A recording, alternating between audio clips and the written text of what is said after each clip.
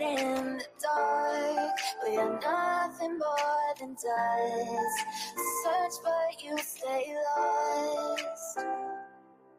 We are reaching for the stars, but we're making this too hard. And I wonder where you are.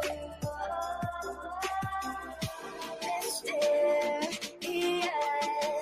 that's the part you always show, 'cause you're too curious. Maybe you should take it slow. Mysterious, that's the part you always show, 'cause you're too curious. Maybe you should take it slow.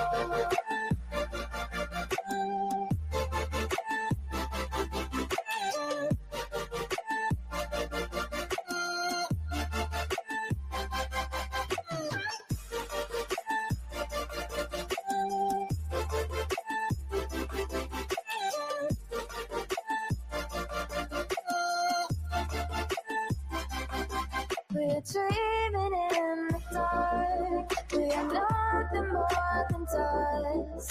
You search but you stay lost. We are reaching for the stars. We're making this too hard. And I wonder where you are.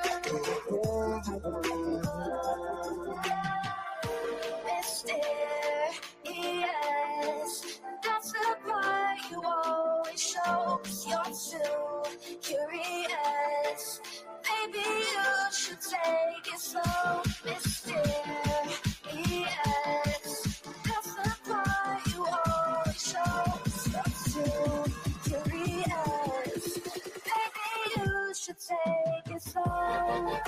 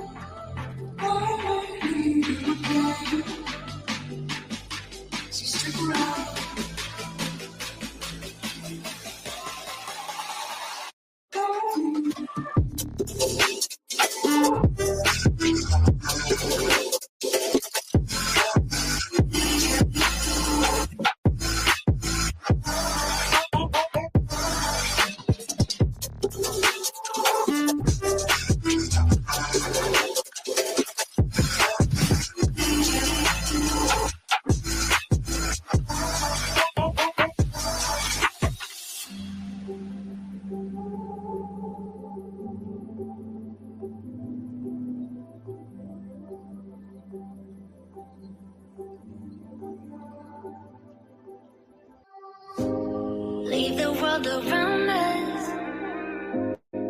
They don't need to know.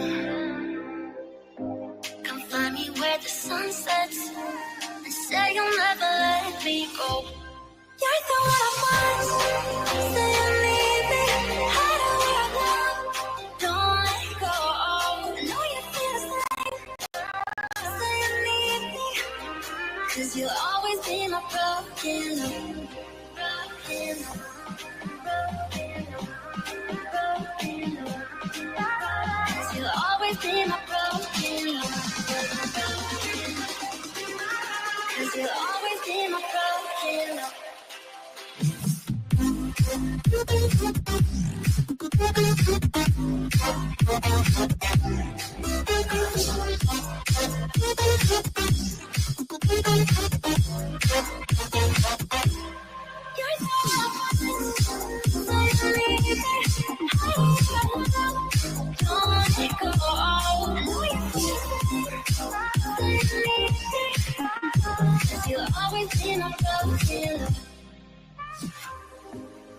They don't know how we love when we're letting close. With you, I know I belong. Without all eyes on us, you're the one I want. Say you need me. Hide where I go. Don't let go. I know you feel the same.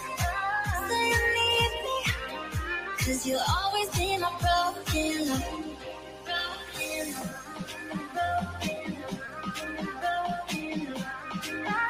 Cause you'll always be my broken love.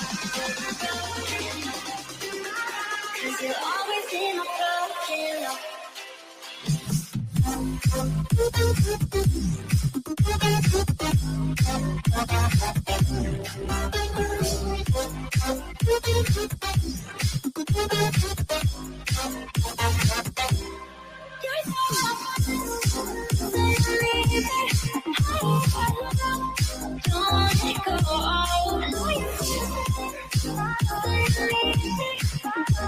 You'll always be my broken love.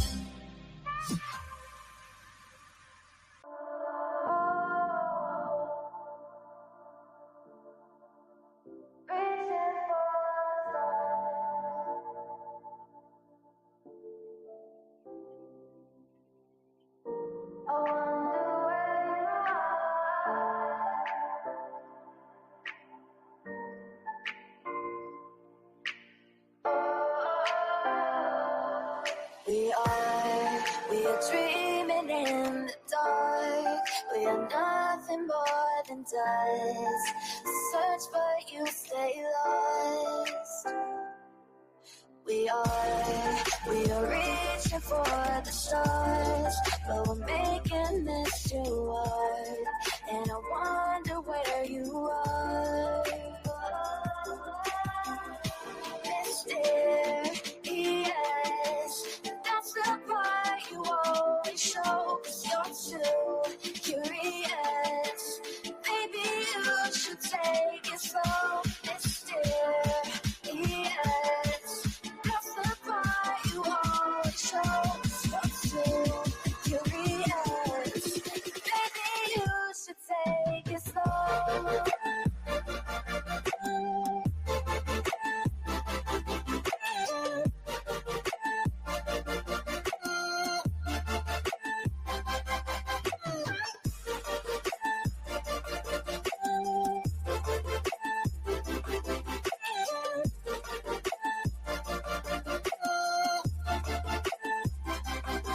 We're dreaming in the dark. We are nothing more than dust.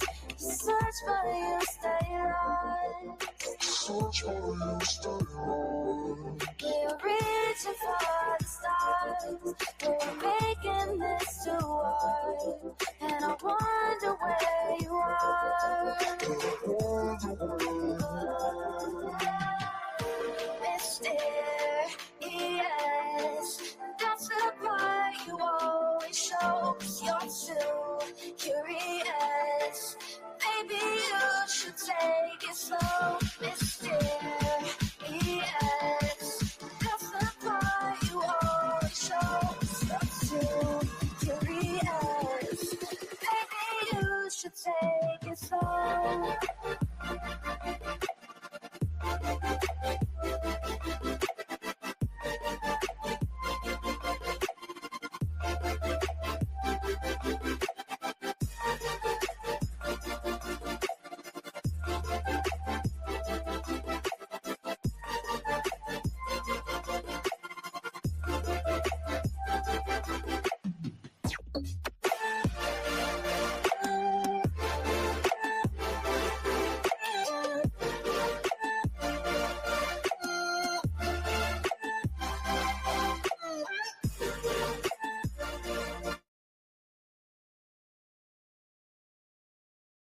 Let me play my cool intro. Y'all ain't ready for this. The disrespect is real. I don't give a fuck. I'll do it again. I'm not above it. I am that snake bitch. No, it's okay. You guys are all welcome to trash Queen in the chat. We'll hold a whole panel on Queen. I am honest to a point, but a lot of the things I talk about aren't true. Wait, somebody not telling the truth on YouTube? Are you fucking serious? Oh my god. Oh my god. Got a monster inside of me. You better watch out if you ignite me. The road ahead of full prophecy to be the greatest beast the world has ever seen. I feed him every day like the bones clean. I feed him all the hate and he grows me. And he gets claws real big, pissed off quick. And if you cross him, you might drop dead. Metaphorically, of course, settling the sword. Never getting bored, loves the blood and gore. Always wanting more freedom from the source. They don't really understand until they feel the force departed. If you start shit, you'll be heartless in the darkness. Torn apart quick, you left scars ripped. You'll be chewed up and discarded. Me and my friends, we're gonna find you and we're gonna rip you apart like a wasteland. Snakes don't get a fucking safe space. If she wants to keep it going, then we'll keep going. If she wants to stop the bullshit, then we'll stop the bullshit. But I'm not gonna fucking sit here and let anybody lie on my motherfucking name. Bring your ass. The fucking link is in the chat. That should be.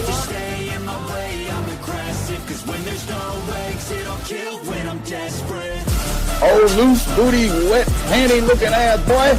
Replay that, Queen. Her name is Queen. It ain't really so much Queen. Queen B. Queen B.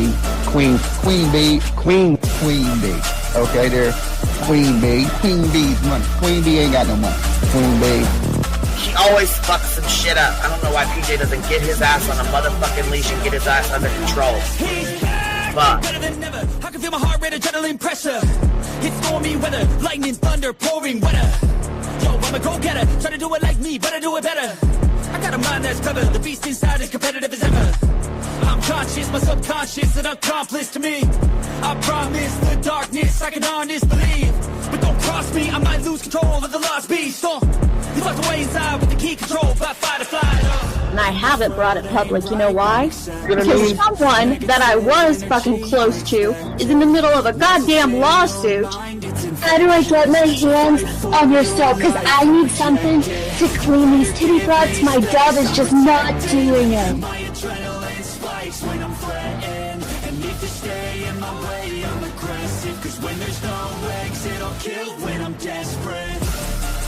Bring your asses. As simple as that. Come on. I mean, bring it. Bring your asses. Hey, don't get Queen B and her 550, 600 servants. Bring their asses out. You might have started it, but I'm gonna finish it. Absolutely. Or go to somebody else's panel. Let me just say Queen B's panel. I'm telling you, we all need to go up on Queen B's panel because that seems where everybody's going. I guess Queen B is like the god of YouTube. Queen B Escobar, bro. She's in China just making drugs. You know, I run the cartel on the YouTubes. I run the cartel here. You know what I mean? Like, because that's what boss bitches do. Exactly. Beefing with the Queen B because I heard the stinger sucks. This lady Queen B with the lip ring is innocent. You two weirdos are being weird. No, I know who this is. You're the lady that was on Molly Go Lightly. No. You have no doubt QB can hold her own with any female on YouTube. Let me tell you something we all learned a long time ago. I would fuck her up and drag her from here to China. Let's meet one-on-one.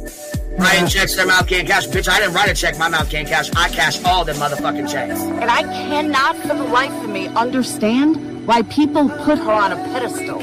And these allegedly smart people put her on this pedestal like she's something important. We got to tell you about yourself. It's your fucking old lying ass over there. Is her fucking name obnoxiously relevant? Because she I know, she changed it. She meant to say obnoxious and irrelevant. That's what she meant to say.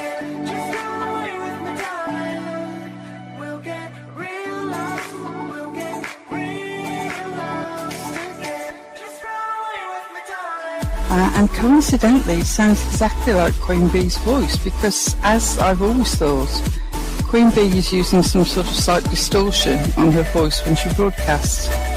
Exposed! Queen Bee exposed! Oh my god, bitch. Did they get that Dugan? Said they get that Dugan. That shit caught a little shady. You better fucking shut your mouth with that. Bro, stop. Wow. What in the hell? Someone told Queen Bee that you said it was her hacking your email. What the hell is wrong with people? Right? Take your ass to bed. It's fucking past your bedtime. Go on now. Right? Why you gotta be crying? Motherfucker killing the vibe, bitch. Take your ass to bed. Boston, no, I'm not capping at all. I'm telling the whole truth. Good, babe. Anyway, guys, I'm gonna skedaddle. You know me, skedaddling away. See you, Alright. Pumpkin. I love you too. I despise you, Boston. Whatever.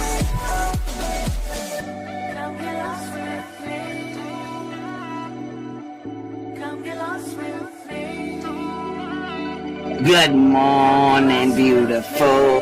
Happy day. Happy day, baby. We got trigger today. I trigger these motherfuckers every day.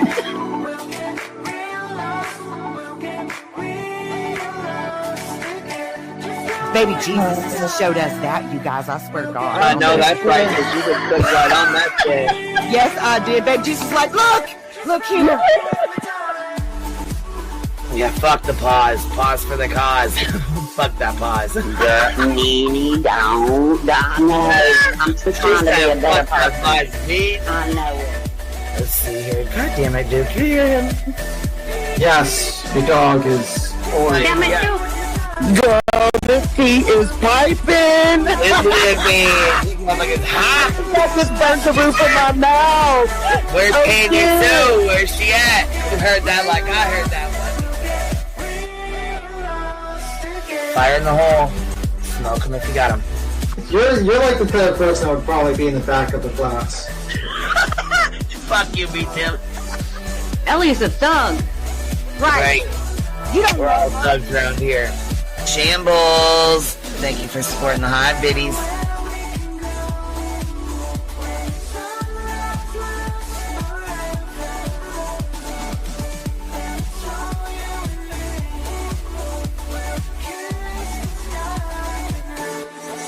Y'all wasn't ready for that, was you? Wait, I wasn't, bitch. I was not. I wasn't even close to ready for that shit. Alright, I love you, baby girl. I'm gonna jump off. I love you too, baby doll.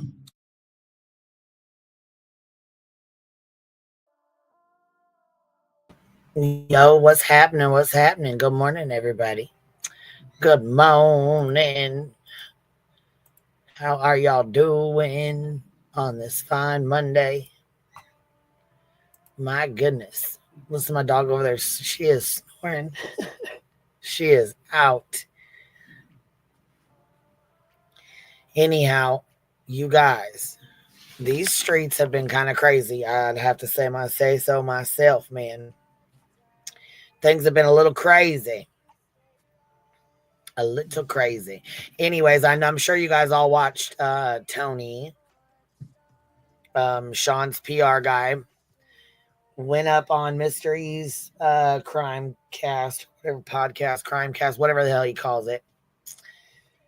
Smoke them if you got them. That's right. Elbows up, baby. Dynamite. Good morning.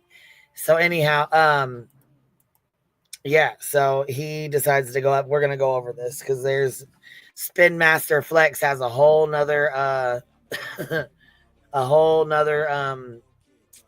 theory and information and shit that was never said before. CPS reports and, you know, all kind of stuff. So we definitely going to go over it. That's for sure.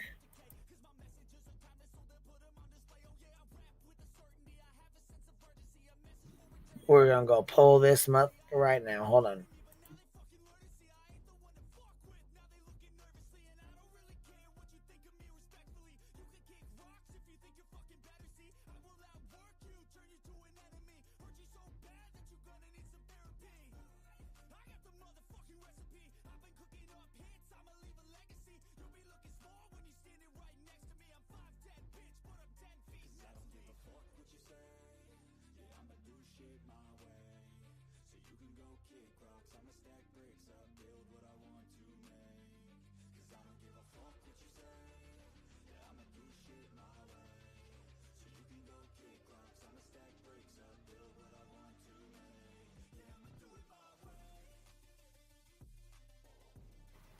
And when he gets done off there, Mr. He's like, wow, that was incredible.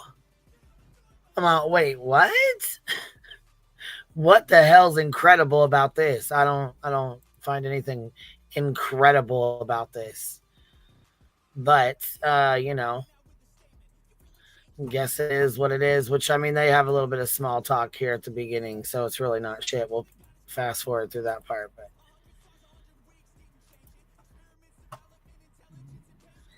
let's get this moving and grooving. Let's see here.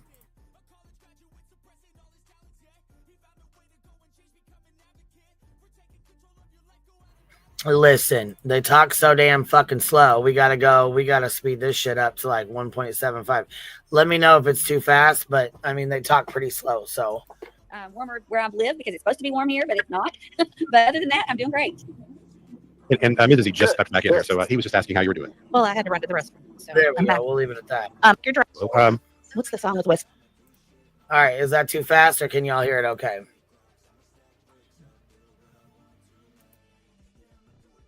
Texas. I don't know.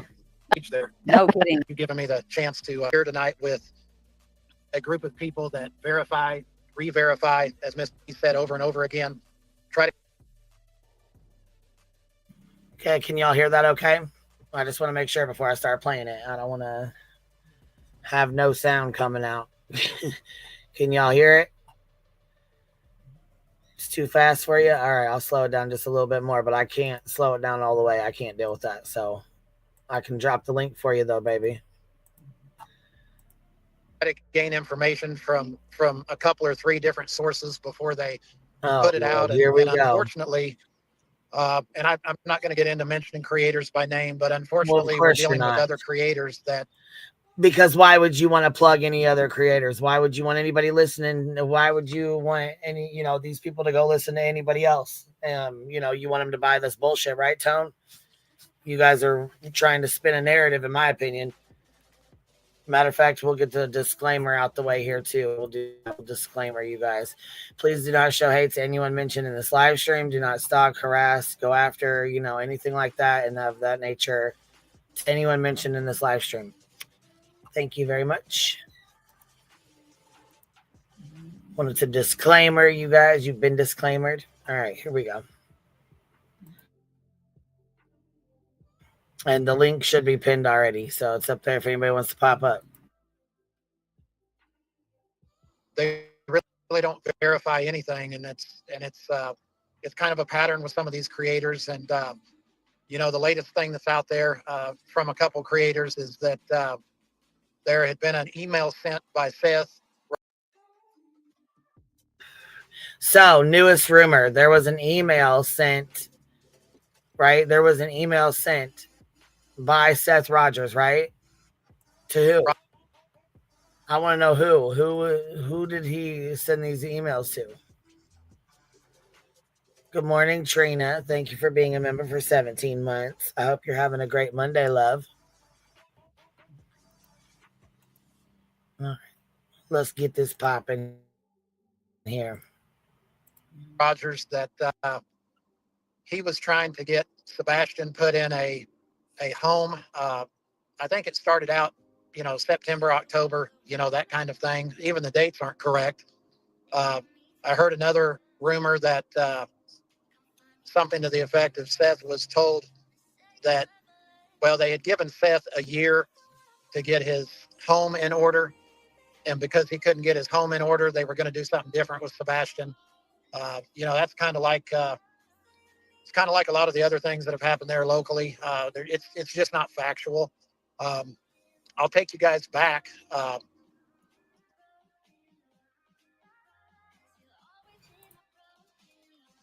Yeah, home in order. Yeah, did you guys catch that? I caught that too, William Eyelash.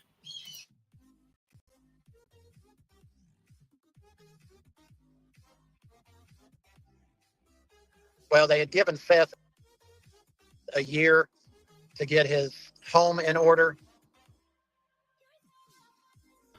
Gave him a whole year to get his home in order. What in the hell do you need a year to get your home in order for? What the hell?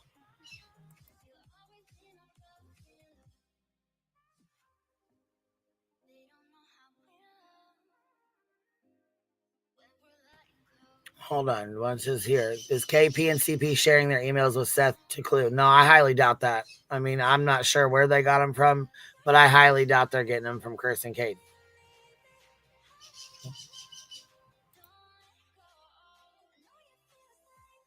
And because he couldn't get his home in order, they were going to do something different with Sebastian. That's kind of like it's kind of like a lot of the other things that have happened there locally. It's just not factual. I'll take you guys back.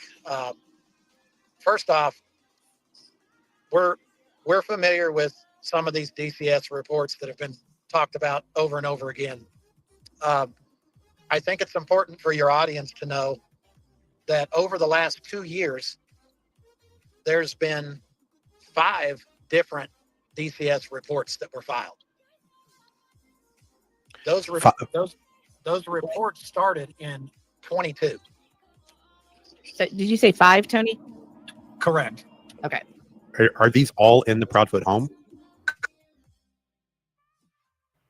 Did you say 5? Did you say 5, Tony? Because guess what?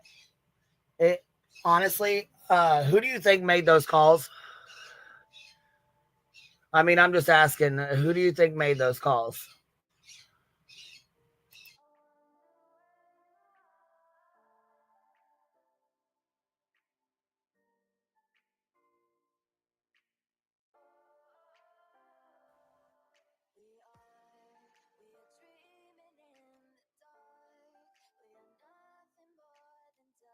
You can call and go back and call back to back to back. You can make as many calls. You could call every fucking day if you wanted to. That doesn't mean they're doing anything wrong. That just means that somebody's being a vindictive piece of shit.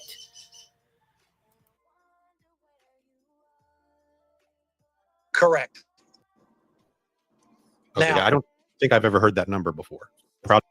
Those reports started in 22. So did you say 5? Okay, so the report started in 2022, all right? We're in 2024, going into 2025. So they're saying the report started in 2022. But listen, Mr. E even catches out. He's like, I've never even heard that number. I didn't even know any of that. Never heard about that. So Mr. E is catching on to the bullshit, in my opinion. He's catching it as it comes, as he's getting it thrown at him. That's what I'm hearing.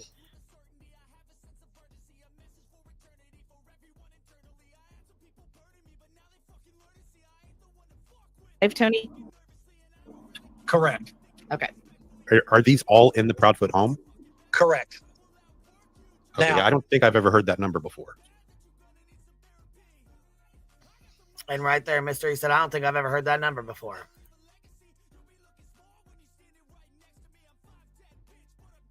So what I can tell you, obviously, we are not allowed to discuss the content of those reports. Right. Right. You knew that. You know you're not supposed to be discussing those reports. So does Sean. I mean, you guys had a chat of what, 5,000 people waiting on you to share the details of that report when you said you were going to go over it? What was that, on Pascal's show, right?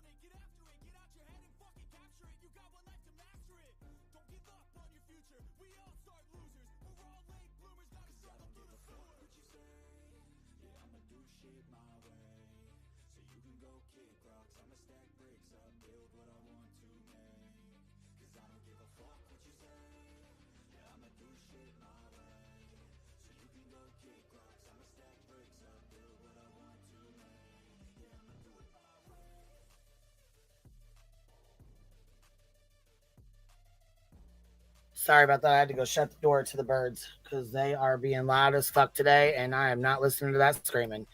Good morning, B. Tim. How are you? I'm all right. I'm all right. How you doing? I'm good. Good. Good. Damn, you really have somebody really triggered. Yeah, I usually don't. After we're done, but holy hell, you really had him fucking. His panties are in a bunch. Yeah, I found he was also apparently defending, like, oh my god, he said something about Dietz's bangs, and I'm like, man, Yeah, didn't cover you it make? Well, I was gonna say we're gonna go over it when we're done with this. Can I make the statement? Oh yeah, go ahead. I'm just saying we're gonna go over his little rant when we're done. I might not be around at that time because I got work. Unlike Mr. Lab, I have a job, so later on I have to actually show up for work. I can't just wake up and go to my grandma's garage. The guy basically was making fun of Everyday J's hair. He said that she looked like the Predator with her dreadlocks, and he made fun of her age. So people that live in glass houses shouldn't throw stones, sir. But that's what I just wanted to say. So that's my. Oh my God, he said that. Yeah. Oh my God. Right. Someone should make a video on that. Can you believe he said? I can't believe he said that. Oh my God. Oh my God. Oh my God. Yeah. If we're done with this, I'm making a big deal out of that because oh my God. Oh my God, right? I can't believe he spoke on her hair. Yeah, and then, oh my God. And then Shady's in the chat like saying, "Oh, I love this Jake Josh guy, he's using her clips." I'm like, "Ma'am, didn't you say that your relatives were scammed $500,000? This guy scammed tens of thousands of dollars from his own fans and women." Yeah, she doesn't care. It's okay. It's okay. As long as it only affects her and her family, and it only makes her upset as long as it's just me. Yeah. The logic here. But, him fucking robbing, basically, I guess you could say taking it and not paying it back under false pretenses. I mean, I don't know what you want to call that, but yeah, that's okay in her book. It's all good. Yes. But me asking for attorney fees and legal fees is contributing to her family being robbed for fucking $500,000 or scammed or whatever the fuck word she used. Yeah. Brilliant. But yeah, I just wanted to make that statement because I'm not going to be on. Yeah, hair shaming now. Dang it. All right, let's get back to it. I can tell you that whether they're in one parent's name or the other step parent's name, the allegations are consistently against the step parent. So you can have a DCS report that's filed that may be in the mom's name, but it may be regarding the environment that she is allowing her child to be in. Does that make sense? Yes. Yes. Oh my. No. Yeah. Is he allowed to even talk about this stuff? Oh. Okay. No, he's not supposed to be talking about any of this stuff. No. Yeah, that's my point. And also, can't you just From file my understanding, no, he's yeah, and can't you just file stuff like? I mean, like what I'm saying, like we see people weaponize CPS reports all the time. So he just goes out there, makes a blanket statement, and then, it puts it out there. Like you know what I mean? It's like it's kind of weird. Like you're bringing up something you're not supposed to bring up, but you're not showing the reports. Right. Well, first they got the reports. They weren't supposed to bring them up at all. If he brought it up, and then he got the reports, and then SF let him know it's a crime. It is illegal to do that, to obtain records of a minor and then share them, CPS records online. So he did not share them. So I'm guessing he handed them over to Tony, in my opinion. I don't know how that went down, but I know that Tony is his PR guy and he's speaking for him. So not sure how you want to, go about that. But I mean... Yeah, I just don't agree with this whole bringing up the CPS because it's like it's not and the internet's forever. So I mean, this will be here forever. Thank you, Tony. It's great.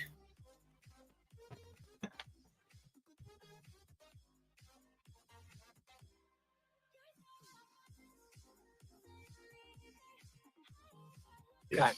So let's go back to the first of these DCS reports was filed in 22. So fast forward to 23, which would have been let's say a year ago at this time, Katie and Chris were actually trying to get Seth to take Sebastian. Say what? Yeah. They were wanting to be an active part of his son's life instead of every other weekend or 2 weekends a month. Yeah, and he was pushing it off. He was having trouble as a 15-year-old child, or well, at this point would be 11 or 12. He was acting out, and he had autism. He has autism, and struggling. So yeah, I believe they did the right thing by reaching out to the father of the child. Yeah. I was trying to clue this truth out there. They put. Oh, so they did put that out of Clue and Crabtree. I didn't know. Okay. I don't agree with putting Clue and Crabtree said they have emails. I haven't seen them, so I don't know. They didn't show any emails, so I'm not aware of them. I haven't seen anything. I just know that they did a live stream saying they had emails. I don't know if they do or if they don't. I haven't spoke to either one of them, so I can't speak on that. Yeah.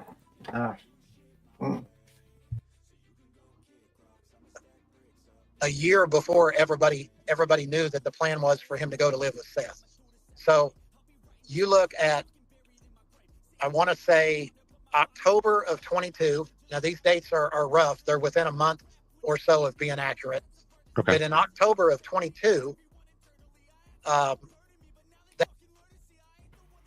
yeah, I'm guessing that's what this is in response to. Tony, JP said Tony's responding to what Clue and Truth put out. They are the ones that put it out, from what I understand. What did they put out? Can you screenshot it and send it to me? I believe it was. I'd like to see what they put. I want to see what they put out.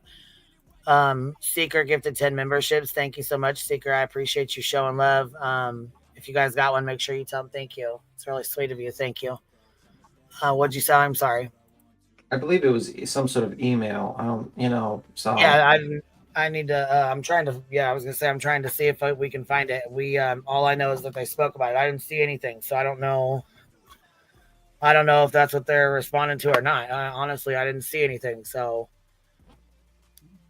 Oh, it was a discussion. There's no screenshots. They just talked about it. See, that's the thing. We need to know if. How are we supposed to know if what they're saying is true? How they didn't show anything. So what the fuck? Yeah. Who are these emails to and from, and what? Who are they from? Like that? What were they about? The CPS records, or what was the? I believe I have to watch. I can't go. I don't want to say something that I could be going wrong with, because I heard vaguely about it, but I didn't. Yeah, that's why I was asking nonsense in the chat. She answered that question, so I assume she knew, or JP maybe knows. One of them can maybe hit the link or let us know in the chat what they're talking about, or if they've seen one, or. It was a discussion of them reading the emails between KP and Seth. Okay. So Katie sent her the emails then? Because there's only one way she could have got them, right? Well, I guess Chris could have sent them. So, I don't know. Like I said, I haven't watched it, so I don't really know. Gosh dang, Vu, you are sawing logs over there, babe. Holy shit. They had tried to get Seth to take Sebastian in. This is not something that a lot of people know. Well, I have not heard this, no. What they're talking about when they say that things could not get in order for him to get Sebastian, it had nothing to do with his home. It had to do with the fact that they wanted him to take Sebastian in the fall of 22, and he had tried to get signed up for the online program with Clarksville schools, and there was a waiting list, and he could not get approved. So he had a conversation with Chris and Katie and told them that he really thought that it would be smart for them to continue to let him finish out the school year and not move him to another physical school in the middle of the year. So that's what happened. He stayed in. What's up, voices? Good morning. I was going to let you know that this happened over on Crabtrees yesterday. Okay, so what happened? Did you watch it? Can you fill us in? Is that what you came up to let us know? What I saw after I got off panel and went back and was rewatching stuff was it seems to be that Clue got possession of some emails, whether she saw one when she was at Katie's house or however, Clue came to be in possession of them, and they started having the conversation and reading them yesterday.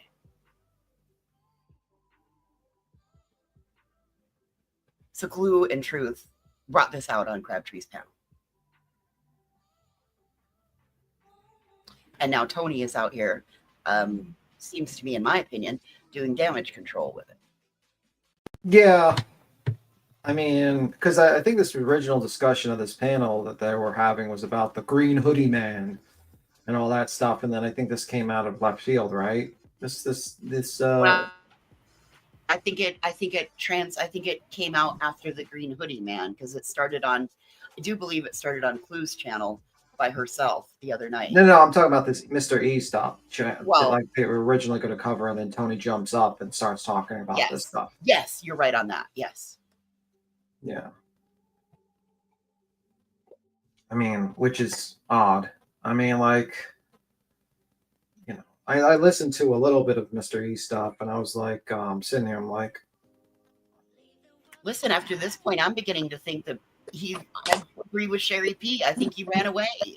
yeah, I'm starting to think that, but we'll see. What's I up, know since, by the way. nonsense? Hey guys, I got only a couple minutes. I gotta run to a meeting, but It's all good, man.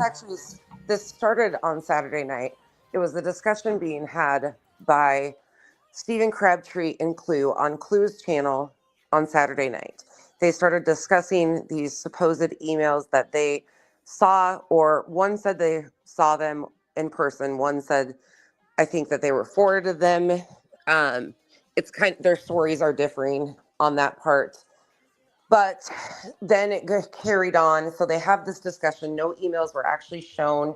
They just go back and forth and talk about these emails. And supposedly these are emails between Seth and facilities that he was potentially looking into for Sebastian. And then him and Katie were discussing said facilities. There should be nothing wrong. Like, I don't see anything nefarious. They were looking into finding things for their son and what best resources to fit the situation, in my understanding. Well, yeah.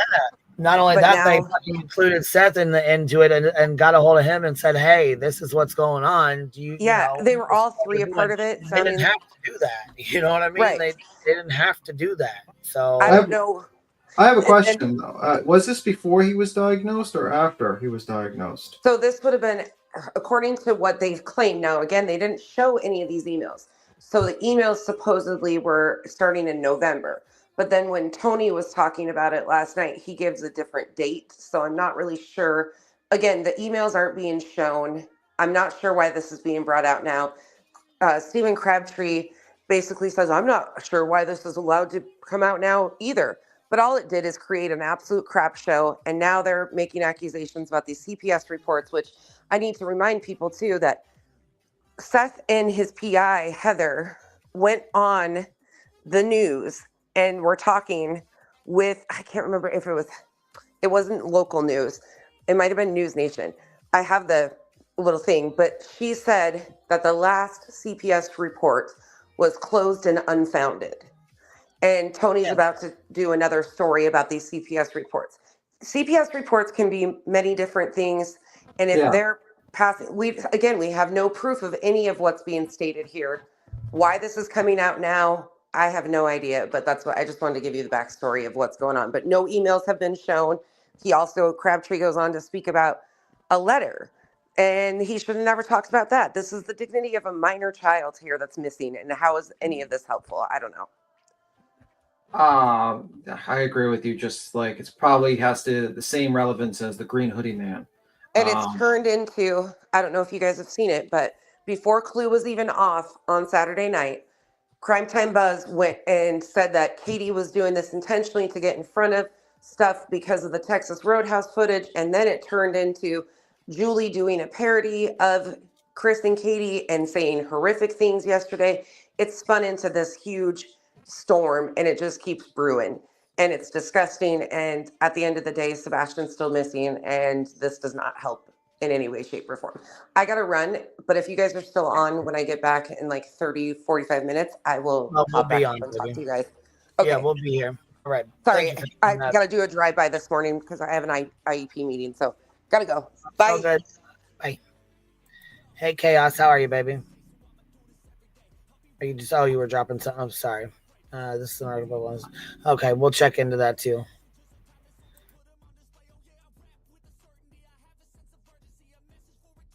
Do you have anything else to add, Voices? Right now, I find the timing of all of this extremely suspicious. Yeah, man, I just feel like, and this is my feeling, I feel like whenever the story gets like, when the news cycle on this gets a little bit slow, new tidbits come out to just so people can talk about it. Basically, that feels like that's a situation. And I felt like the green hoodie guy was part of it, and they saw that that wasn't quite working. So now more of the shit's coming out. You know what I mean? That's just my opinion. Bob. All right. I'm going to hop down. I got some things I got to get done, but that's what I wanted to bring up and tell you. I'll be back around in a little bit. All right. See you, Voices. Bye. Yeah. I guess we'll listen to more. Good morning, everyone, by the way. Just wait until Queen hits the play. Just hit the play when, even if I'm talking, Queen. I'll shut up immediately. Every guy wearing that hoodie, strangers. Yeah, it's just weird, that whole situation. Voice is busy. I didn't want to cut her off, so I had to, I just had a call come in, but I didn't want to cut her off. So I wanted to make sure she didn't have anything else to add. Yeah, she's gone now. So she just said she had some things. She's got to hop off. So I guess we can continue playing. All right, sounds good. Well, let's keep it moving, then we'll get this going. In his stayed at the school he was at for the remainder of 22 and part of 23. So fast forward to November of 23, we know that there were more DCS reports filed in that month. And we know that on or about the time those DCS reports were filed, Seth Rogers received a call from Chris and Katie that they wanted to put Sebastian in a behavioral center. Basically, you can call it a boys' home. I don't like to call it that. I like to call it a behavioral center. They were having problems with Sebastian at home. They were having problems with Sebastian at school. They were kind of at their wits' end with him. According to Seth, they did not have a lot of patience with him, which is why they had a lot of problems that Seth did not have when he was with Seth. So Seth asked Chris and Katie to send him the name of the organization that they were trying to send him to. They sent him the name. The name of that organization was Bledsoe Youth Academy in Gallatin, Tennessee. I don't know if you guys are familiar with that place. I don't think I've heard of that. Okay. So that's not good. That was in November of 23. Yeah, he spouts off the names. So they were given resources. So they were given like a list of. Yeah, but that's like that article in the back talks about that Gallatin Bledsoe Academy reported by New Hampshire officials for alleged abuse. So probably not the best place to send a kid.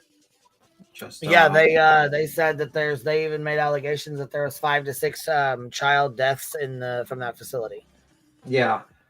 So I mean, of course, when they give you like a list of resources, and 9 times out of 10 it's something they've had for a while. And I'm sure when they gave Katie that list, it was probably of all the boys, like in quotes, I say boys' homes, like in quotes, just facilities that they have that are available.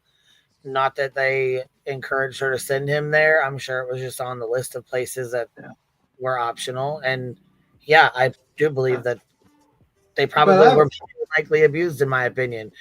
I mean, with those kind of places are not kid friendly, in my opinion. I have a question. If Sebastian got was behaving at Seth's place, why didn't Seth just immediately take Sebastian if that would have solved the issue? Why was he pushing it off? Well, apparently his home wasn't in order. They gave him a year, and he still didn't have time to get his home in order. Yeah, I mean, but that's what I mean. Like Tony comes up here and he kind of makes he just doesn't really make sense. It's like, oh well, if Sebastian was because it shouldn't have taken you a fucking year. If it was that serious, you should have got your house in order and got him. Also, like I like how he uses the language later on, like blended, like when they talked about the $10,000. Well, they decided that they didn't have blended money or whatever. And I'm sitting there, I'm like, Seth was broke. He did not have nothing wrong with that. You know, he probably doesn't have like $2,500 to throw at a school, but like still, like maybe you should be honest and say most of the. Well, no, but he wanted to get homeschooling. You know what I mean? What's up, baby? All right, so wait a minute.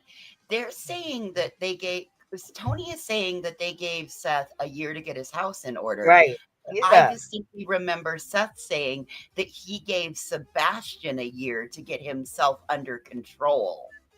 Yeah, that's what I thought. Okay. All right. See? Okay. So I just made my phone call and the rest of the errands can wait till later. I want to know why Mrs. E doesn't have eyeballs. What do you mean she ain't got no eyeballs? Eyes been closed this whole time. Either she's channeling or she's I can't stand this panel. Now, first we shame someone's hair. Now you're shaming their eyes. I don't give a flying fuck. And I'll shame the bitch for her big forehead and her bangs. Yeah. Beige, her and wallpaper have the same thing in common, other than it's beige and neither one decorate.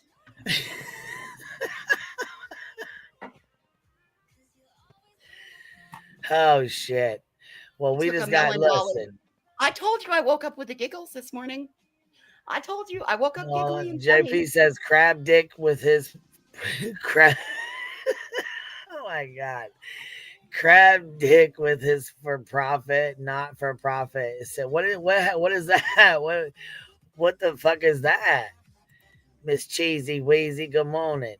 I feel like I missed like a storyline here. Right. I have no idea what's going on. We lost the plot. Yeah, I have no idea. Cheesy it's like Wheezy, you up here with us? What's up, Cheesy? Mrs. E always looks like she's sleeping. Always. Oh, that's what her and Brittany have in common. Does she sound like Voodoo over here, though? And Nala? Listen, they're snoring in sync. Listen, I think somebody took a melon baller to her eyeballs. I don't believe she has eyeballs. Yeah, she always looks like she's either high or sleepy. I didn't want to say high, but yeah, that's what she reminds me of when I see her. But I would say sleeping. She might be sleeping. My goodness. Were these like Maybe sister wives? How does this whole little menage no, trio those work two, out? If I remember correctly, those two are sisters. It's Mr. E and Mrs. E and Auntie. One gets Monday, Wednesday, Friday, and the other one gets Tuesday, Thursday, Saturday? No, they don't live together. Bitch, that's the I know, same everybody- house. What are you everybody talking about? jokes- That's the whole same room. Well, maybe it sometimes- is the same, but I think like she visits Aunt E. Yeah, Auntie comes and visits. Oh yeah, I knew a whole bunch of polygamists that live lives like that bullshit too. The two women look like sisters. I don't know. I can't tell. The one's got her eyes closed, and the other one has big old. They do look like sisters, sister wives. Well, all right, here we go. We ready to roll? Yeah. Get me in trouble. I'm already in trouble with the hair comment. Seth does And research that's why I woke up on today on the wrong side of that the bed. specific- Tim. Sorry, Queen. And I went right behind. Listen, and I'm right there with you. Hey, Phoenix said hi in the back, but where you at? Did you come up, or did you just say hi in the back chat? Her drive-bys are really getting fast now. She's Right, not I even was coming gonna on the say, she panel. just did a whole drive-by in the back chat on us. She said, I'm going to come up and say hi back here, and then jet to the chat. I love her. I'm beginning to wonder if they're not related to Cody. What's their last name? Brown. Makes you wonder. Listen, I don't put nothing past it. I come from the land of polygamy here. Nope. By the way, that is a joke, and this is there. There's no allegations that is actually happening. So BTM's trying to be all PC. I don't want You got called out for the bank joke. I'm trying to avoid any other legal It beats issues. him. Just hit us with a disclaimer. Yeah, I'm trying to avoid. Beats him. Just disclaimered us, and not to be confused with Eazy-E. Yeah.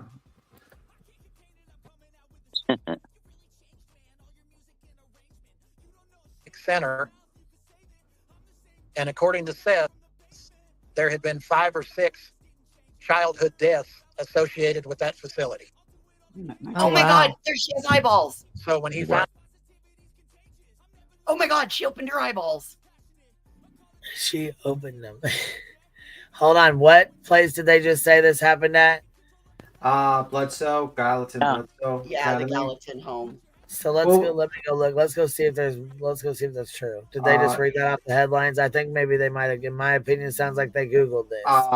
Well, the article was put in the back by Chaos.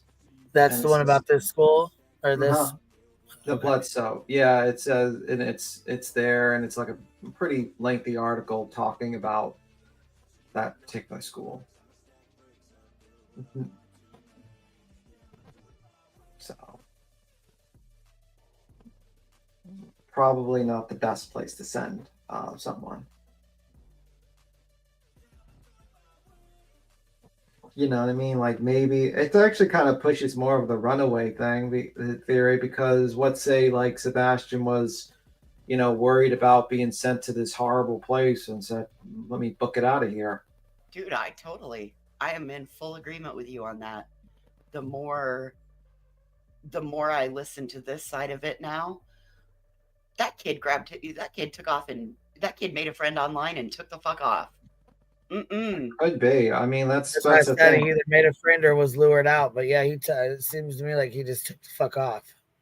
I mean, you're threatened. You're being sent to a facility. Your stepdad doesn't really want to have you because of various reasons, economic or time wise.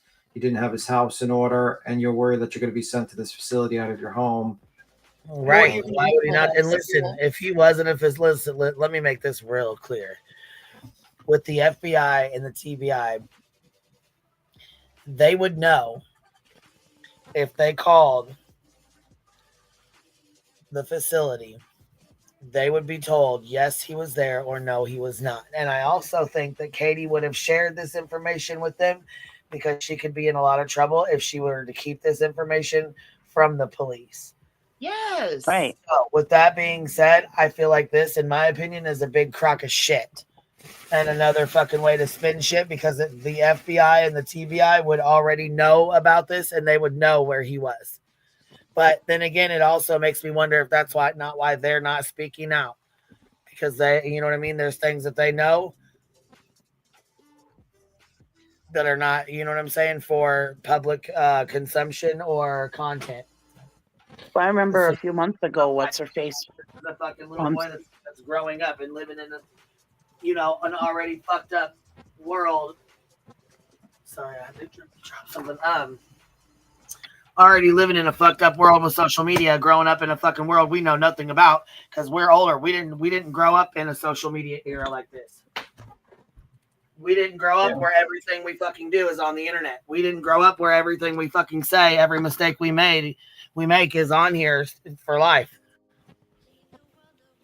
We grew up where we could fuck around and do dumbass shit, and it wasn't on body cams and cameras and phones and Snapchats and a bunch of weirdos that think that it's a great idea to grab a police report and put it online for content.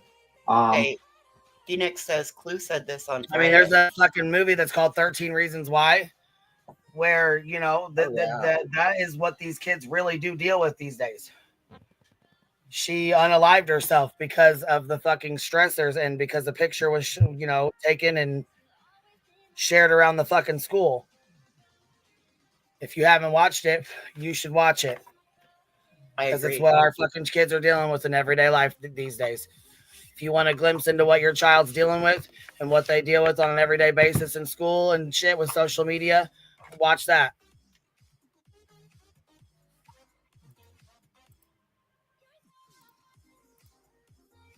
found that out, he reached out to Chris and Katie again by phone, let them know that under no circumstances was his son going to that facility, and gave them the reason. So they in turn told Seth that if he could find another behavioral facility that he liked better or that he thought was a safer place for Sebastian, they would allow, they would consider that. And I'm sure they did consider it because they took the time to contact Seth and ask for his opinion and give, his advice and let them know what was going on in these facilities that they had. They gave the list of them. They gave them to him so he could research as well and do his own research. And like I said, they didn't have to. He had him 2 weekends out of the month. Katie and Chris had him the entire rest of the time, and Chris worked most of the time away from the home. So that left Katie to take care of him on her own. So I'm sure there was fights and arguments. I mean, he is, 13, 14, 15, growing up in, like I said, in a world that we know nothing about, with cameras everywhere, under a microscope, 24/7, with your family fighting all the fucking time, your mom and dad going at it. You know what I mean? Like, there's things that went on, SA that went on, things that should have never been put out here on the internet by his own fucking father. Things that went on in his family. His mom and his dad allegedly suffered from, SA abuse. So, now you're looking at generational SA, generational abuse. His grandparents, Katie's parents, her mother or whatever was arrested for things like that. I mean, for fuck's sakes. It's nothing like, your kid go missing and boom, all your fucking dirty laundry for your entire fucking life is out there on Front Street by your baby daddy, your kid's dad at that. This fucking case, like Chris said, this case will be one that's studied for years to come. And I'm sure it probably will be. Especially now that we have fucking stupid fucks in here filing RICO fucking injunctions and dumbass shit.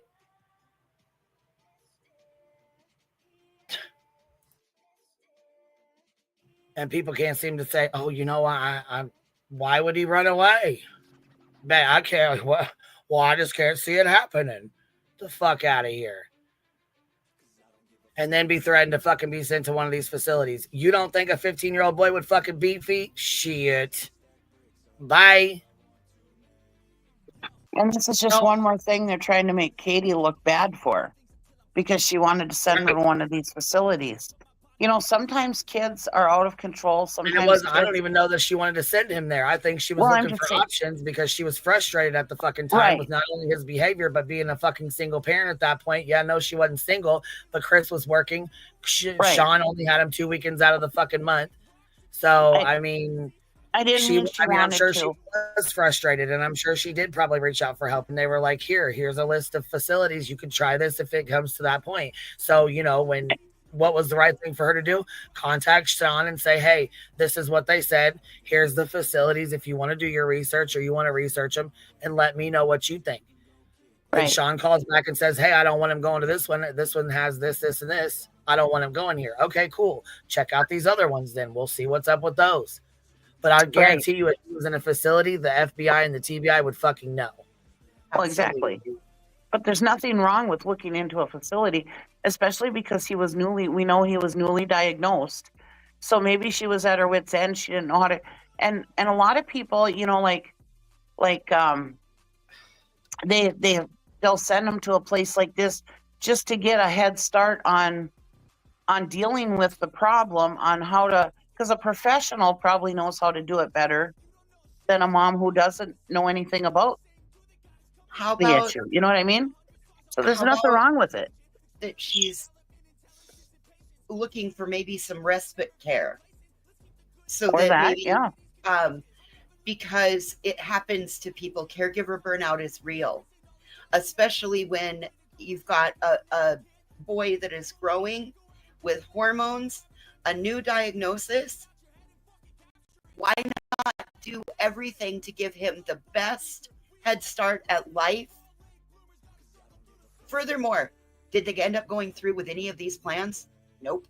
Where was Sebastian? Right there at the house. But there's nothing wrong if you don't know how to handle the situation or the diagnosis. If you're not sure, you work with a professional on how to deal with it, how to manage it, how to get the kid to manage it. There's nothing wrong with that. And there would have been nothing wrong Well, with her absolutely sending. no. And another thing is he's the first of all, he's been living with autism, and he so has his mom. So these behaviors are not new. They just didn't know what was going on or how to explain anything. You add a raging fucking hormones from a teenage boy on top of the autism and the behaviors that already are festering and already going on. And he doesn't know how to handle that. He doesn't know how to channel those feelings. He doesn't know how to deal with that. And neither at this point, I'm sure Katie probably has no idea what the fuck's going on either, because she only had Sebastian, and he's a teenage boy, and things are a little crazy, and hormones, and I said, living under a fucking microscope, living with fucking cameras all the fucking time. Colleen says, QB, I have 2 teenagers with the same genetic disorder as SR, and only way I can get my family to help me is to start looking into these care facilities. It's sad but true. Yes. And just because they gave her a list and she told Sean what the fuck was said doesn't mean she was going to send him off. It's not what that means. Well, think about this. She was also dealing with Sean, who took him off his medications on the 2 weekends a month that he had him. Right. So here you got your son on medications for 5 days out of the week, and then all of a sudden he goes to his dad's and he's off. So then he comes home, he's off of him for 2 fucking days allegedly, and then he comes home, and then you got to battle with him trying to get the medicine back in his system. So then you got Wednesday, by the time it's back into his system Monday, Tuesday, he's acting out, doing whatever, you know what I'm saying, like causing issues. And then by the time you get him back on track Wednesday and Thursday, boom, you get him on track for the week. And right as you get him back on track, boom, he goes back to his dad's again the following weekend. And you start the cycle all over again. Not only does it fuck with the mother and what's going on, it's fucking with his head. You're mind fucking him and playing games, in my opinion. Right. Yes. Thank you. That's bullshit. That was exactly what I was thinking. Mm-hmm. And it's not like she was going to send him away for the rest of his natural life. She maybe wanted to just send him to one of them facilities for just a month or so, just to get him back in order. Reprogram him a little bit. And there's places out there that do that. Not reprogramming. Those kind of places aren't that good, but you know what I mean.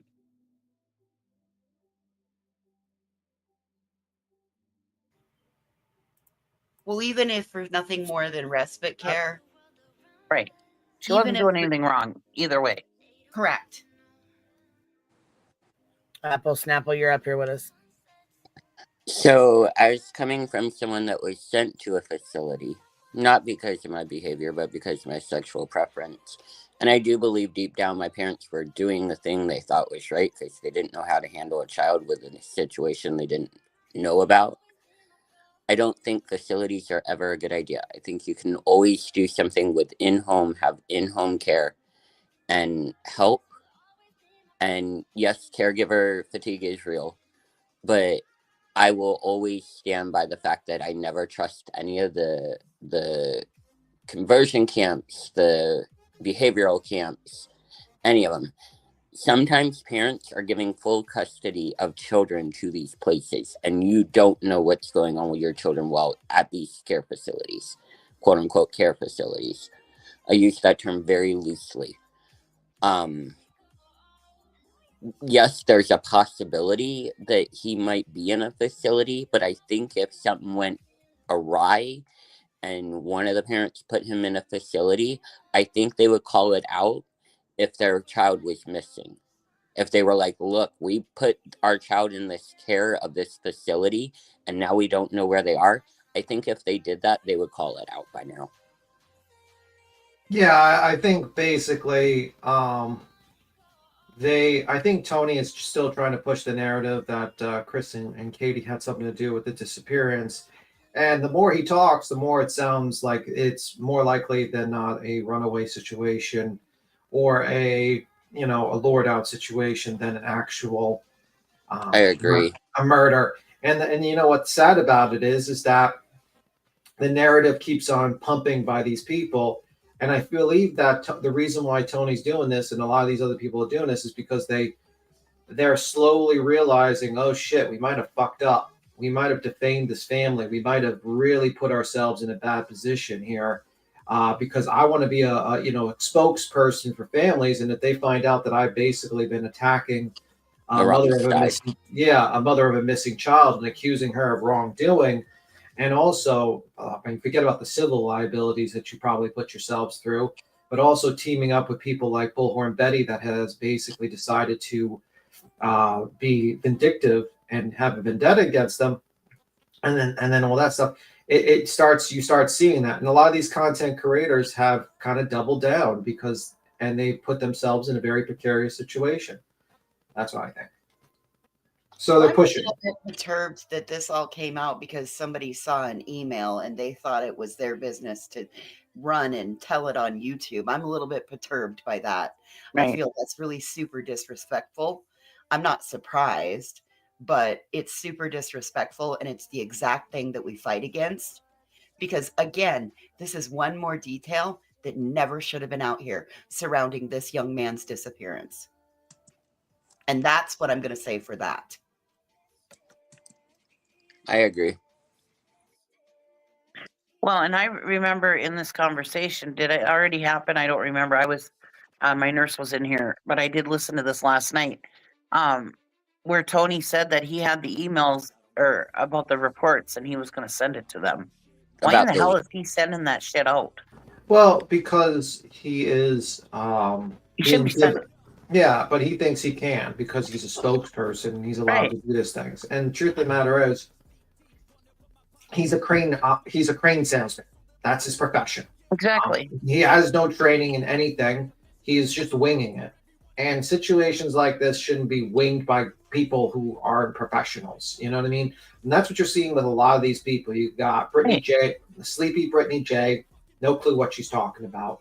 You got Dog the Bounty Geriatric Hunter going around, running around. Where's Waldo with that guy?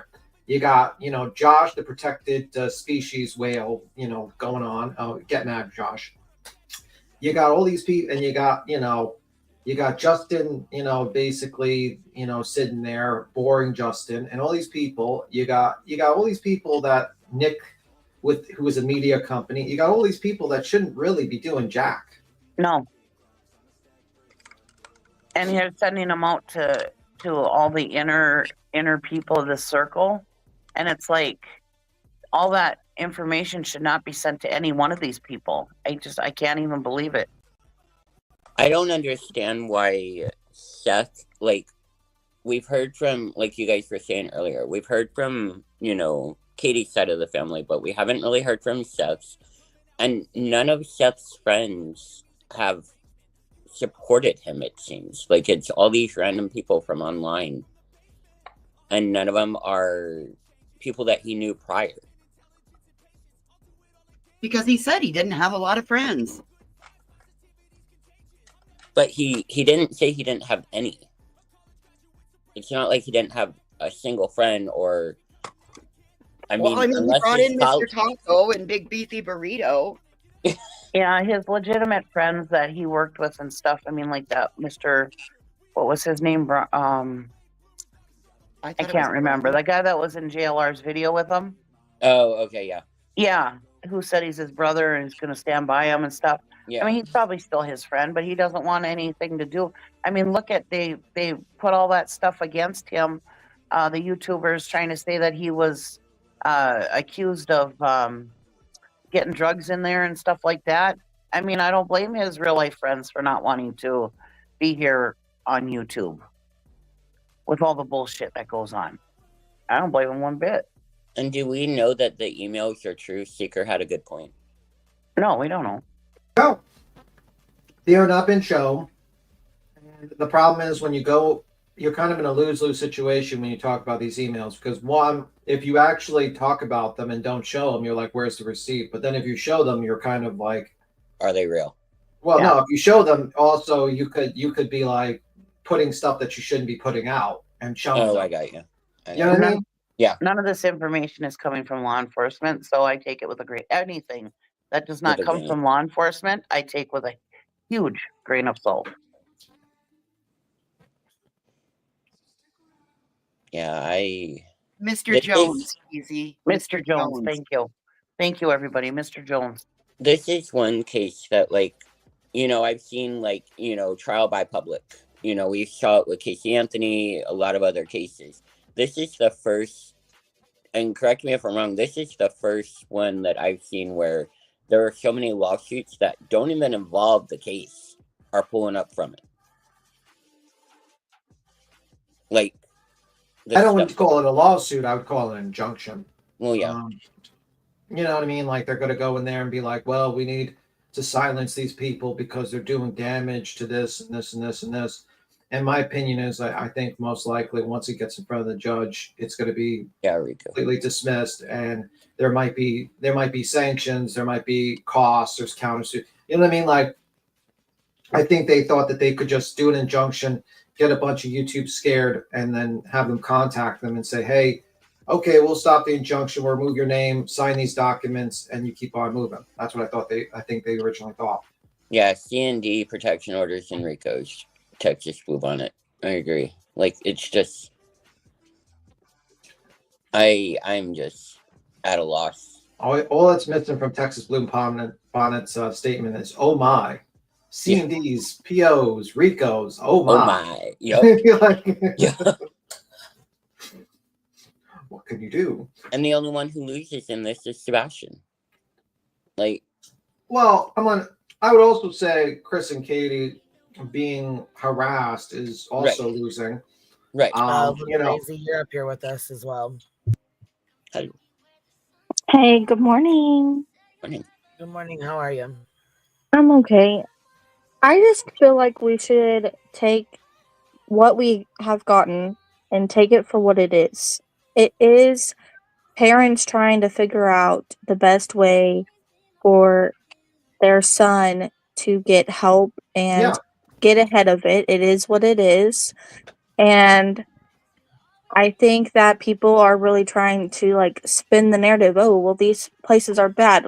Let me remind everybody that there are there are programs to help parents with autistic children, whether that's DFS, whether it's a behavioral floor in a hospital, whether it's a facility, whether it's respite care on the weekends. Yeah, and I would say, like, the discussion about the $5,000 to $10,000. I just think Seth probably heard that and says, I don't have that type of money. And you know, I mean, like, I've been in that situation too. I remember when my mother was dying, you know, there was some facilities quoting me $10,000-$15,000 a month, and I was like, holy crap. You know what I mean? But my main thing is, like, we can't sit here and fault any parent. I would rather them try to utilize tools given to them, whether they pay out of pocket or used by the state, than a buried child due to abuse. That's what I was trying to say. Yeah. I think everybody's forgetting that. Not us here, but a lot of people, especially on the outside, are forgetting that. We would rather these parents utilize what they can than bury the child. But any just to argue that, that's what my parents were told. Okay. But not Pioneers is a little bit all different. facilities. Right, not yes, all and facilities Pioneers are is going to be like the one you were in. There are And some facilities out there that do care. Oh yeah. There are specific programs out there to help with autism and behaviorals. It can be differential, and I see it a lot of time, and I know you guys don't like TikTok, but I see it a lot of times where parents will talk about sending their child, even if they have to send them to behavioral, even just to get a med adjusted, because you don't know what it's going to do to that child. To just up a med or down a med or add a med or take away a med. The most dangerous time, especially when they're autistic, is during med adjustments. That's some of the most dangerous times. And I think a lot of people are forgetting that, and we can't. I just want people to just stop bashing these parents. Even even in this scenario, I wouldn't want Chris or Katie bashed by any means. I don't even in this scenario, Seth doesn't deserve to be bashed because no. What we see. I'm more upset that this is brought out here on the streets. That's what. Yeah, that's what we're upset. But it sounds like the parents. It sounds like the parents. It sounds like the parents were working together. But we've trying to known, find the best option. right? But we've known about this. This was a scenario brought up way in the beginning when I Uvalde understand. was We didn't know around. the full details of it, and now we're talking CPS reports. Again, Yeah, I get not that. our place. Right. My I opinion. understand that. Sorry. And please don't take my tone as attacking you. I get so passionate about this that I sound like a chainsaw. No, I always love sounds like a bitch. Don't worry. I love your Yeah, I always compassion. sound like this. I got that face too that matches the voice. I'm really sorry. No, I'm the same way. I'm the same way. I get very passionate, especially when it comes to talking about, like, yeah, children and elderly. It is what it is. BHB's missing Wi-Fi. You're up here with us. Can you hear me okay? Yes, I can. Hi, Queen. I do have to get going to work. Okay. But Yeah, y'all but- have a great day. You as well. You Thank you. too. Thank you. No, and they say we never found anyone. We just found BHB's missing Wi-Fi. So we found. Oh shit. I'm gonna say this real quick from a parent who had to make a decision about my child who is really, really, really bad with autism. I had to make a decision to either put him in a facility and the choices that would give me and the disadvantages that it would take from me. And it is not a facility that is a parent with a child with autism's first choice. Had I put him in the facility, I would not be able to talk to him. I would not be able to visit with him. He would no longer know who I am. And this would be for 1 year. I told the facility and the people that were part of his program, CBA, ABA, all of those facilities that they were offering me for his behavior, what I would lose for a year. I chose not to put him in that facility for one reason. I did not want to lose contact with my child. My child went down a rough patch because of the fact my late husband passed away, his father. So he started to act out. His behaviors were atrocious. He was going down a path of self-destruction. So when his DDA worker told me maybe it would be best for us to put him in a facility for a year to help him learn to, one, grieve, two, to start to channel his behaviors in a more positive life. I turned around and said, give me a week to think about this. After she had given me all of the paperwork to read and think about, I turned around and said, I refuse to put him in a facility where I would be motherless. Because without my son, he was helping me grieve. So in a nutshell, I turned around and said no. I read up on the facility that they wanted to put him in. There were reviews on this facility that were 50-50. Some liked it. Some said they didn't like the staff because the staff were mean, or they would yell.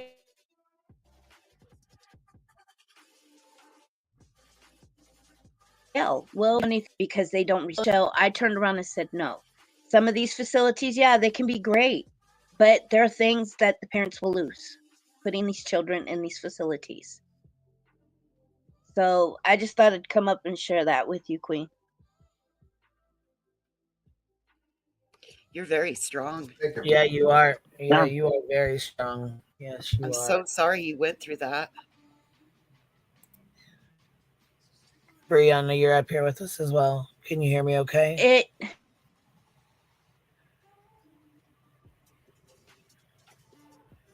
Brianna, you're up here with us as well. Can you hear me okay? You know,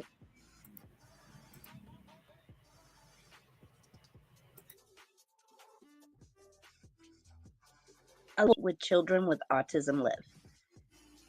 And, you know, I don't consider myself strong.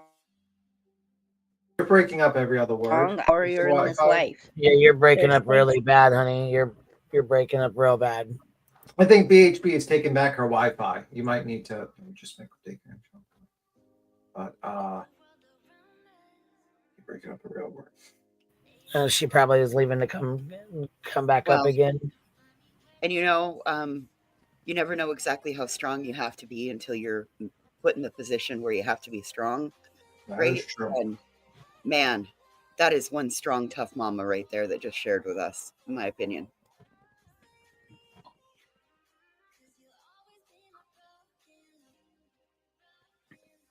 Absolutely. Absolutely. All right, here we go. So the infamous email that people are talking about was simply a forwarded email. I have a copy of it, and I will send it to you guys off the air. That'd be great. Thank you. He reached out to a lady that was a behavioral specialist, and she recommended 4 different centers. And the 4 centers were, one was in Missouri, one was in Utah, one was in Wyoming, and then the 4th one was in another state. I can't remember what state it was in. Okay.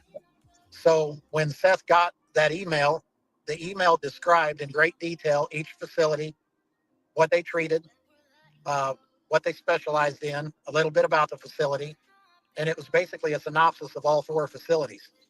So Seth, on December 1st, simply forwarded that email to Chris and Katie. Again, I have a copy of the. What day did he forward that? I didn't. Forwarding email. I don't know. Maybe it was last night. Was in another state. I can't remember what state it was in. Okay. So when Seth got that email, the email described in great detail each facility, what they treated, what they specialized in, a little bit about the facility, and it was basically a synopsis of all 4 facilities. So Seth, on December 1st, simply forwarded that email to Chris and Katie. Again, I have a copy of the forwarding email. So they did some research, figured out that those facilities were between $5,000 and $10,000 a month. They decided it wasn't in the cards for the blended family together to be able to pay for that. So that's when they went back to, well, when this school year is over, he's coming to live with you, which would have been in May, which of course Seth said, fantastic. Right. Okay. I'm going to go back to Clarksville, and I'm going to find out if he is ready to be approved for that online school. Well, in a matter. Yeah, it's convenient that he couldn't find a babysitter for Sebastian or anybody to sit with him while he had him for 2 weekends out of the month. And he sat at home by himself for hours while he worked. But it's just okay, and you're just ready to go and willing to take on Sebastian full time, right? Is that and homeschool him at that? No, I don't think he was. Yeah. I think that's a spin by Mr. Tony Mathis. I think that's why they were giving him time, because honestly, this is not like a situation where it's a financial extra burden. It's a time. You got to spend more time, that type of deal,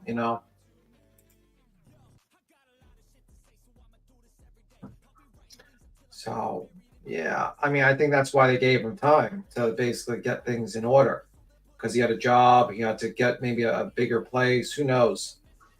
Maybe that's why he said his rent increased. Remember he said his rent increased, maybe because he needed to, maybe he was preparing and trying to get a bigger place. Who knows? I don't know. Well, remember in the beginning, he was mad because Chris's mom was going to be helping him find a home, remember? Yeah, maybe he was just getting ready to take Sebastian eventually, and it cost him, it was just, he was getting ready. and he wasn't ready at that time, so maybe that's why he needed a year. Either way, this is. Yeah, I mean, either way, I don't, I'm critical of Mr. Seth Rogers, but Back to gotten her eyes closed again. I'm critical of Mr. Seth Rogers, but like I can understand that like you don't have $5,000 a month extra, or or you need more time to prepare your home for a kid that is going to need more attention than normal due to scenario. You know what I mean? Like I can understand that. You know what I mean? Yeah. I'm not going to shit on that. He probably needed to find a new house. He probably needed to figure out what to do with his job. It's a very tough situation. Yeah, and I don't want to shit on Seth either. It sounds like him and Chris and Katie. I've said that since the beginning. It sounds like they were trying to work together with Sebastian. I know Seth says, "Oh, I let him do whatever he wanted at my house," but I mean, as far as Sebastian goes, it did sound like they did try to work together. At least Katie tried to keep Seth in the loop, I should say. Whether Seth wanted to work with her or not, but it sounds like she tried to keep him in the loop anyways. But yeah, and he just needed time to do whatever to get ready for him, is what it sounds like. Yeah, because that was kind of a missing link there. We all were like, oh, why didn't he take him right away? Why did he wait? Why did it have to wait a year? Because any one of us parents who have a normal house and normal everything else would just take their kid. You know what I mean? So it didn't make sense to any of us. But now that the way he's saying it is that he had to get his house in order. His house wasn't good enough or whatever for full time. That makes sense to me. And it kind of explains. He says, "Oh, my rent increased by X." And we're like, "How does your rent increase that much?" And now I'm thinking to myself, was it because he went into a bigger place because he was getting ready to get to get an extra room for Sebastian? Was it that he was financially, he was doing that? I mean, that's a thought that I have in my head. Yeah. And I could be wrong, but I mean, in the end of the day, I you know what I mean. This more points to the fact that this is not a situation where I think Sebastian was murmured by the mother or something like that. This sounds more like the fact that possibly two houses are kind of in fighting with each other. They're trying to figure out where to put Sebastian, and this can cause a lot of turmoil. And some people, maybe he was lured on the internet, and someone took advantage of that and lured him out. Right. And especially with an autistic kid, they take things a lot more literal. And I don't want to freak out. I guess with not having better words to say, I should. They do that more often than your typical teenager. I mean, a teenager would freak out anyways, but then you add the autism aspect of it, where they don't like change, they don't like all this and that, is what I'm trying to say. So yeah, I mean, he could very well have been lured away or ran away. So, it sounds like. Beautiful Disaster says, "Note, Tim, Seth even made it clear in the same statement he would pay the extra money so he didn't have to create a change for Sebastian." I'm not quite sure what you mean by that, but well, he was saying, I know what they're saying. Back in one of his I want to say it's an interview. He said something about that he pays, or that his rent has gone up $500 so that he can keep the place that Sebastian feels at home, so he doesn't have to change his living arrangement. So that's why this didn't quite make sense to me, because the way it sounded with Seth was that he was trying to stay where he was at because that's where Sebastian knew, and he didn't want to change it on him, And because, like I said, autistic kids don't like change, And think about that right there. Stop right there and think about that. Look at all the change that would be happening from the world that he was in and the routine that he knew. Yeah. And then what happens if he happened to overhear a conversation about the camp? Exactly. that right there, for me, this just really solidifies. He cut and run. He met a friend online and Yeah. he went out the door. Especially, like, I'll teach them. I won't take my cell phone. They won't be able to find me. Mm-hmm. I'm not going to even take my shoes. Nope, I don't want anything they brought from me. They gave me. I'm out. Because, excuse me, we have to remember, even though he seems like the sweet kid that Katie portrays him as, he still has half a Seth in him. You know, he might have a little bit of Seth's attitude, is what I'm saying. You know, I mean, my kids are great; they're just like me. But my girls, but they have a little bit of their dad in them, and ooh, when that comes out, you know. So, I mean, we have to remember that too. what type of divorce a lawyer you're getting now? After he hears this podcast, then it's just gonna be like, what the hell? That's what I always tell my kids. All the good in you comes from my side of the family. All the bad in you comes from your dad's. Anyways, go on. What is true? You're up here with us. How are you? I'm good, thank you. How are you? I'm good. I just called in or jumped on panel. The part I'm having trouble with is the fact that, you know, Tony comes out and I just can't imagine being Sebastian and being found and coming home and having all these horrible, terrible things said about him. You know, Right. the fact that why now? The kid's birthday's in how many days? And we're gonna tear him apart on the internet for the world to see and almost make it look like he's the problem, you know, that he Well, had problems. Well, if I, me personally, I don't think Tony handled it properly. No. I think like, let's say Crabtree and Clue came out and they were having this discussion about the letter. Usually, if you put a spotlight on it, doesn't help the situation. You would probably have been better off just ignoring it. Affected it. Yeah, he probably would have been better off just ignoring it and just basically focus and just let them do their normal podcast. But because he went up there and did this whole damage control, now everyone's talking about it because, of course, people are going to listen to when Tony Mathis jumps up because, he is the mouthpiece of Seth Rogers. I mean, that's just how it is. And he made a mistake. I liked your point where you said, we're going to tear this kid apart, making him look like he's the problem. He's supposed to have the problems. He's 15. When we were 15, we all had our own set of problems. We were trying to figure out life and the universe and how our own bodies work and all of that. So it's okay that he has problems. He's a child.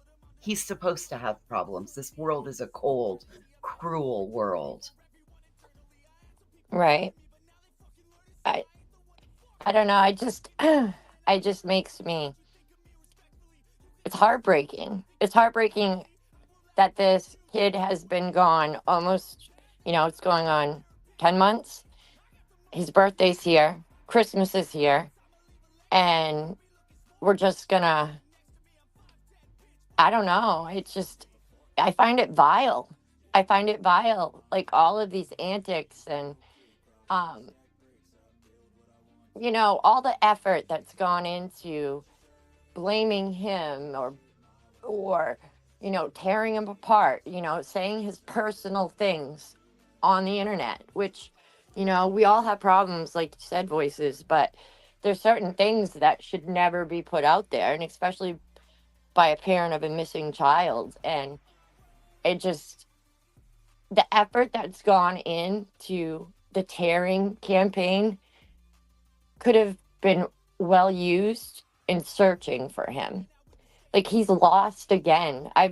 In this case, Sebastian has been continuously lost. And now they're going to label him something that he's not here to defend himself. He can't tell us. We have no idea what was going on either side. And it's just so frustrating. It's frustrating. Like, I don't know. I agree. I absolutely agree. But yeah, pretty much what I wanted to say. It's a hard pill to swallow when you listen to all of it in the way that people are talking about Sebastian. He's a human being, you know. And the kid's birthday is like in how many days? 5? Yeah, I I think it's think. December 7th, isn't it? Yeah. So it's And this 5 days away, and Yeah. we're gonna, you know, say he had problems. Again, we all have problems. You know, we do. But I don't know. Let's focus on some good things about Sebastian. Let's focus on bringing the kid home and finding him. All these crazy conspiracy theories and just, I don't know. I don't know. I can't imagine being him when he comes back, and you know, he's always going to be labeled this, the missing kid who one parent said this, you know, and I don't know. I just don't feel like, I feel like it's taken a whole new storyline, a new narrative. It's hard to watch. Well, got to get that money to pay off the Christmas credit cards, you know. So Yeah, but like, do these people have consciences? You know, like seriously. Like, well, I mean, it only hurts for the first little while, I suppose.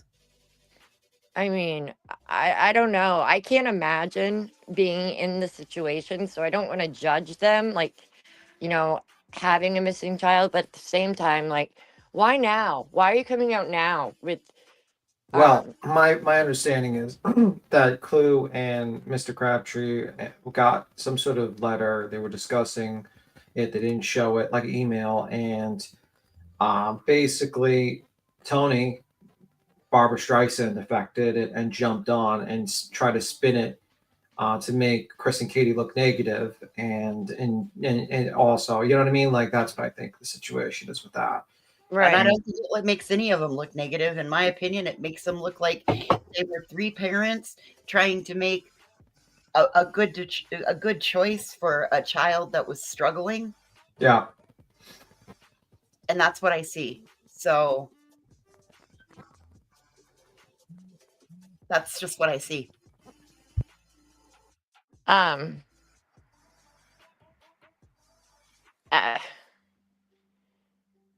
I don't know. I just wish that we could, not us so much, but we could focus on, like, where would he go if he did run away? Where would he go? I would know. I mean, like, that's the key thing. I think, like, that's a question for the police.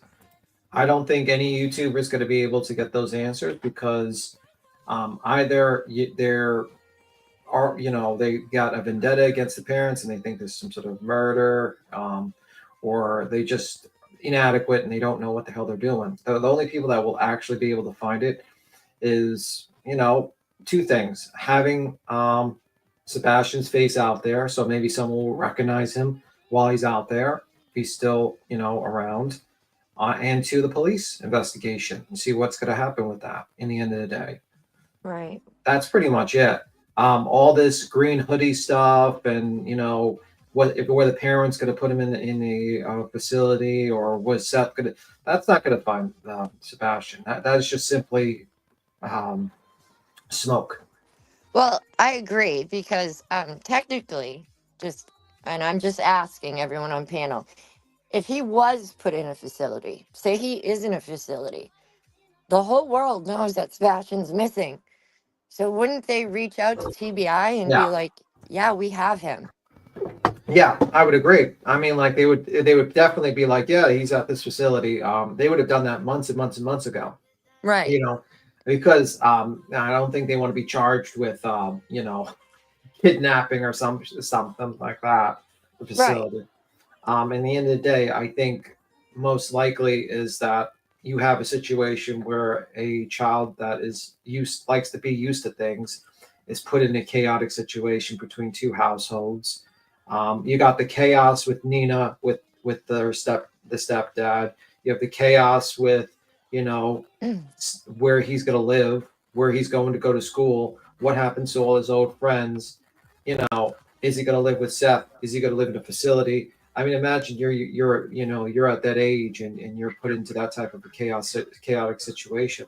How would you react to that? Exactly. But yeah, I don't know. The conspiracy theory of him being in some facility and the TBI not knowing is astronomically dumb. You Yeah, know, that That's Yeah. absolutely crazy. because they wouldn't be able to do that. You know, I don't know. It's just again, like I said, I can't imagine Sebastian coming home and reading and watching some of the things that have come out of a certain camp. Do you know what I mean? Like certain things that have been said that should have never been said, and just continually, like, when I listening to what that interview was last night, it was just atrocious. So, in my opinion, but I pray for Sebastian, and I hope when he does come home, because I do believe that he's still with us wholeheartedly. I hope that he can get help and navigate all of this, because what is happening is going to be another trauma that he's going to have to go through, and I just can't imagine. So thank you for listening, and I'm sorry if I'm just babbling, but it's disheartening. He's a 15-year-old missing child who just has to come home to all of this. And I don't know how he's going to be able to get through all of this. And I think that they really need to stop putting the blame on him, for his behaviors. Those were behaviors that happened because of his situation, whatever that may be, but Yeah, Crystal says, BTIM or anybody, do you all remember when BHP had people calling every facility in Tennessee to ask if he was there or had they seen him? I don't remember that, but maybe someone else will. no, I don't remember that either. I don't remember it, but it wouldn't surprise me if it happened. I would just think like two things with the problem with the whole in the facility thing. One, a facility likes to make money. They like to get paid. So who's paying them? You know what I mean? Expensive. They're not. Yeah. Well, and the list that he listed off, one of them had been closed down because they weren't paying their employees, correct? And then another one had, these are the choices that came from that camp in the email, Yeah. the four. Well, either or. I mean, I think Seth just doesn't have the money. I mean, when he saw $10,000, he probably said he probably shit himself, because that means he would have to ante up like $5,000, and I don't think he makes $5,000 a month. Right. To be really honest with you, and he's in a situation where I think he loves his son, and he wanted to basically do something for him, but I think he did not have the resources or something like that. I agree. I think all the parents love Sebastian. Absolutely. I do. And I think the financial burden would have been solely Katie and Chris, because they were the ones that had the money. And that's why they probably came up with an idea of maybe having Seth, him move to Seth's place. And, probably they were going to do some sort of financial thing where they probably were going to give him child support or give him some sort of money to help him out or something like that, my guess, in the future, But yeah, but at the end of the day, I don't believe Sebastian's in a facility hidden away. No. I just don't get it. I don't see it that way. I just, and honestly, I don't see anything wrong with two sets of parents trying to having a difficult situation with a child and trying to figure out what to do with the child, best for the child. No, and I agree with that. The problem I have with it is the fact that the things that they've said or have said about his behaviors that shouldn't, you know what I mean? Like, I don't even want to talk about them, but the certain behaviors that have been repeatedly said, I mean, you could leave it as, yeah, we were having issues, or, here's a, but to go further with that, I just, I don't know. I just don't think it's the internet's business. There's some things that should be kept, away from the internet. And I think that was a problem for me when those things started to come out. And again, to start talking about them again, like, I don't know, that's wrong, because that kid has to come back and live with this wherever he is. Even if he chooses, if he's gone, say he ran away and he's someplace safe and he's happy, he's still listening to all of this. And he's going to have that stigmatism of living with it for the rest of his life. How his parents talked about him on the internet. But I don't doubt that they love him. I just feel like maybe it's like, it's an opportunity to get the sympathy and, the oh, poor me type of thing. Well, I think the situation is that this information came out between Clue and Crabtree discussing this letter that was forwarded, and pretty much I think Tony's doing damage control. But the problem is he always has to spin it that Chris and Katie are negative, so Right. they throw in the CPS reports and all this stuff. And to me, I don't like that. I think like that just shows you are attempting to control the narrative instead of being fair and neutral and trying to basically be fair to everyone and do the truth. He's trying to push a narrative that it's still them, and the reason why is because they profit from that. If it suddenly comes out this is a runaway case, then suddenly At Night Media, Betty, all these clowns they've not only done something horrible that be 100% condemned, even if there was some truth to what they were saying, it would be even worse. And also, it's cut off a lot of donations from people. You know what I mean? Mm-hmm. It cut off a lot of money and attention because suddenly it becomes a very simple case of a runaway case. And then it becomes like a Kobayashi case where the person went away by themselves, and now it's not some sort of grand conspiracy of like someone kidnapped and stuff like that. Or it could be like he voluntarily left with someone on the internet and was lured out, and that person's like, yeah, I'll we'll come over here. You know what I mean? It becomes a different story for these people, and I think it's a financial vested interest to push the narrative that Chris and Katie are these terrible, evil people, and they have something to do with the disappearance of Sebastian. And that's what I say. Like, people in true crimes need to, your theory has to be liquid. Like, you have to have it changes based upon facts, new information, Right. and they don't do that. No. I think that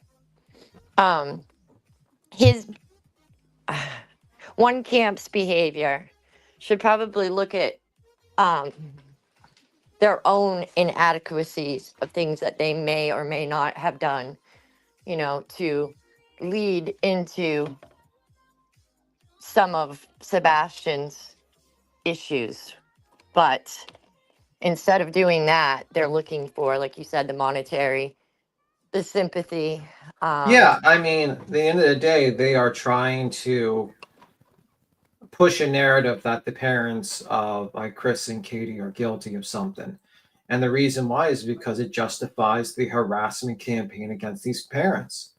And Right. and it's a profitable thing to do. It's a very profitable thing to do. I got a question. Now, what happens if, like, let's say, because I'm not sure what the emancipation law is in Tennessee, but say it's 16 and Sebastian has left, and on his own, he comes back and, just shows up at the TBI and says, yeah, I walked away. Do I get the reward? I turned myself in. I don't know. I don't know anything about that. I have no clue. That'd be God, kind of I interesting. like the way you think. Can we get together and plot some schemes? Like just like that was the plan all along. I got $200,000. I'm back. Yeah. Can you imagine? I don't think that money would ever get paid if that was the case. To be honest with you, I don't think. That's like you rob. It's a bad scenario. But I'm thinking like you robbing a bank and then they have a reward for you and then you turn yourself in. Do you get the reward money? Right. You know what I mean? Like I don't know if it works that way. But who I'm knows? pretty sure that's a no. It's a no. So I'm thinking probably not. But that's just, I guess I wish you test that theory. And yeah, you don't know if Chris and Katie did something. That's true, but the evidence so far does not point to it. And it definitely does not point to the level of harassment they've got. You know what I mean? No, they've been, again, I can't imagine walking in any of their shoes. I'm not going to pretend to. I don't know how they're feeling. But,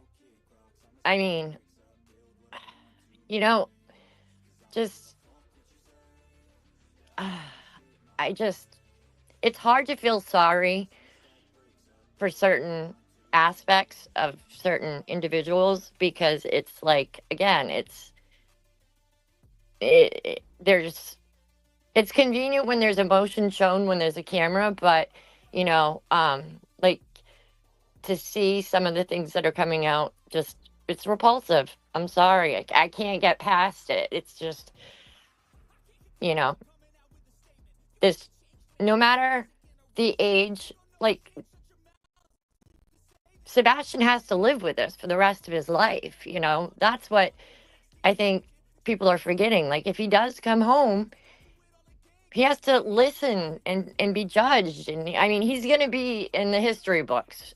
Let's face it. He's one of the most talked about missing children. I wouldn't say that. In recent times. Maybe out here on YouTube, but not collectively. Yeah, there are other cases out there. That have been. I don't even think like Summer Wells is. There's people that talk about that case, but I don't even think that case hit to that level. There's been more worldwide things like. You got to remember, honey, you're out here on the YouTube streets looking at that. If you go pull up mainstream media and like USA Today or Newsweek, or you're right. Mention on that in here in those. Yeah, but it's still a lot for him to live with. You're only. At most, you're seeing like 20, 30,000 people that follow this case. Maybe a little bit more. You know what I mean? But that's minor. That's small. Right. I personally think that the TBI knows more, has more, but. Oh, absolutely. And they're not going to tell it to us because it would compromise their investigation. Therefore, Correct. preventing justice for Sebastian. And I have a problem with your photo. Who? Mine? Photo. Yeah, the photo. It's I just noticed it before. It had you weren't wearing socks. No, it's Converse. Those are like my shit beaters. I love those shoes. And you don't wear socks. No, it's Tim. Do not start sock shaming. You don't wear socks. Okay. Tim, you are an absolute freak. Hartley did get it right with you and me in the coffin video. Yes, I know. I'm starting to think that you got a foot fetish because you don't like Crocs, you don't like socks. No, I like socks. I'm socks. telling you to wear socks. That's proper attire. But you're getting. Are you a clean freak? Listen, I've seen a scenario where individuals in the I feel like we all need to wear Crocs with no socks to your house. Beat him. No, I heard of it. I'm bringing fucking Duke. Yeah, I have an incident where a guy was working in Saudi Arabia and he was doing airplane repairs and stuff like that, and he wore no socks and his feet were sweating, and then a piece of that metal came into his shoe. Boom, he got gangrene. They had to chop off his foot. Oh my God. But do you wear socks with flip flops? Yeah, I don't have flip flops. It's the same thing, though. Yeah, No but I socks. would probably wear socks as well for that as well. Oh my No, god. oh my god. Did you just Now that's gonna be a All right, I video. gotta take Beat you down. him wearing Wearing socks with with the flip motherfucking flops. flip flop beat him. No. I wear Absolutely. socks with sandals. I wear Yeah. socks with sandals. Absolutely. I'm telling you, B Tim and I are more alike than I ever realized. They No, hardly there ain't nailed no it. fucking way you wear fucking socks with flip flops. Stop that. Absolutely, I don't wear flip flops. I Nasty wear in New York Keens, but I City. wear socks with my Keens all year round. Yes, ma'am. I have my sandals on. I have my socks on. Do I need to show you my No. feet? All right, Queen, Sandals are I different. think this is a good Sandals are poll different. question. Flip flops, no. You cannot wear socks with flip flops. They go between your toes. Yeah. Yeah, the socks can go between your toes as well. It's magical. Technically, you could buy absolutely toe not. socks. You could buy toe socks. Yeah. All right, sidebar. Phoenix, you're up here, baby. You've been trying to get up here for a little bit. What's up, baby doll? Okay, I got two questions. Couldn't Seth break the law by talking about the CPS? No clue. I think he gets in trouble if he showed it on a live stream. I don't know if he talks about it. I don't know.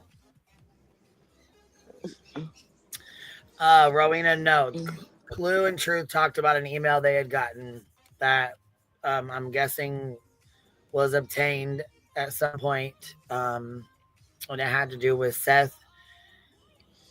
Well, with Katie telling Seth that these facilities. No, see, that's wrong. She says Seth sent her the information. See, that's when the story changed. Oh, okay. So Katie's saying Seth sent her the information of these facilities. I thought she told him that she got a list or whatever, and then he sent her information when she informed him. No. Nonsense said yes, that's true. They didn't put it out because no proof is shown, but she did open the discussion.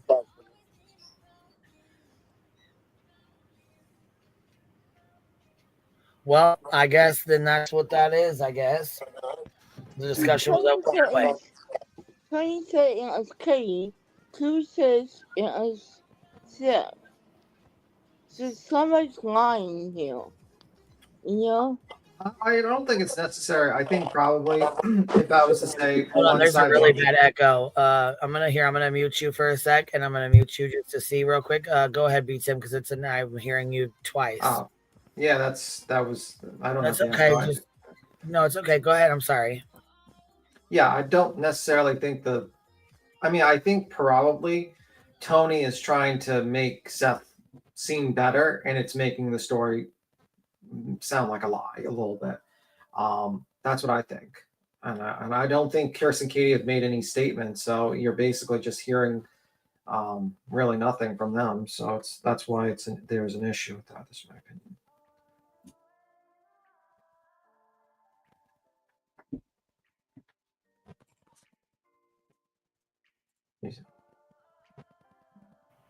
Okay. JP said yes, Rowena. All this came from Clue, and they were the ones that started all this shit. Totally disgusting. You started the conversation about the emails, right? That's what you're talking about, JP? I think so. Yes, ma'am. All right. All righty. Well, now we got that out of the way. How about I don't think it's right to talk about the CPS reports. I'm sorry. I don't think it is either. And I don't think any of it should have been brought out or discussed at all. That's what I'm mad about. I'm mad that, that they had 24 hours. Could come out with it like Friday. No, they come out with a story. You have like 24 hours to get names and get the names of schools. And you see what I'm saying? You know what I'm saying? Please? And the names, 24 hours to get the names? Yeah, mate. Because Cruz didn't say any names. Mm-hmm. Well, I don't think she had to say any names for people to really to understand what she was saying. You know. Yeah.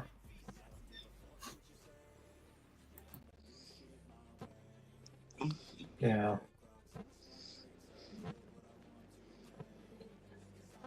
And why are you passing out personal information? Why is he busting? Why are they busting out personal information? I don't know. I personally think it's not quite relevant to. I'm sorry, I still. You did stutter a little bit, but I think you said why they about personal information being out or something like that. Yeah, I'm Sebastian. I don't know. I think there's a lot of people who are trying to make sense of it, and they're digging in. And the problem is, I think some information shouldn't be published because it's not for internet consumption. This isn't any of our business to be, you know. Yeah. I mean, the only thing I would say that the good side about this whole thing is that at least it paints a picture of basically really showing that it could have been a runaway or a lured out situation more so than anything. So that's probably the only positive thing I could think about it. And no matter how much Mr. Tony Mathis wants to spin it, it sounds more and more like it at this point because that's what I believe. And Quinn, do you notice that Betty hasn't been on TikTok or her YouTube channel at all today?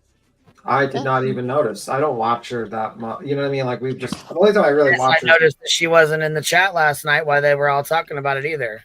I noticed she was real quiet. I think because this kind of goes against her whole theory. Because if you think about it, you're and she's probably thinking to herself, "Oh wait, this kind of makes me look really fucking bad." I mean, I don't know if she cares about that, but I think she might be thinking to herself, "Wait a minute, I wasn't told about this. Why wasn't I told about this information? Maybe there's information that's being kept from her." And then she's finding out on a live stream and she's getting pissed off about it. You know what I mean? Could be that. Because it's very unusual for her not to go to live. Or she's just not the one that they picked to deal with that because. Right. Hi, nonsense. Hi, Jamie. I'm good. I'm seeing a lot of confusion and people going back and forth in the chat of who put this. So let me again just clarify, and I came with timestamps this time too. So this discussion started Saturday night on Cluminati's channel at the 34-minute mark. They start discussing these emails that supposedly they have seen on Saturday night on Clu's channel. Then it gets taken to Stephen Crabtree's channel yesterday, Sunday, and he starts discussing it about the 12-minute mark in his live stream yesterday. So it was started on Clues. None of these emails have been shown, but they discussed it Saturday night on Clues channel about the 34-minute mark, and then it was carried forward. There was also a letter discussed, but none of that should have been released. None of this should have been talked about. That's my opinion on it, especially the way it was done, because it wasn't straightforward of this is exactly why we're bringing this out or what the purpose of this is or anything, because again, in my opinion, solely, this shows three parents that were trying to do and research the best options for their child. I don't see anything nefarious about it, nothing wrong with it. Not sure why it's being weaponized or used now, but now it has moved forward to all of this chaos and confusion, and one side or the other now coming out and saying more stuff, which is confusing to people too, because there are previous discussions. And I did drop those, Queen, if you want to show those too. I dropped the timestamp where on the lab it was discussed about Sebastian going to live with Seth. I dropped that timestamp and the link on my community tab if you want that. And then I also dropped the News Nation article that I had referenced earlier with Heather Cohen and Seth talking about the last report. Okay.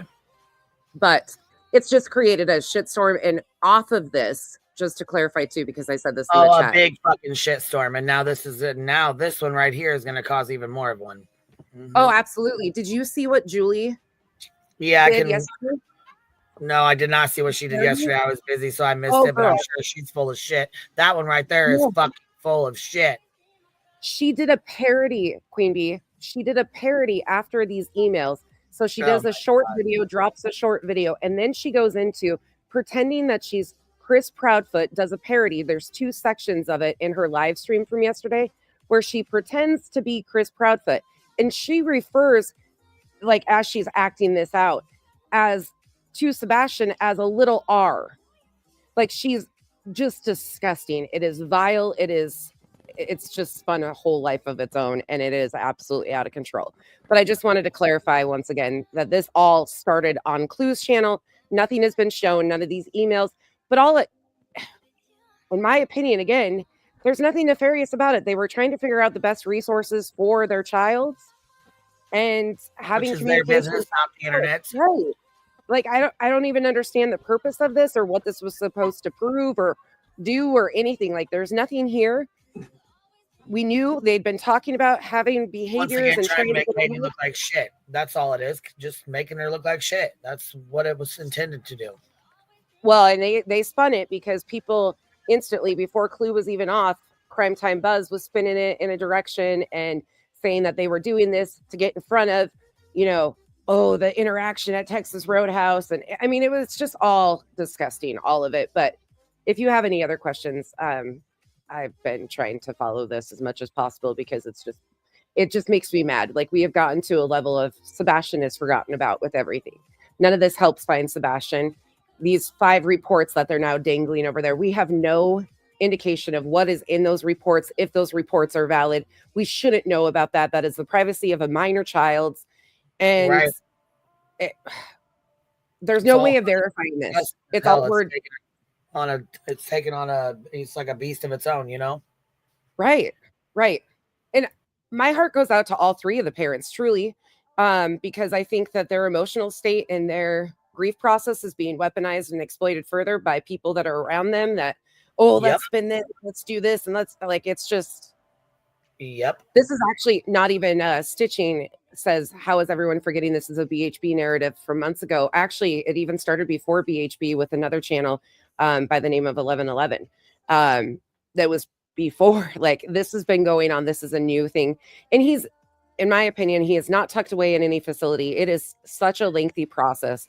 There is money. There is the FBI, the TBI stuff would know about that. That would not be 100%. Just like the Texas Roadhouse footage. Law enforcement had that footage. Like, they're coming out and doing all this gotcha stuff. Seth confirmed back in March that law enforcement had this footage. That is the footage that they used to show him the proof of life. Law enforcement has had all of this stuff that they are using for their riddles and things now. Like, they've had all of this stuff. Law enforcement has been investigating and doing a thorough job, in my opinion, and they would know all of these details, but here we are. So hopefully that clarifies for some stuff just with timestamps, but no, it was absolutely Saturday night by Clue, and then Stephen Crabtree carried it on. Somebody was in the comments yesterday, I don't know the relation to Stephen, but like basically trying to kind of blame it on another person, and there's no proof. I have no proof of where any of it actually stemmed from, but it's crazy. It shouldn't have been out here, and now it's just a mess. So thank you for letting me come up, though. I just wanted to help. No, and I appreciate you breaking it down too a little bit.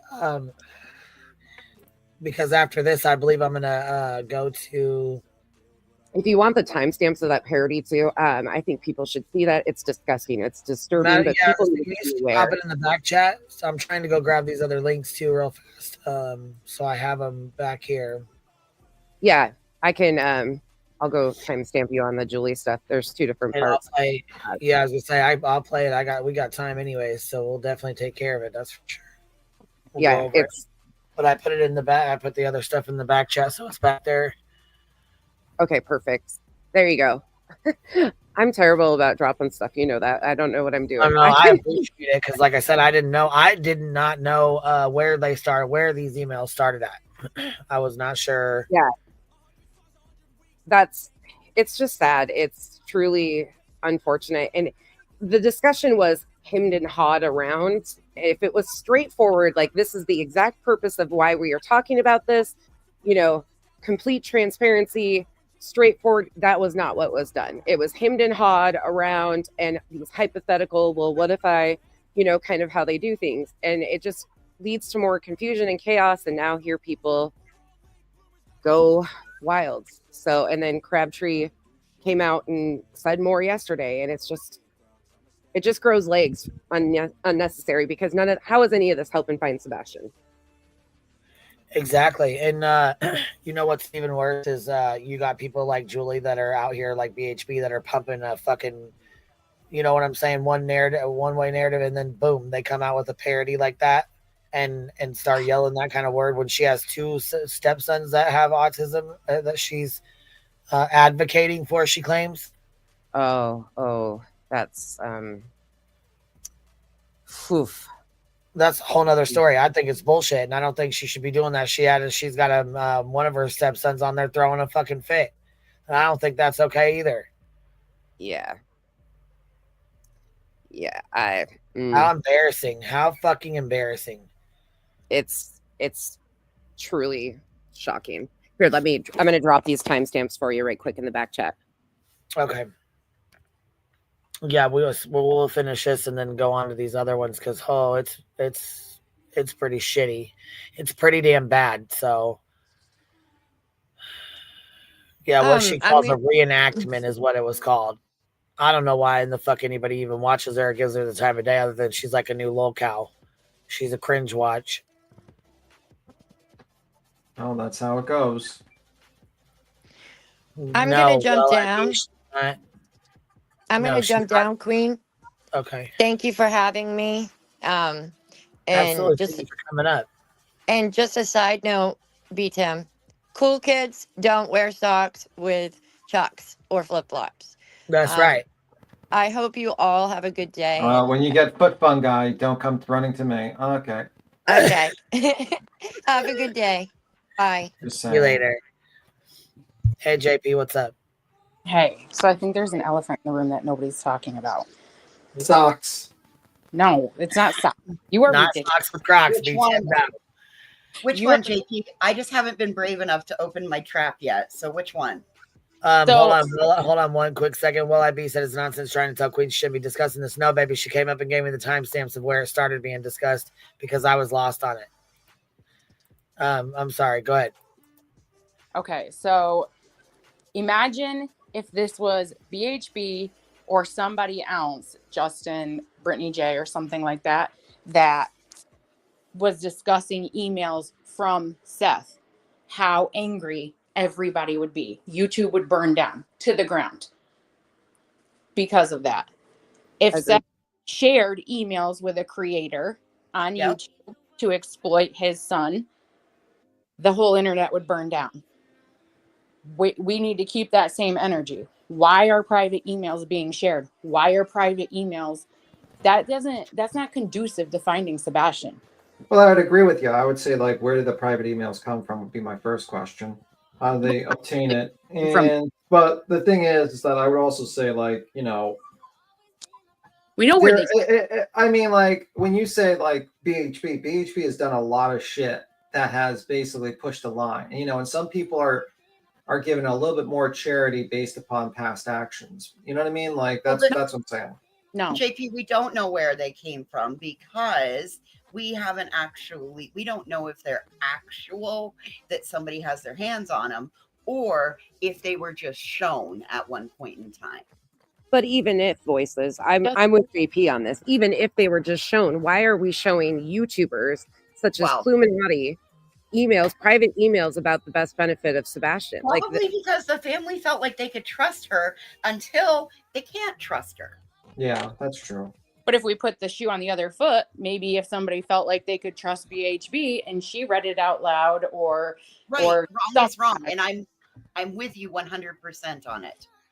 It is wrong. We shouldn't know any of this. Well, that's why I'm just trying to, I'm not saying it's not wrong, but I'm saying that that's probably why you're not seeing the internet blow up.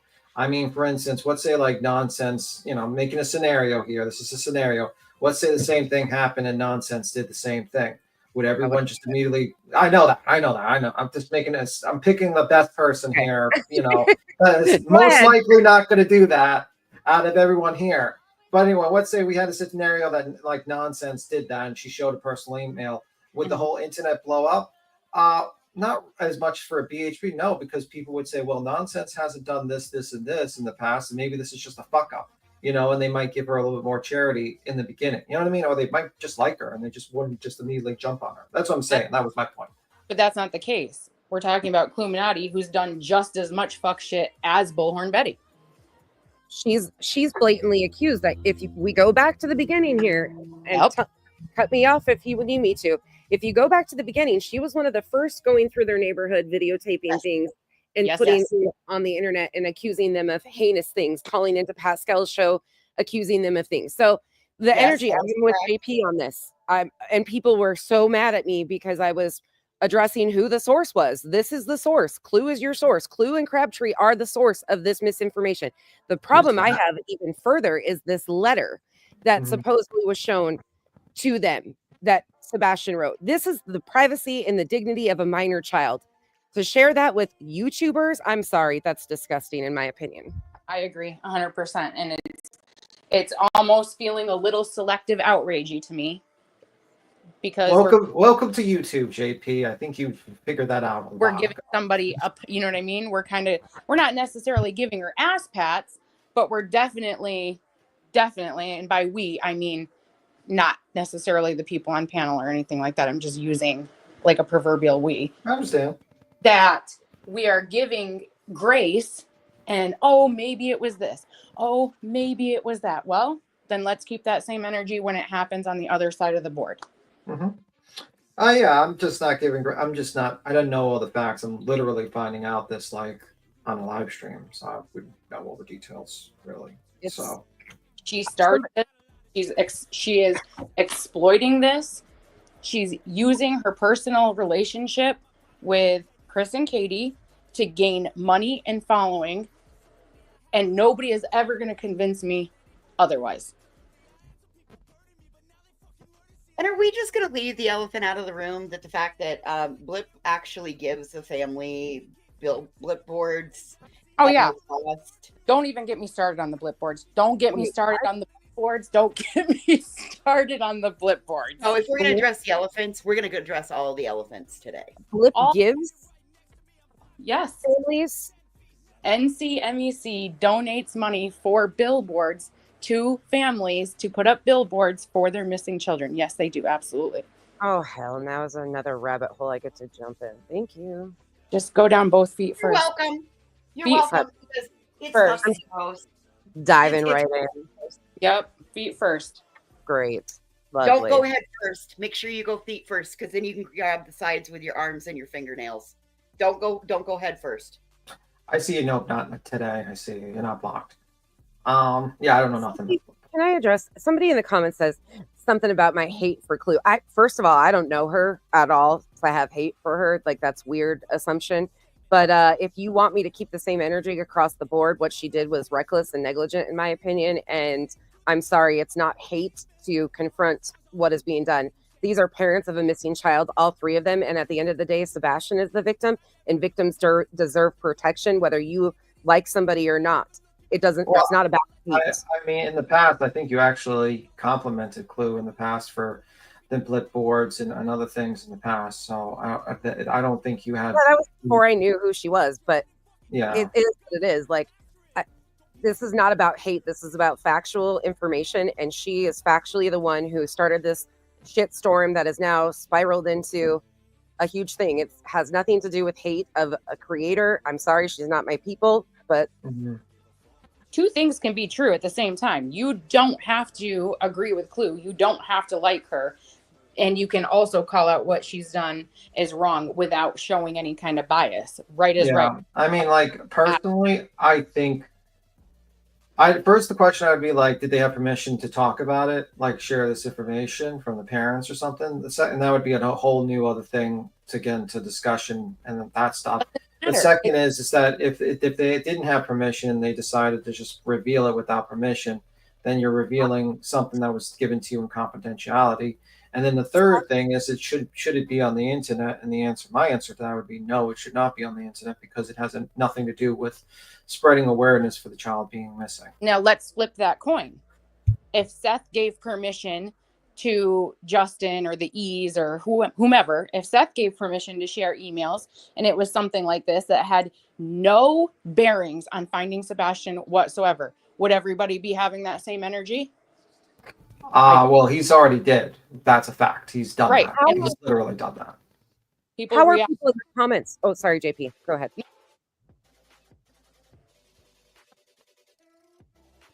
Go ahead. JP? How are people in the comments blaming Seth for this? Seth didn't release these emails.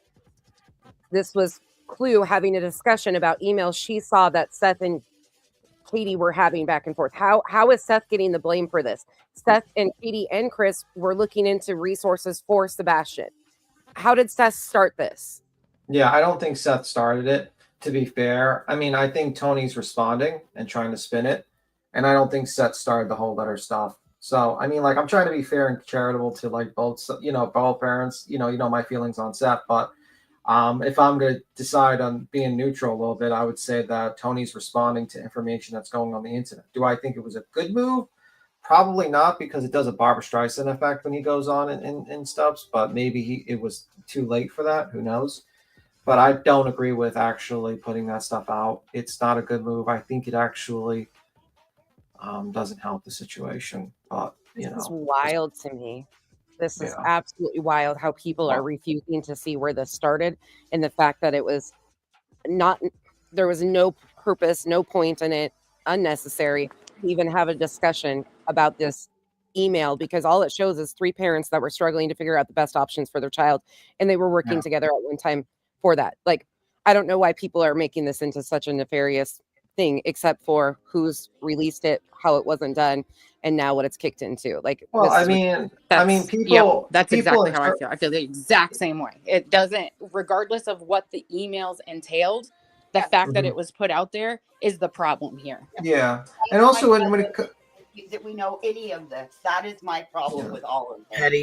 Petty AF, you're up here with us. What's up, Petty? Hi, I'm literally just jumping up for 2 seconds just to ask a couple of questions. Okay, drive by Petty. Let's go. It's wrong. However you look at it, it's wrong, completely wrong. But Clue's got to have got them emails somehow. So my question is are Katie and Chris using Clue to put this information out? Or is Seth using Clue to put this information out? Or has Clue got access to this and she's decided to put it out on her own? That's the first bit.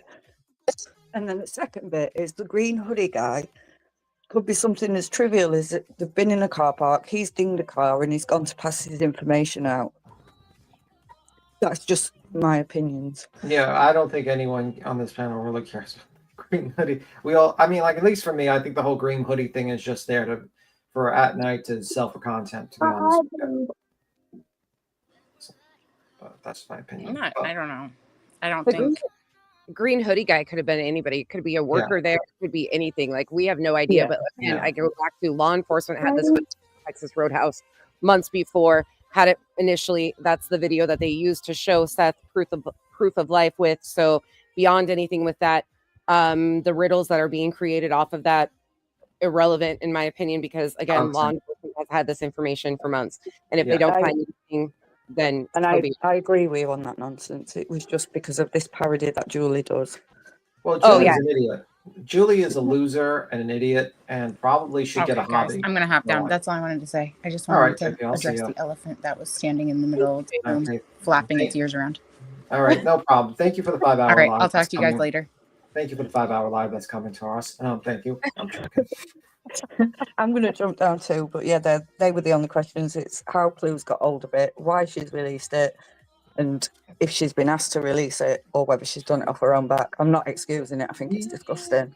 Petty, if you go listen to what is actually stated, it's not very clear, but then Stephen Crabtree's stream for yesterday, he goes into a little bit more, but their stories are a little bit conflicting. So I'm again back to, I don't really know. Somehow they were shown these emails, I'm assuming by Chris and Katie, potentially. Again, it's not clear, but there was no indication that it came from Seth whatsoever.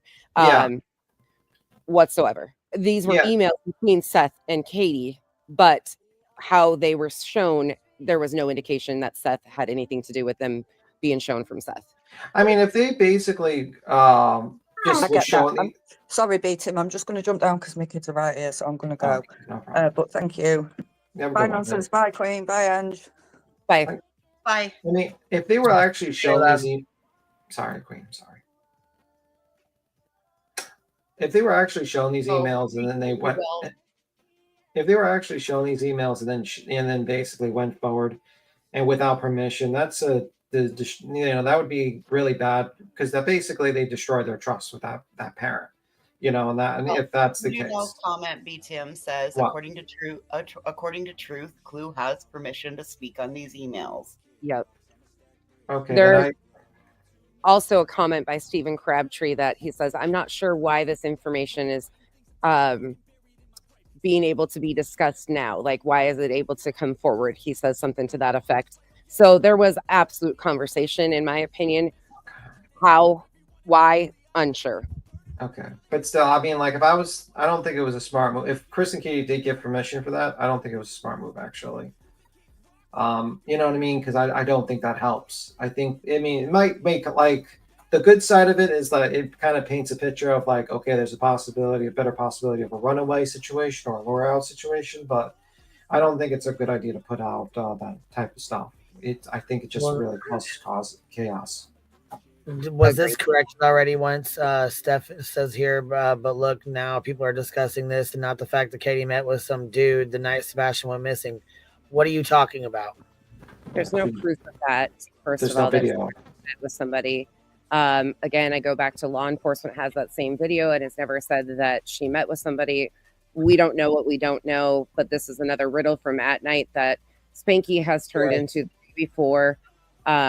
He's actually been sent these images of the supposed person and he's turned it into, and this goes back to the live stream he did before Thanksgiving. He goes into and dissects these photos of the supposed person and even goes to the point of claiming that the guy is wearing surgical gloves. We have no indication that that is factual whatsoever, what images they're even looking at or dissecting. Is it the Roadhouse?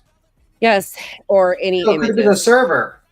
Yeah, it could have been anybody opening a door, running into, like, we have no idea. Again, gloves are worn in restaurants these days from servers or stuff like that, or cooks or stuff. Like, that's normal.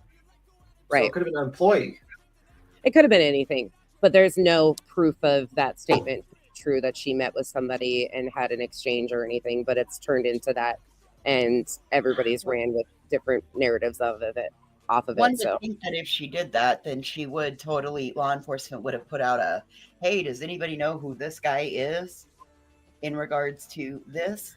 Well, and you we listen. didn't hear anything of the sort. Yeah, you heard my dramatic reading of that post, of course. So it is what it is. Yes, Steph is right with them saying that there's multiple. They've had multiple cameras, people coming forward with images and stuff, and one is a claim and they're not showing that though, and it's not coming from law enforcement. So again, anyways, I'm out of here. If you have any questions, let me know, but I hope What's the lottery numbers tomorrow? What's the lottery numbers tomorrow? do you think I'd share if I knew that? I just ask you any questions. I'm asking you the most important question. 87, 19, 43, and 12. That's it, Beatson. You're getting 86. I'm getting 86. You're getting 86 from the scene. Queen, I dropped those timestamps and the link to that video in your back chat for you. Oh, thank you so much, baby. I appreciate you. Okay, bye. We'll see you later. All right, we'll finish this and then go on to these other timestamps real quick. After a week, Seth found out that Sebastian's name had come up, which would have been the second week of December, and that Sebastian had been approved for the online school.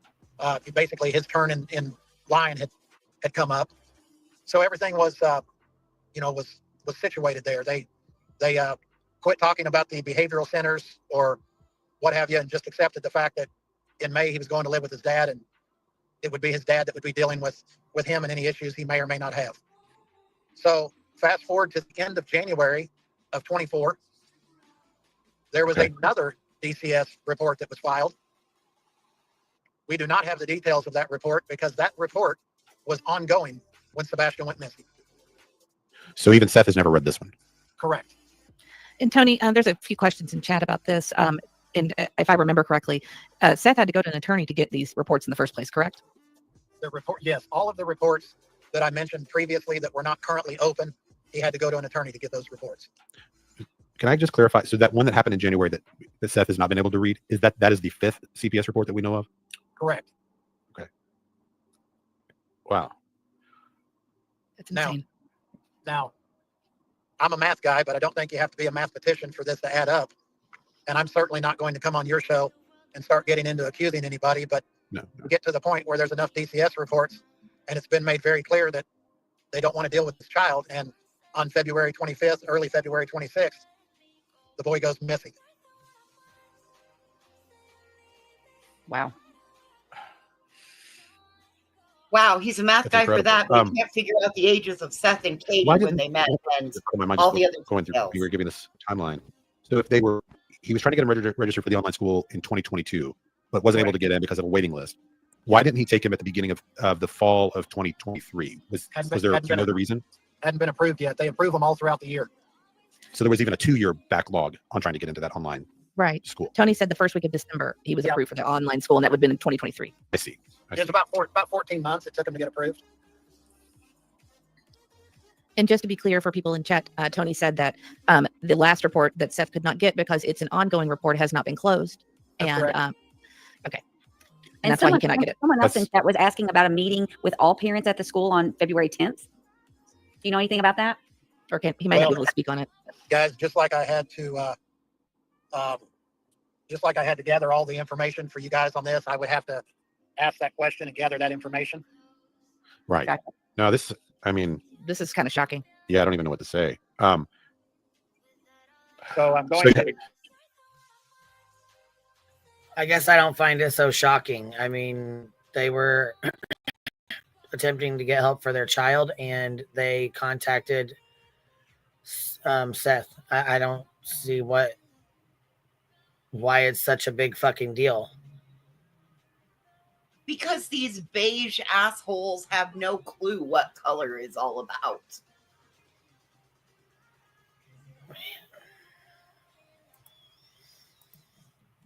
Just in the spirit of your audience knowing that that all of this is that all of this is fact-based, and I've verified all of it, looked at the emails.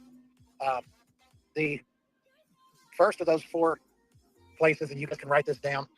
First of the 4 recommendations was a place called Masters Ranch Academy. That's the Missouri one. Okay, hold on. Masters Ranch. Okay. New Hope Christian Academy was in Texas. Oasis Boys Ranch is in Wyoming.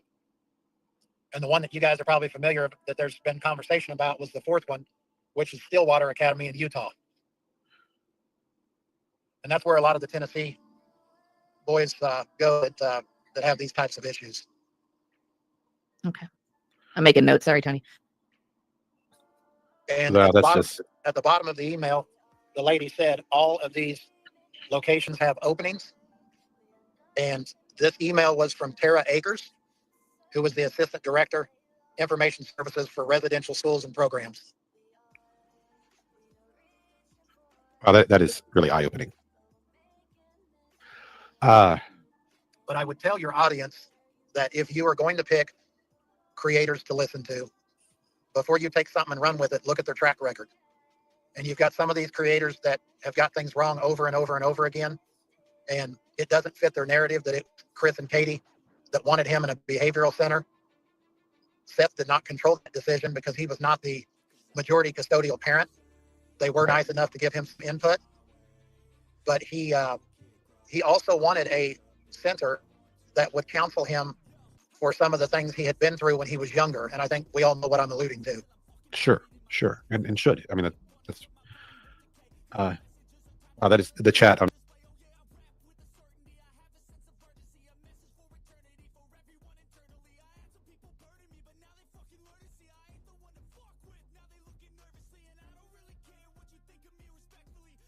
Suddenly stopped, Queen. I think something happened. Teens, troubled teens industry bothers me a lot. These homes are the prairie of behavior way types. Yeah, I don't know. CPS doesn't give their records out with willy-nilly. You know what the sad thing is? It's like, Tony's just I'm not telling Seth just handed it out to all these people. And now it's being traded out like fucking baseball cards. Just crazy. Just all this personal information that should not be online is basically being tossed around. I agree. It's just not good. Yeah, it's not good. But we'll see. We'll see. I don't believe what Tony is trying to spew. He is twisting it to fit Seth. No. Well, that's what he does. He is, Seth's spokesperson. He's going to twist it a lot. Yeah, he was talking a lot, personally. I don't know. I don't think it should have been online. And I think this is just, and I don't think it makes any of the parents look negative, in my opinion. I mean, you can argue, oh, well, Seth should have taken him immediately. Why didn't you not take him immediately? Well, I mean, I would say that the man does not have a lot of money, does not have a lot of situations. But I can also argue that if you think your son is being abused and stuff like that in that house, why would you ever delay taking your son out of that environment? So that's why Tony's story doesn't quite make sense, because if Seth's kind of like, I believe he was kind of aware with some of the reports, not all of them. Is that my understanding, Voices? I think he was aware of everyone, but this last one, okay, it was in January because it was ongoing when Sebastian went missing. Yeah. Which, if you think about it, they were in talks at that point about him going to his father's, all of that. I mean, yeah, and Koto puts a pretty interesting point. She says, one day Seth had 50-50 custody. The next day, Katie has majority custody. Oh, and then Nonsense says, CRR, my stepbrother was boys' home, and now he has spent the majority of his life in prison. Sadly, they aren't quick fixes for many. Yeah, I'm sorry about that, by the way. Nonsense about that circumstance you're in or are in. Yeah, I mean, like, if Seth really believed his son was being abused or whatnot, then why didn't he take him in immediately? I mean, if it's just, I've seen situations where mothers finding out that their husband is abusing their kids, they take their kids in their car and they're living in their car to separate immediately. It doesn't matter the circumstances. You know what I mean? That has happened in the past. Yeah. And, you're just kind of waiting that's why Tony doesn't make sense with his story. If you think your son is being abused, why wait a year? You know what I mean? To bring him in. And this is where, if you listen to him, it just doesn't make sense. And that's just my opinion on that. It makes more sense that he doesn't believe Sebastian's being abused, and he is trying to basically create a situation, to work out financially to bring his son over, maybe because he sees his son struggling. Well, this is, in my opinion, this is one more attempt to make Chris and Katie look like the bad guys. Yeah. Also, Dean Smith also says an intelligent mind would just assume that a few of these supposed CPS reports might be concerning Chris' child. Yes, and you have to remember, some people weaponize CPS reports. Just saying. And you know what I mean? Like Nina, I believe Nina is Chris's ex-wife. I mean, was willing to bring a YouTuber to testify in her custody case. So, I mean, do we even have the reports? Luckily not. I would not want to read them, but since it's being talked about, I'm not sure who wrote the reports. I don't know what's being reported. I don't know if it's a false report. I just don't know. Just because you have a CPS report doesn't mean like you're naturally just abusing your child. I mean, That's just my opinion on that. So we will see. But it's just that Tony doesn't make sense with his story. Because if your child's being abused and there's 4 CPS reports and you've known it, then why not just take your kid immediately out of there? So I don't know. Yeah, it just doesn't make sense. And that's the problem with Tony. He pushes a narrative. Point. Now that I'm sitting here thinking about it, I thought at one point Seth said he didn't even know about any CPS reports. I think he knew some of them. I mean, other than the ones in California. Yeah. Find out about the CPS reports through YouTube. Yeah. I don't know. I think his story changes. What are you going to say? Correct. Well, no, I could be incorrect in my memory because you're exactly right. The story changes depending on the day, who's telling it. That's the problem is it changes a lot based upon the narrative that they want to push. You know, just like Kodo says, a 50-50 to they're the sole custodian or something like that. It changes based on the debate he wants to have, you know? It's kind of like, I get like the kids like, oh, well, I get all the presents, but I don't pay any of the bills, type of deal like that. Yep. Or adults in that matter. So I'm not sure, but like if you believed your son was in this hostile environment, then you would immediately pull your son out of that hostile environment. You wouldn't say, wait a year.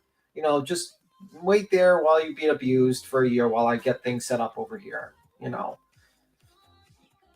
JP and showing anyone a letter he might have written disturbing as fuck if that's true. I don't know, man. That whole letter stuff, I don't know. If I was approached by Chris and Katie, if like someone approached Queen and Chris and Katie said, can you show this letter? I'd probably tell her like, no way. No. I would be like, Queen, don't do it. And I'm sure Queen wouldn't do it either. Because, because it's like you're getting into a territory that is. Well, why is it at a time that people's numbers have been dwindling now this comes out? I don't know. I mean, it is what it is. I mean, it could be, or it could be that's like, I don't know. I mean, like sometimes parents come forward and they put information out there. I remember, like, for instance, that whole recording with JT was put out by Sleuth Mom, but it was Dylan Round's mom that recorded it and gave it to her and said, put it out. So, you know what I mean? Well, listen, the flip side of this coin, in my opinion, is we have seen Seth do a lot of hanky shit, and maybe this was their final response to Seth and his hanky shit. You can only push somebody so far for so long. Yeah. Hi, Rowena. It's right. Hey, Roro. Hi. I just want to come up. Sorry, I'm kind of losing my voice. My husband's so thankful. I just want to come up and say real quick.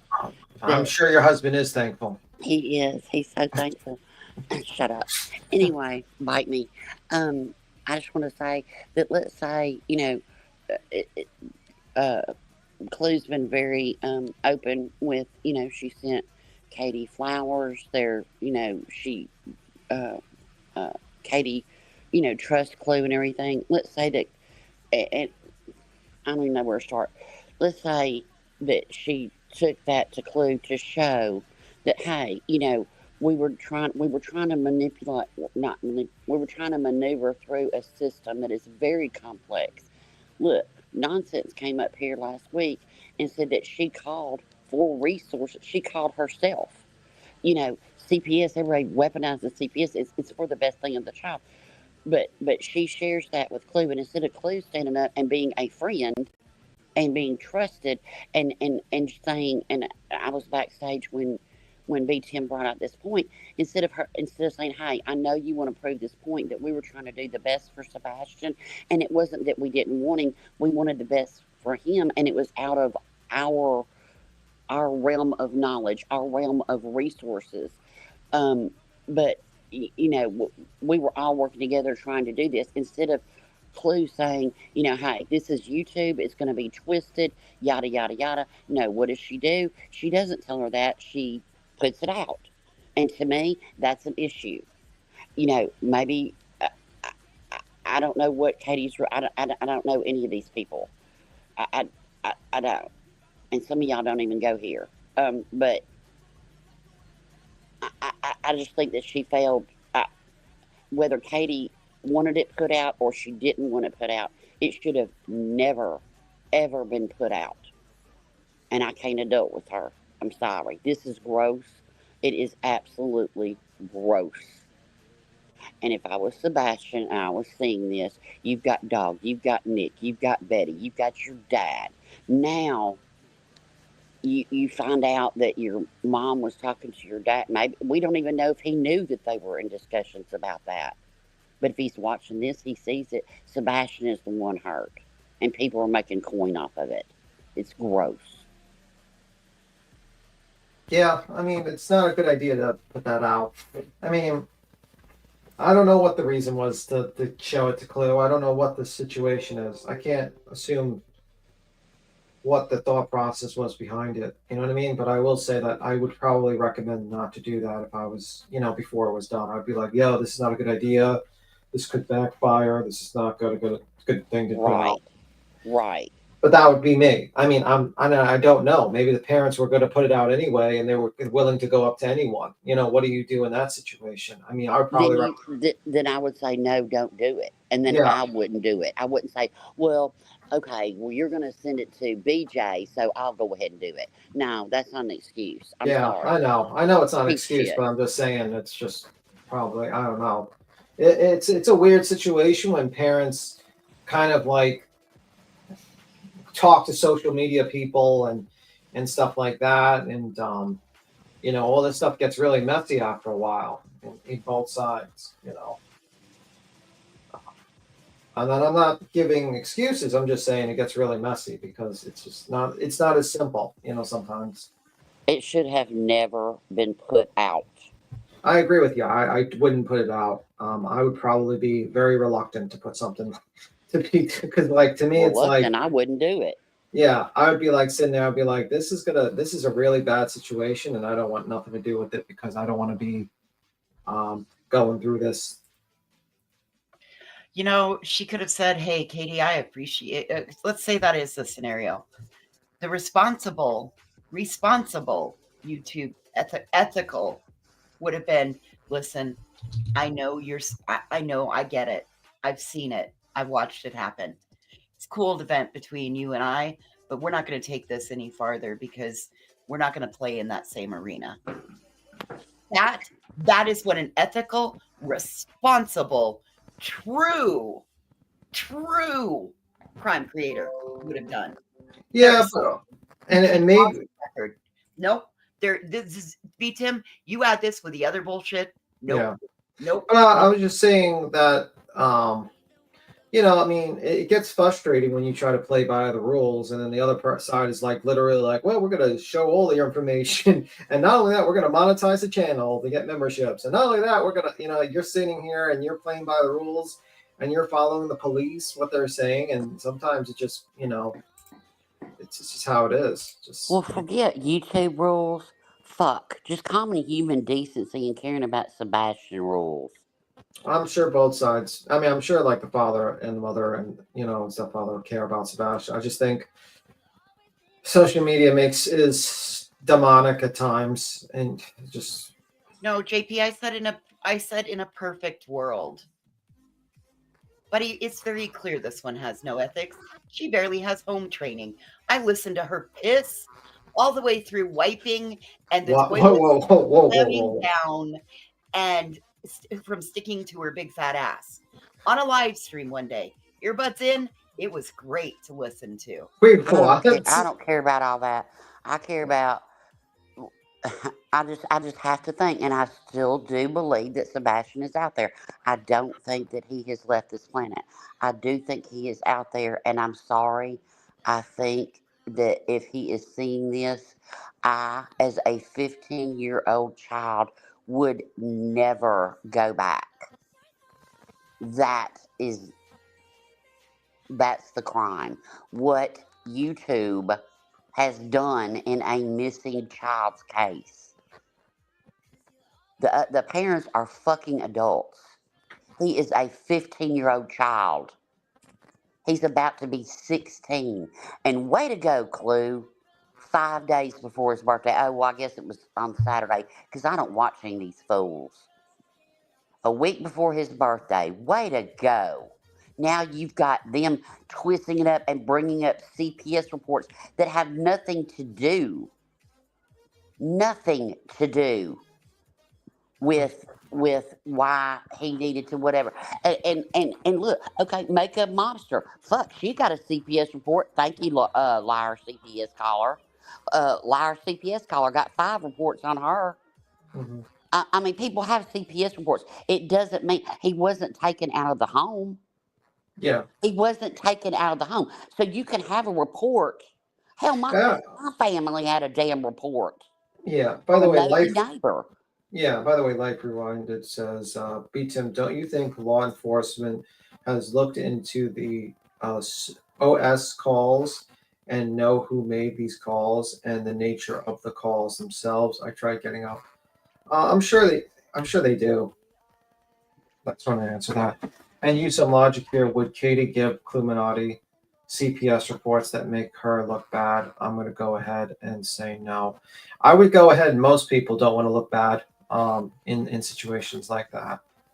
But if they were that horrific, CPS would have removed Sebastian and there would have been no discussions on an alternate school. Yeah. Stop it. I hate this place sometimes. I really do. Well, I mean, this is why, I mean, like, listen, when you do have a missing kid, sometimes you're not thinking and you jump to these content creators, but you gotta like, my thing is, I would say, like, you gotta be careful what you share, and you gotta just, realize that the best YouTube can do is be an interactive missing persons poster, and that's pretty much it. And that's why I think that if Katie did, and we don't know, we have no idea. That's why if Katie did go to Clue, because she did consider her a confidant or a friend or whatever level they're on, don't know. But, if she did go to her, instead of Clue being that friend, that confidant, and putting Sebastian first, not Katie first, not her channel first, not anything first, but Sebastian first, knowing that this has nothing to do with his damn case, she would have said no, And then if Katie decided to go to somebody else, that's on Katie. But for her to do this and then all this be twisted, it's gross. I can't adult with her. I just cannot. No, I'm good. Yeah, and I think we're gonna see what her explanation's going to be in her live. I don't care what it is. There's no explanation for it. Mm-hmm. There's none. I don't care if Katie begged and said, I don't care. Mm-hmm. It don't sit there and say, I'm with you all I on this, care about bro. is Sebastian. Stop it. I'm with you on this. This is a non-negotiable. You add this to everything else.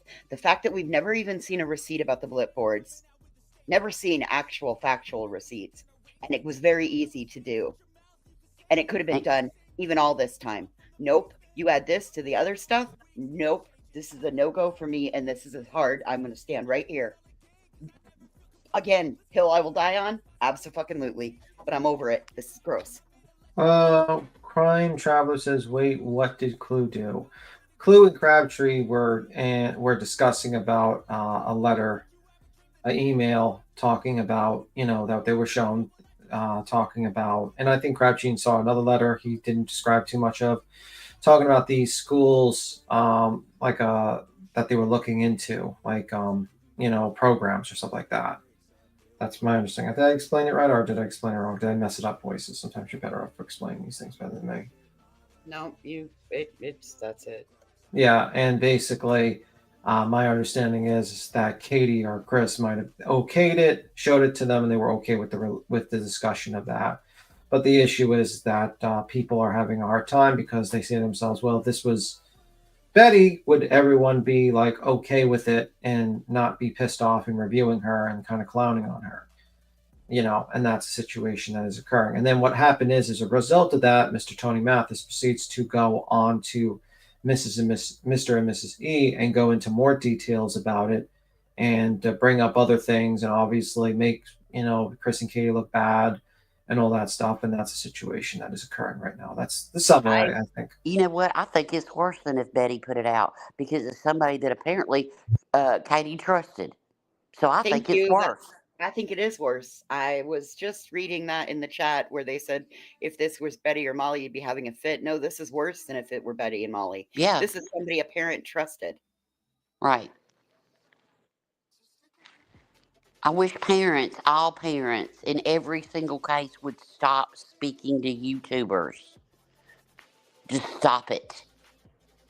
Well, good luck with that, because that's not going to happen with the days of And social I media. know, because it's like you want to get, it's a double-edged sword. It's like you want to get the information out there because you want to find your child, but then you're going to have weirdos that twist and turn and do all the things and dig into you and everything.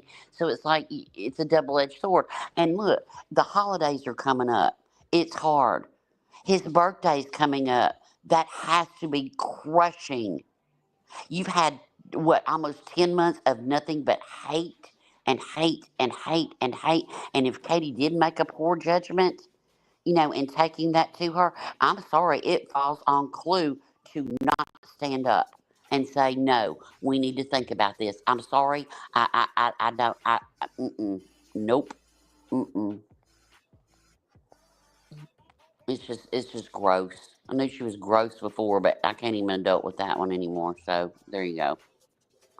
You are officially Betty 2.0. Go sit in BJ's chat. Well, I wouldn't go that far with the BJ chat. No one should be sitting in that No, chat. I was trying to hold back and not do that, but I gotta say I'm with Rowena.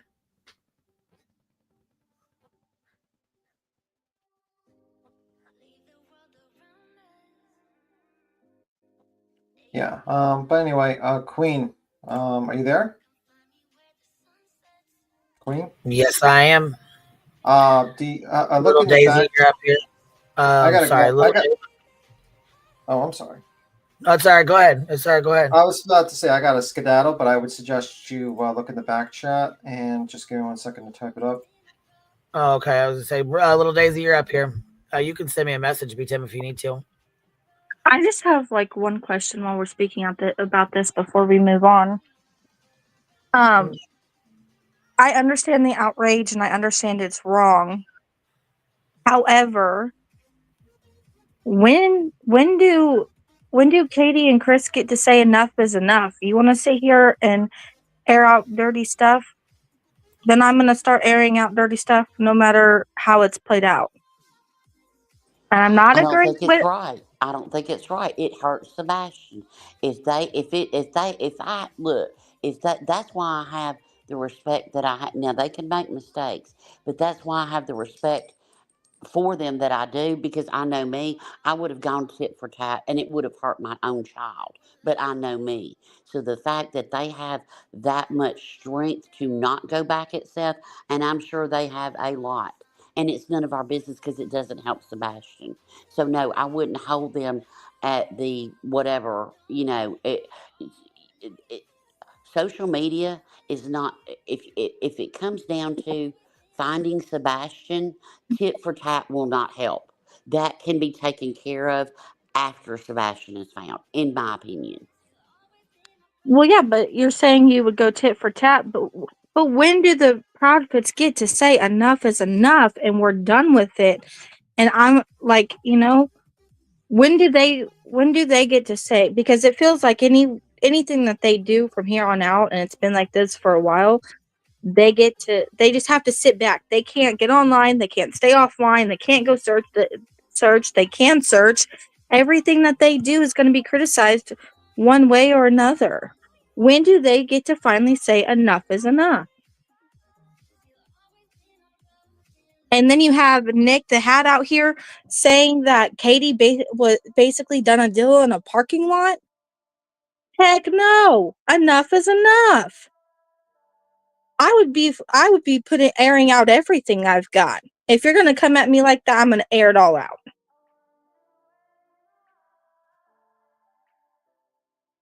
And I think But that's where. Oh, go ahead.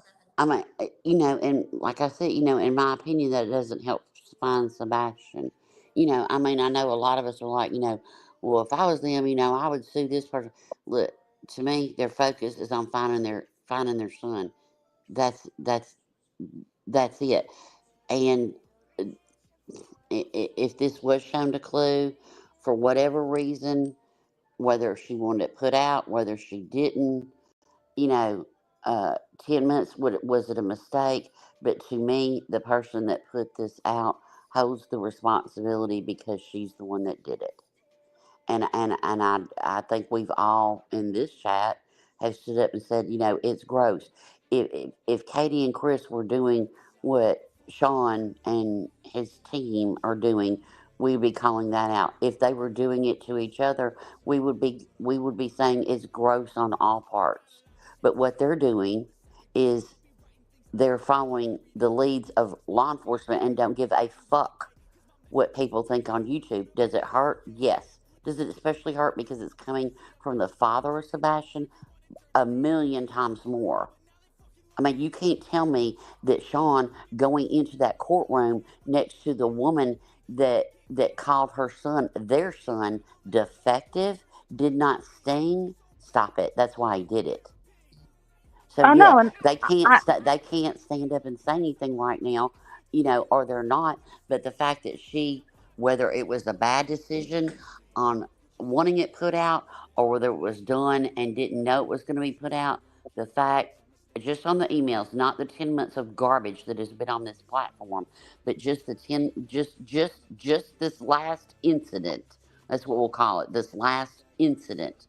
I'm sorry. I think it falls on Clue for putting it out. She should have never done it. And then the fact that now they're twisting and turning it and turning now, which CPS reports have nothing to do with this email, from what I've heard so far in this chat. Because like I said, I don't watch these fools, but you know, it just gave them more ammunition. Which now everybody just go make sure that you go there and click on all the shit to get the last piece of juicy information on all this. It's just gross. That's why I come here and maybe like nonsense or she'll review stuff. You know, other people that just review facts, correct misinformation, but giving these cats a view, y'all are just feeding it.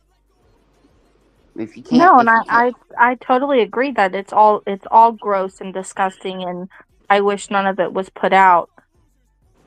But let's say the Proudfoots did want it put out. When do they get to stand up and say enough is enough? Anytime they want to. Right. Anytime. At any point in time. Chris has already come out once and made a statement and asked people to stick to continue to cover the case, but stick to the basic facts of the case. This to me doesn't seem like a basic fact. He's asked it once. Now, I mean, at any point in time, they can ask again. and I mean putting out an email. What that to me, that's not standing up for yourself, really. Okay, so y'all were working together. Okay, now that's been twisted up into CPS reports and all, and then giving out the name of the facilities. Do you think that by Tony giving out the name of those facilities, they're not going to be bombarded with weirdos? No, but I do agree with Amy on this one. She made a very valid point. She said that they had time and they looked up. They had to have looked those up. I agree with Amy on this one. Well, yeah. I mean, they were working together. This is pre Sebastian going missing. They were trying to navigate through a system of what was the best for Sebastian. And just like Tony said, they were nice enough to include Seth. But now they're going to, it's like, well, they were nice enough to include him, but, you know, they've got 5 CPS reports. But he wasn't removed from the home. But see, now, because this was put out, who is hurt? You know, I'm sorry, Seth, Chris, Katie, they're adults. Yes, My heart feels for them because they have a missing child. My heart breaks for Sebastian. They're adults. They're not missing.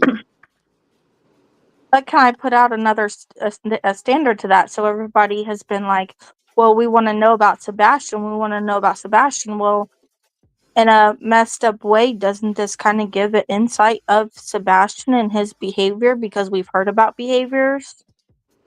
But does it help find you? Tell me what you got out of those emails. And I haven't listened to any of it, so I don't know.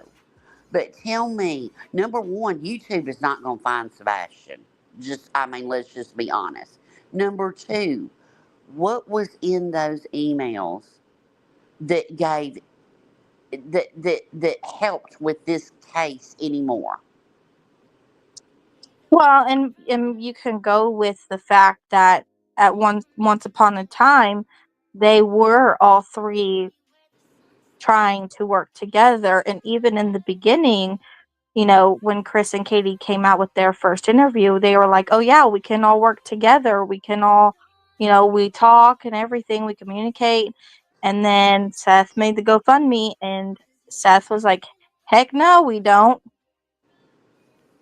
But like you said, that was said early on during one of the, I think it was the second vigil or whatever, when it was moved.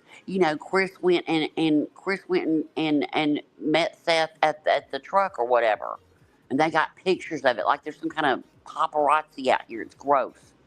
And they wanted to work together. And then Seth says, "You know what? Screw all y'all. We're going to work together." And then he got backlash, less money, and within hours he went back to trashing. This?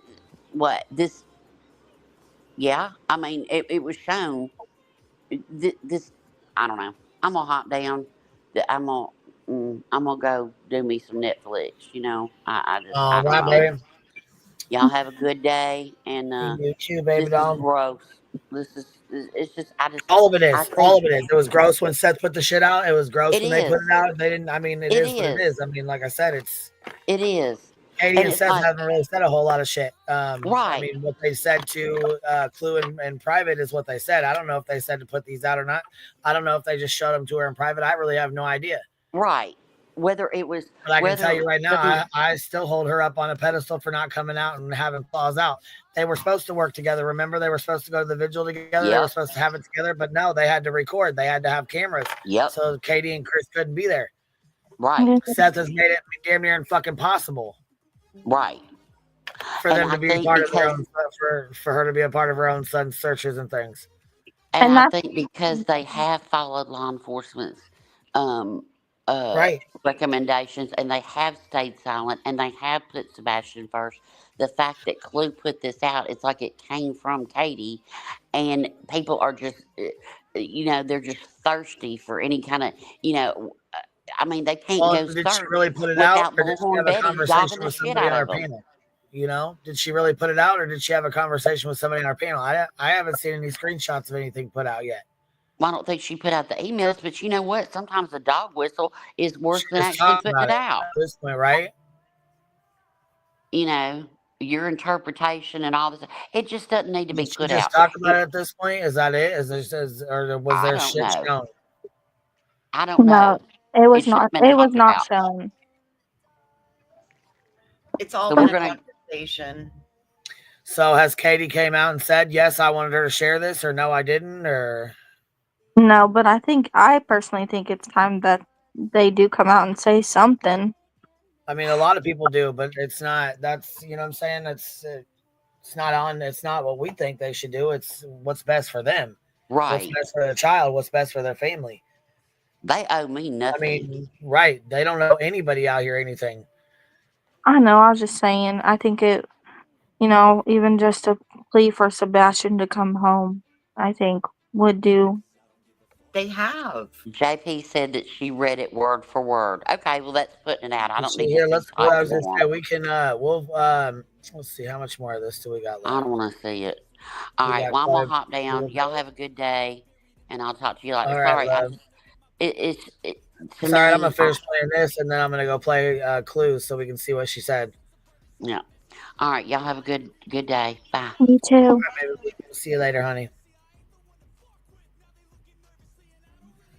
All right, we'll finish this, and then we'll go listen to what Clue said that popped this off here. We're just kind of looking here what people are really heartbroken at this news. Well, It's kind of the and it's my understanding. consensus. I want to ask Tony just to clarify this because I'm seeing people say, "Why didn't Seth do anything if he knew he knew about the 5 CPS reports?" But it's my understanding he didn't know, right? He didn't know about any of them. That's outrageous. They never notified him. When he got the DCS reports, he didn't just get the ones from November. He got all of them.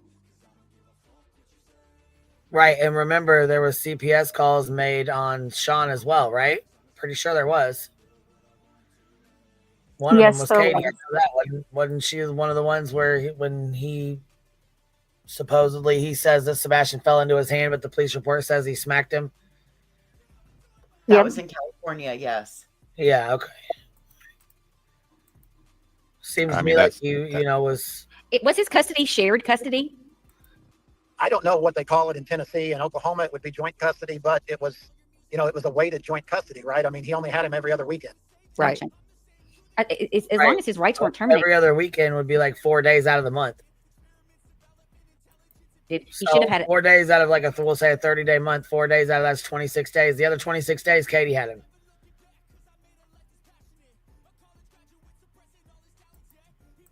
The ability to I know because I worked in the school system for 27 years, and we had to notify any parent that still had right to the child anytime we had to call CPS, and CPS came out. Once the investigation was started, we were required to do that. So I'm wondering why CPS did not contact the other parent. Auntie, I would tell you that from the legal counsel that we have spoke to, they had a very straightforward legal responsibility to notify him. And I would say that you can't do much about this until we figure out what the damages are. Right. But I think that this situation is far from over. Oh, so they did have a legal responsibility to notify him. That is what. Oh. Okay, I would have been surprised had they not been responsible, because I know that's not something you can drop the ball on. I see. I guess Clutch the Pearls was on while we were on. He just says, I'm sitting 1,300 people laugh out loud. I was wondering what was going on here. Our numbers just went through the roof, and I'm sure you can hear you, but in case my notes are all, they're about October of 2022. Seth and the Proudfoots had all had a discussion about having Sebastian enter an online program in Clarksville and living with Seth. There was a waiting list, so he couldn't get on that year. So they finished up that school year. The following summer comes. Once we get into the fall of 2023, he still can't get into that online school in Clarksville. The waiting list is still full. So he enters high school, of course. They're still having trouble at school, behavioral issues. And then sometime around November of 2023, CPS reports or DCS reports. Oh yeah. So actually, during this time of 2022 through 2024, or January 2024, there were a total of 5 different CPS reports made, all separate incidents, all mostly involving, it seems, the fifth one's still open. The fifth one is still open, but they all are directed, or they all involve the step parent in the home. Is the predominantly, right? Predominantly, although Katie seems to be named possibly in a couple of these, but more as allowing. But the step right, allowing the situation to it. So that insinuates to me that he read them. In my opinion, it sounds to me like he read them if he knows what's in those reports. So they're having trouble with Sebastian, I guess, at some point, and then around November of 2023, they start having discussions about putting Sebastian in a behavioral school, one locally in Gallatin called Bledsoe Youth Academy. Seth does some research on it. It turns out they've had a lot of, children pass away under their care, and so he didn't want to approve that. He reached out to a lady named Tara, who works with this kind of thing, found 4 other really good schools around the country. Those cost between $5,000 to $10,000 per month. So of course it's $60,000 to $120,000 a year. So that was not feasible, for the budget at that point, I guess. And then he gets approved, I guess, sometime in that winter before he went missing to get into the Clarksville school. So then the plan becomes for Sebastian to go live with Seth in May, which we all knew this part of it, that was the arrangement. But then another CPS report comes in January, and we still don't know what's in that report. And neither does Seth, neither does Tony. No one knows because it's an open investigation. And then Sebastian goes missing in February. So there's your timeline. Tony, am I misspeaking on any of that you could tell? No, and when I spoke to Mr. Rogers, he said that the ongoing one was either at the end of January 24 or the very beginning of February, within that few days there. Okay. Oh my gosh. Hey, Bree, how are you, baby? Can you hear me?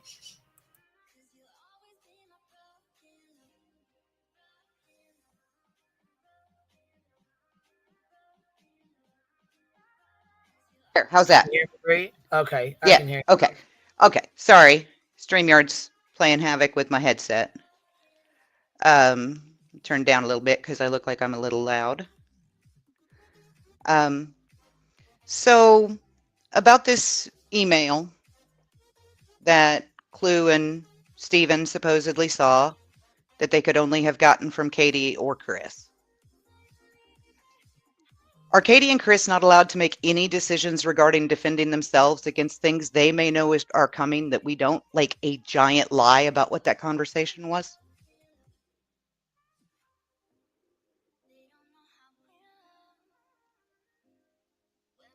If Seth were planning to drop something, expecting them not to put the truth out? See, I don't. Yeah, I was gonna say I'm not really sure. You know, Because they've been sitting back and taking this for 10 and a half months. right? And if they found out that he was about to tell a gigantic whopper of a lie about their educational plans for Sebastian a year ago, expecting them not to contradict him, and they got ahead of it, why is that bad? I agree with that because look at all the shit he's done this entire time. Listen, I said I don't fault Katie and Chris for doing this. I don't fault Katie and Chris for going to somebody and venting this. It comes down to creator responsibility, in my opinion.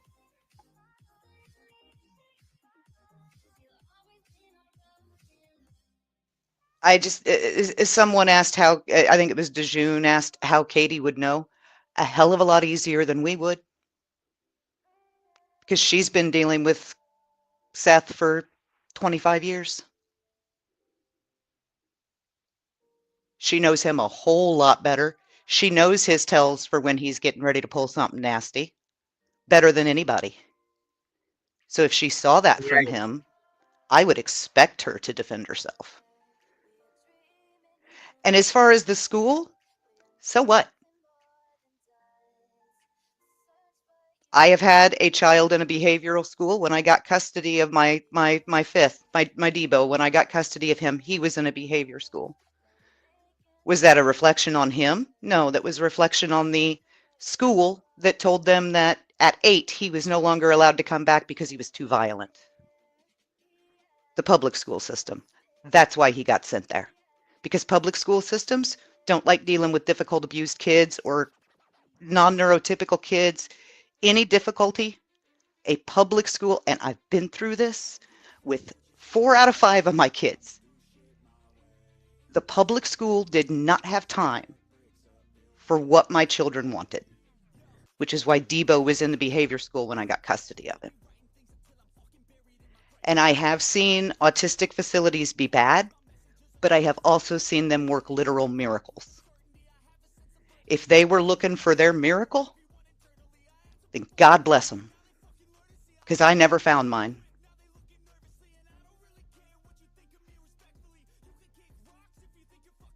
And you know me in privacy. I mean, I have threatened to sue so many people for trying to bust out my kids on their medical privacy. But I talk about my kids and their difficulties. And I don't see why Katie shouldn't be allowed to release emails talking about her educational plans for Sebastian. That just doesn't make any sense to me. I think she had every right in the world to release it if she did. And I know that puts me in the minority today, and that's fine, but that's me.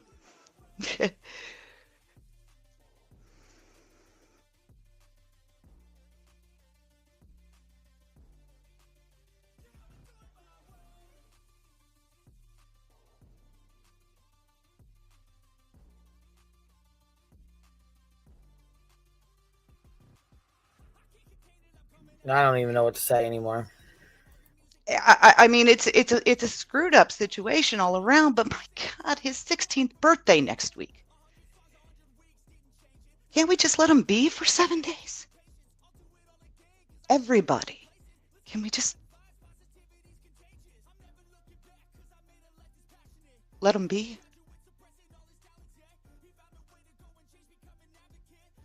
I don't know. That's all I. And no, I can't speak to every public school because obviously my children have not been in every public school in the world. But in the ones I have dealt with, I have not yet run into a public school that had time to give specialized attention to a student who needed it. So, but that's my opinion. I'm just.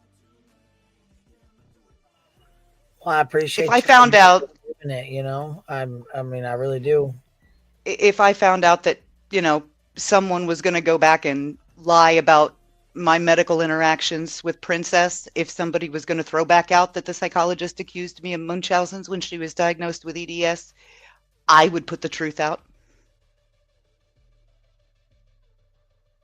Just because the truth coming out before the lie makes the lie not stick as well. Right. And they've been fighting from behind since February 27th.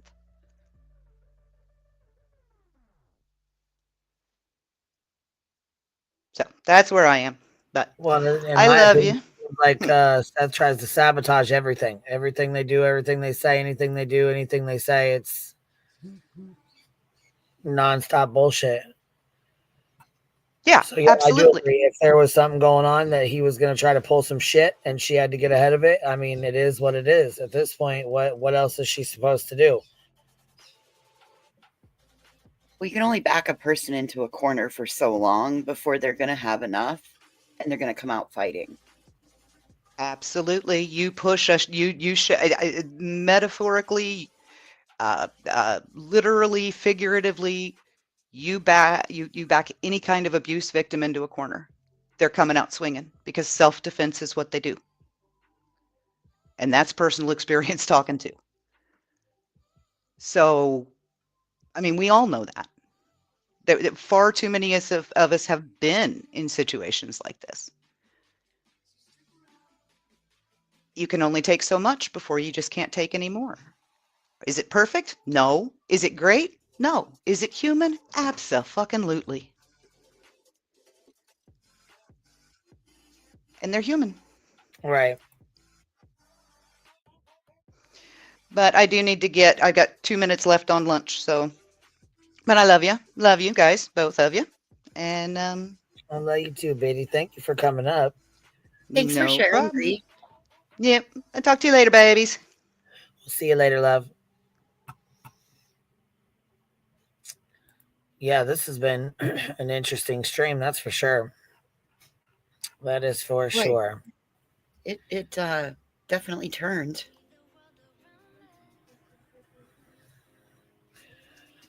All right, let's see here. Well, there's a few more minutes. I think all the rest of this mainly is some bullshit, but we'll play some of it.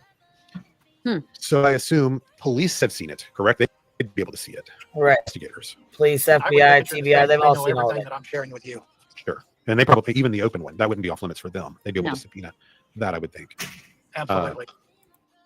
Yeah, so that's, I mean, you know, that's it's, people are so, I know you can't see the chat because you're driving.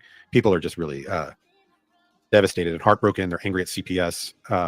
That's essentially, that's what everyone's kind of saying. It's jaw-dropping. Yeah, that's the response. Unfortunately, we knew some little bits and parts of this, but it does kind of make sense. The timeline starts to make some sense, unfortunately. Mm-hmm. Well, you know, I had a conversation offline with you and Mrs. E regarding the John Benet Ramsey miniseries that my wife and I watched. Yeah, the rest of this is some bullshit.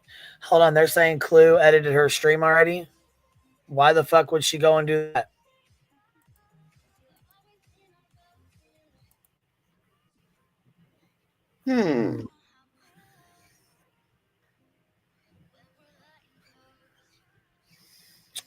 Well, that's odd.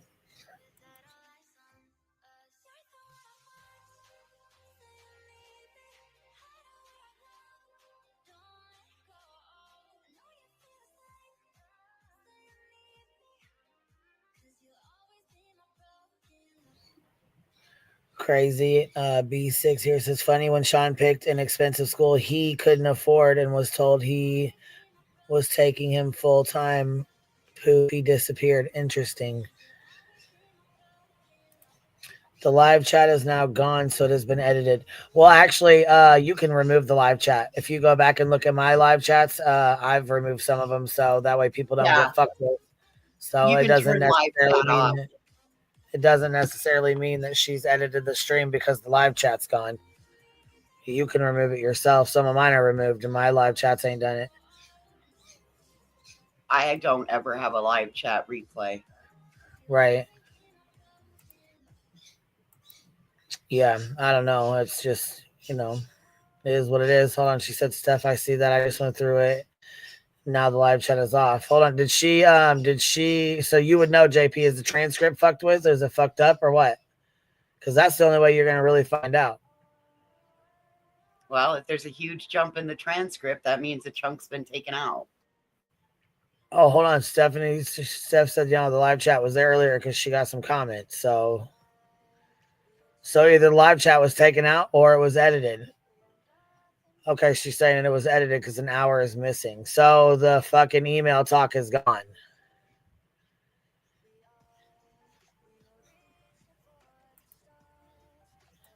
Let's see here. Let me go pull her shit real quick.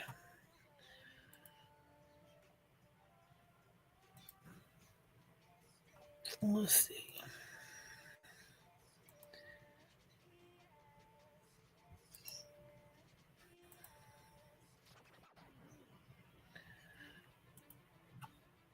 Well,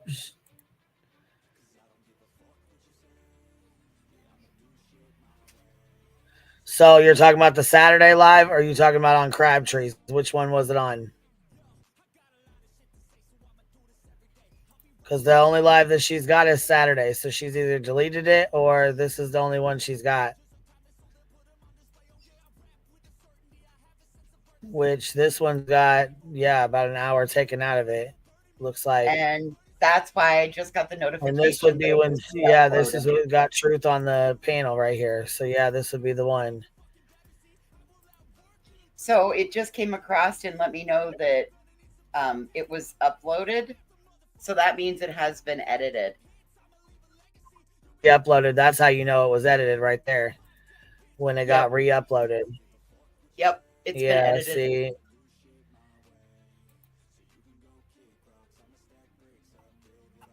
The Saturday one is the one. Yeah, that's what I thought. So I get this jury box in the mail. And it was like, no matter how I tried to explain it to her, it wasn't that she was wrong. She was just misunderstanding what a being seen closer up. Across the room. I throw it like a damn NFL football player. I don't want it now. And big deal on that. Right. Okay. But at least it was an option that was brought up. Correct. He did it with every location too. So he had a cost breakdown. So it's like 10 grand for this, 5,400, I think was the cheapest we heard is being thrown around and so many accusations are being thrown around. Then we're brought back to a place where we're supposed to question Seth for some of his actions. Maybe not anything directed with this, but I just. An hour and 17 minutes. All right. Does anybody got the timestamp? Yeah, back nonsense. Put it in the back chat. 1 hour, 1 hour 17 minutes. All right, let's go check it out. That's what I thought. I thought that I was making sure that was it. We'll even go back a few minutes here. A jury box. That's where I just popped it on What it. was that? The jury box where your box I got. Yeah. All right, we're at 116. So apparently installing lights. I love important. how many women in the chat can relate to this. When the man. All right, here we go. Oh, wait a minute. His mic isn't working. I know I can. Wait, I can't tell you how many times fiance's been doing something. Son of a bitch. Hang up on Crabtree. See, now he's questioning himself as a man.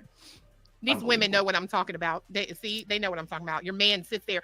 Let me tell you, we tried to put together this jury box I got, okay? So, to put your rings and stuff in. So I get jewelry this jury box. She said a jury box, bitch. I'm thinking she's talking about jury duty. I thought she was talking about jury duty, a jury box. She's talking about a jewelry box. A jewelry box. I was like, a jury box. That's where the jury sits during a trial, right? Right. But then she I am said rings fucking and things, done. and I got all confused. It's funny. A jury box. And what kind of box? A jury box. What? I'm sorry. What was that? The jury box where you're A jury? Is that where the people? A jury of 12? Whatever. See, the box. Find you guilty. The box for glittery shit. Okay, so it comes in, and I'm over here, and you know what I do because I'm a woman. I try to act like I got this, and I'll sit there with all the little tools they send, and I'm in the floor over here, and he's still working. Well, you know he does this thing right where he comes over and he's like, "You want some help?" And of course I'm like annoyed. Ow. And I'm like, I mean, if you want to help, knowing I need his help, right? Well, he goes to proceed to put it together. Here we go. I'm looking at this paper and I'm like, I don't think that's right, babe. And he's like, don't even know there's a paper that shows you how to put it together. Okay. I'm like, I don't think that's right. This lip is over here. And he's like, it'll be okay. So finally, he goes to put on the front of it where the mirror and everything is, and it won't fit. And he's like, he steps back and he goes, Then he picks up the paper. We're all the way done. This is the last step. And he picks up the paper, realizes, oh shit, we got them 2 drawers backwards. And I'm like, then he leaves me to get on a work call to fix the shit. But that's how it is in my house. They just don't like directions. You know what I mean? They never, ever pick up the directions. All right, we're almost at 119 in. We're at 119.10. So is that the part that's edited out? Because there's no email talk at all in there. Right. So that means None. that he's edited it. Yep. That means she went and took the whole fucking thing out, huh?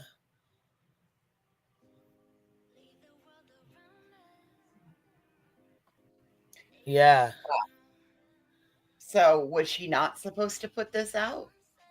We need to check Shit, Crabtree. it really makes you fucking wonder, huh? We need to check Crabtree's from yesterday. Be on YouTube. Why is he on the floor? He's got an itch on his Why head would she before. take that out? Okay, Butterhead. Mine was 1 hour 42 Crabtree's minutes. getting a cow Okay, let's go and not a check baby 1 cow. hour Damn, 42 look how minutes. high them Big pants ones. are. Look how high his pants are. It's gonna fall. I mean, and I'm not gonna lie, I think that's fair. You know what I mean? All right, we're at So like 141. if I'm them, we've had him. Clearly there are things going on that we can't help. We've tried. So why don't you take a shot at it? Right? I won't discuss what I got to see and listen to last night as far as what Sebastian had wrote on a piece of paper, unless I knew it was okay with them, right? Chris and Katie and Seth. But what was on this piece of paper, truth, was disturbing. And I'm talking about fucking disturbing. His words. Oh, well, that's So what the fuck? So is Crabtree treading on his friendship with SF Investigates and getting information and now No, he said what he got to see last night. Right, but who What I got showed it see. to him? I won't discuss what I got to see and listen to last night. I won't discuss what I got to see and listen to last night. Right, but by whom? From whom did he? Right, I don't know. Hold on.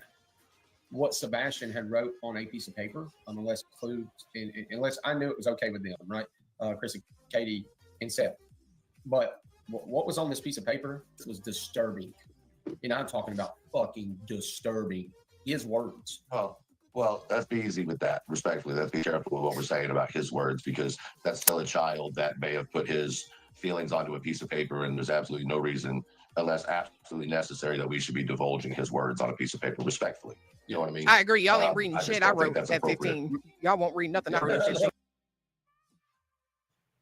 Right. I mean, he is a 15-year-old boy. Fuck. I mean, come on now. Right.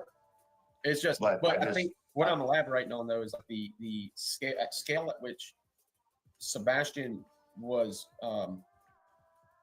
where he could absolutely have behavioral issues reading this. Like you could see it. he was. I don't have any question that there were behavioral issues, right? I think that I mean, is something that he's is a pretty. damn kid. He's a teenager, yeah, and he's also a teenager who's developing with autism and developing in many different areas and ways of his life. Yeah. I unfortunately and fortunately don't think that has a damn thing to do with his disappearance. Respectfully, my own opinion. I mean, I have we can issues. keep running down those. I'm 40, 39, but I still have issues. I'm just saying. We can keep running down these roads of possibilities, but I really feel like anything that's going to put Sebastian in a negative light, whether it's writings or whatever it is, I think we have a responsibility to be real careful about what we say out loud. What you read, and it helps you understand the case, right? I respect that. I mean, I've seen some things that I would never want the common folk, I mean, like the common viewer to see. And I just want to make sure that, it's just, that's real. See, I have a hard time wondering what the hell's going on with these and we still ain't heard shit about these emails. So here we are at what are we at here, 143? Sad that people are having to read his inner feelings. You know what I mean? And I think that I law agree. enforcement probably has that, right? I do agree with that. And there's a lot of things that makes you wonder because it's like a buildup. Let's just say, in the off chance that Sebastian, he ran from the house, he took off, and that's what he did. There's a lot, if you look at a table and play it out there, of why a young man would say, dude, what the crap? 15 years old, I don't know, man. It's hard for me to, especially given. Want to make sure that, it's just, that's real, that's sad that people are. Said it wasn't him, it was his son's girlfriend. Okay. But again, we're like speaking for someone, right? Like that's right. This is in theory, right? Like, I understand y'all don't have the direct answers. I apologize. I don't mean to sound like, an asshole or anything, but that's just something that is out of left field. And it makes sense to the fact that parents would be working together to try to cohesively figure out a solution for Sebastian. That sounds like the emails. That sounds like the email talk right there. Yeah, parents working together cohesively to find a solution for the problem for their son. That kind of sounds like the email talk right there. Right. How did he go from obviously 3 parents doing research, talking to each other, whatever, to Sebastian's missing and they can't search with each other together? Right. Like that's such a massive separation. 100%. And I will say this, like, I remember meeting Sean for the first time and he had an agenda. I don't care. Take me to fucking court. He had an agenda. Wouldn't that be a better option if that's the kind of help? Wasn't her in the conversation. So was it Seth and Chris? No, it was him and the police. Police, yeah. He reached out to the place and had already done all this stuff. Okay, when he brought it to them, it was discussed about a school like that as an option, and the decision was that no, he's going to go live with Seth. That's a massive difference, right? Like Seth's house and being homeschooled and being in a preparatory program, right? Like if it's a legit program, then that's a big ass difference. Go to one. Wouldn't it be in his best interest to be in See, a we're way past this. We're at 132. Fuck. Holy gosh, man. Here's 154. Facility or that facility. Let's go back a little pinch. Why are we now finding out about? Why is this email being brought back to light 9 months later? What's the part? Why wasn't it brought to light? There we go. Why is this email being brought to light 9 months later? So it's not anything recent. It's from 9 fucking months ago. What the fuck? I mean, that's bullshit. They're talking about a fucking email from 9 months ago. 154, they start talking about emails in schools. But like he just said, why is this email being brought back up from 9 fucking months ago? And I would be amiss if I didn't ask. Why are we now finding out about? Why is this email being brought back to light 9 months later?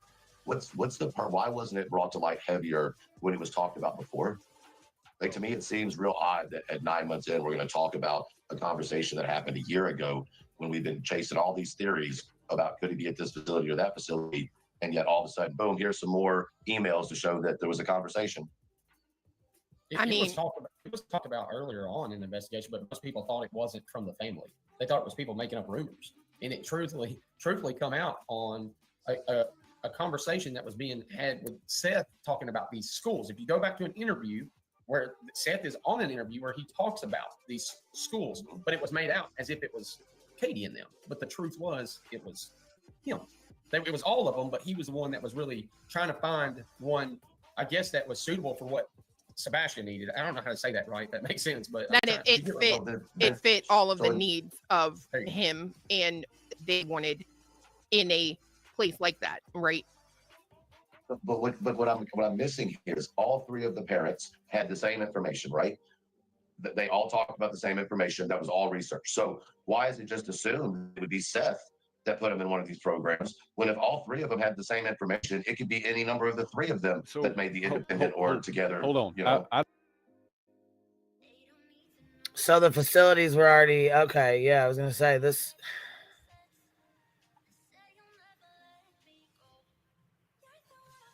I feel weird sitting here listening to this conversation. This sounds like something they should have had in a private StreamYard, not on a public live stream, in my opinion. Well, they're like I said, they're talking about an email from 9 months ago. Right. That's why I'm saying this is something they should have been doing privately. Clue, Truth, Crabtree. This isn't something for public consumption. Why privately, though? I don't understand why privately.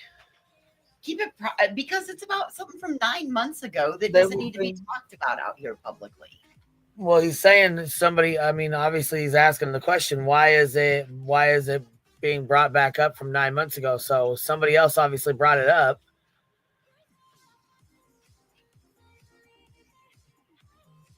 He's asking. Did you hear him ask? He said, "Why is this email being brought back up from 9 months ago?" Well, so absolutely. And who brought it up is my question. Right.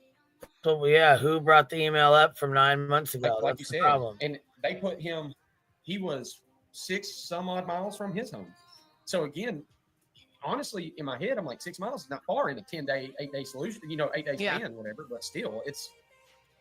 I don't know. Here's where if there had been some tracking of him, I would go with that assumption in theory heavier than anything. But there isn't. And it's hard to assume or think that he went in any direction, that there's absolutely no broken ground, no disturbed woods, no slides in the ground going down a hill. And y'all have been throughout that area. You know how treacherous the valley is right there, going in between the two. Y'all know what I'm talking about, following that creek and going up the whole back of the property over there. It's treacherous. So you would have something. And if you're barefooted, at the very least, you'd have some type of blood droplets, blood something. There was none of that, all right? But I have to go back. Respectfully, I need to go back to this email because there's something that's kind of bugging me. And I would be amiss if I didn't ask. Why are we now finding out about? Why is this email being brought back to light 9 months later? What's the part? Why wasn't it brought to light heavier when it was talked about before? Like, to me, it seems real odd that at 9 months in, we're going to talk about a conversation that happened a year ago when we've been chasing all these theories about could he be at this facility or that facility, and yet all of a sudden, boom, here's some more emails to show that there was a conversation. It was talked about earlier on in the investigation, but most people thought it wasn't from the family. Yeah, he said, why are we bringing up emails from a year ago?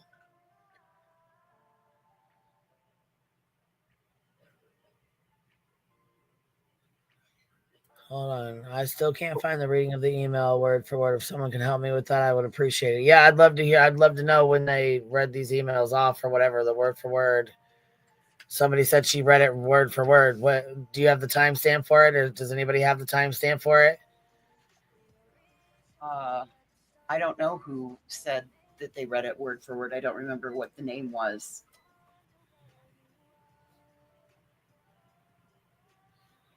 Jenny's Mixed Media Journal says nobody reads the emails. And some are saying the stream's edited and it's cut out.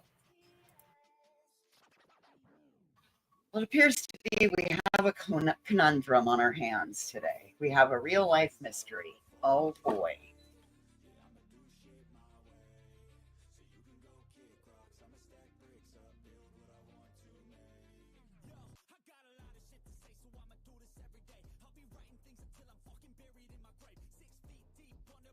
Lauren says it's not edited and it wasn't read word for word.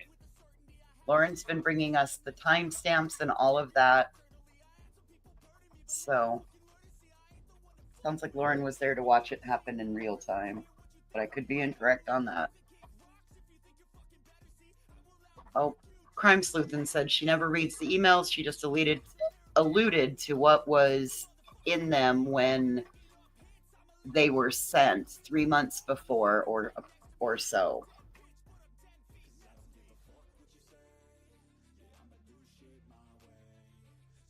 Indy, that's what I'm talking about. Casual Art says the emails were not read.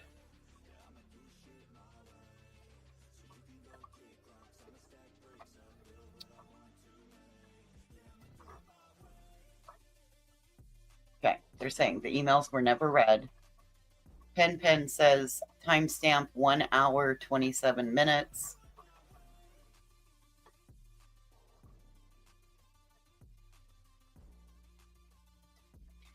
The email is not read word for word, but she skates around what is in the email.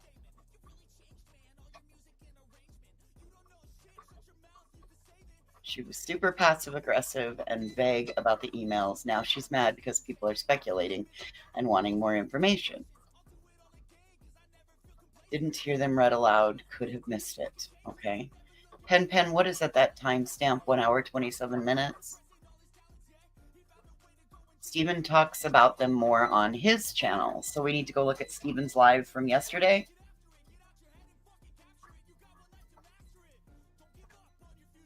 Okay. Can you pull it up? Hang on. Megan VR says, Truth was on Granny's today and said Katie just showed Clue in the past 72 hours. Well, then why is Truth saying these emails are being brought back up from a year ago? Well, maybe it's in the last 72 hours that she showed them to Clue. That could be taken both just ways. said from a year ago, though, so that's odd. Stephen made a mistake. Okay. Let's see if I can get this to work.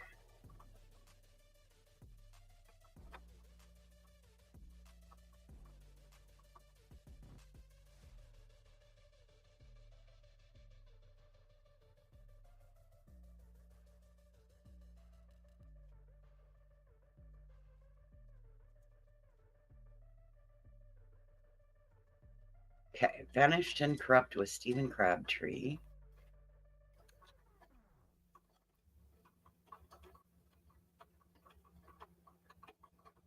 Oh, okay. Hold up. So they're saying Steven makes a lot of mistakes, that he's the one that supposedly, fucked up and said this or whatever, talked about it. But I just heard him talking about he got this the fuck on a piece of paper that was disturbing, and he said it's real disturbing. So what the fuck's going on?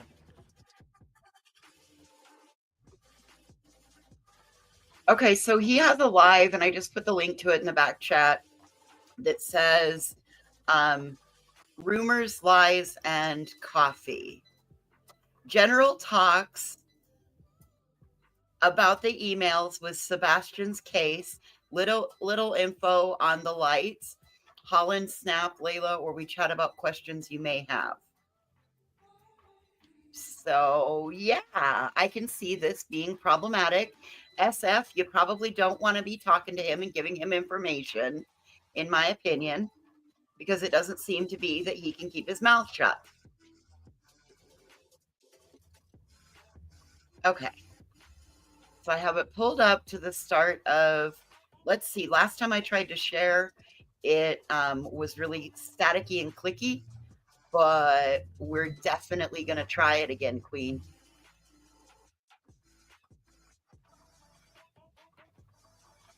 All right. I have it back there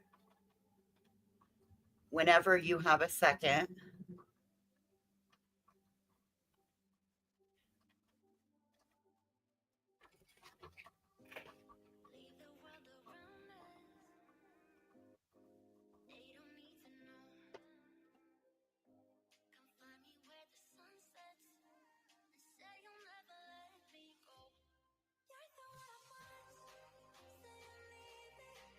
You should never test, set traps, and do bullshit in a missing person's case. No excuse.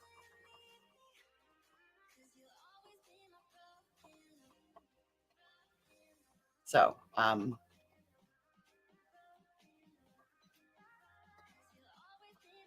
don't know. I guess we're going to have to see what this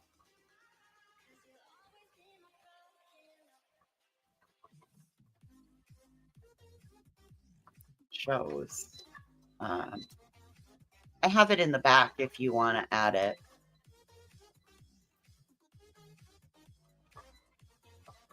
Okay, LFT says, emails were sent November-ish before Sebastian went missing.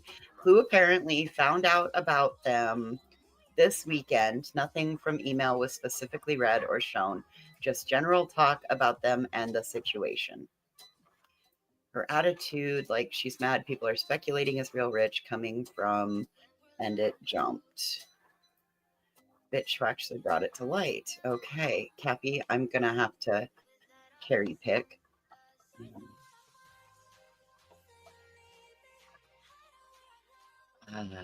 Well, hey, J. Kels. Katie wanted him to go to a school in Tennessee near them, but it was too expensive. I have heard that, yes. Can it be Stephen continually gets shit wrong? He doesn't care what the outcome, and he should have kept his mouth shut. Stephen just likes to be involved. Well, I've thought that myself a time or two. Apparently, KP had only been on board if it was near home, and so a place in Columbia, Tennessee. Sean, however, seemed he wanted to send him out of state. She wasn't okay with that. Okay. Well, again, that shows parents working together.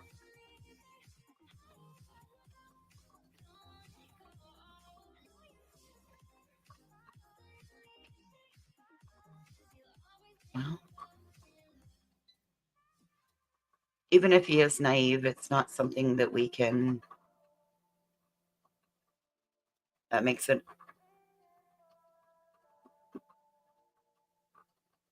I know, Megan. That's the same thing I said. None of this should be out here. It should never have become something. But he's eager to put stuff out. Okay, 5114. Crab Dick says in his last live that he has seen the emails. Okay. Well, I have the live pulled and it's sitting backstage when she's able to add it. So that's not a problem. And now we know that 5114. Okay. 5114. Okay. Well, I spy for the FBI. Yeah. I was kind of thinking about that one. Okay. He said Katie showed them on her phone to him.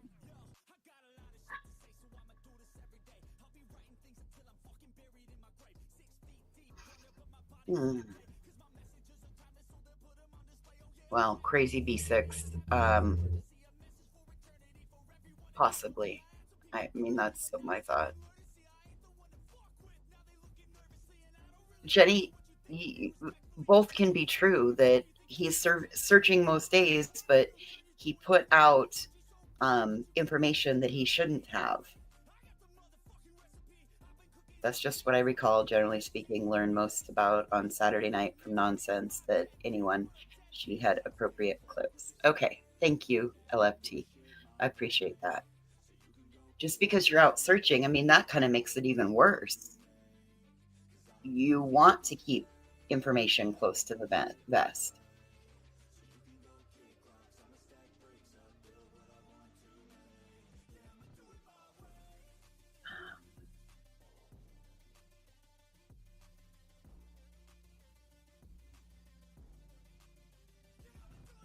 After cost was mentioned, the KP said money wasn't an issue. I'll have to double check now because I know Sean is saying it now. Synopsis. JP says synopsis. Clue and Truth and Crab Dick talked about the emails. they saw, which created a whole shitstorm. KP has shown them all the emails, according to them, allegedly. Yes. Okay. Clue, Truth, and Crabtree are doing a lot of sneaky stuff behind the scenes, in Kirby Barbie's opinion, allegedly. Money wasn't an issue. Katie wanted Sebastian close to home. I agree.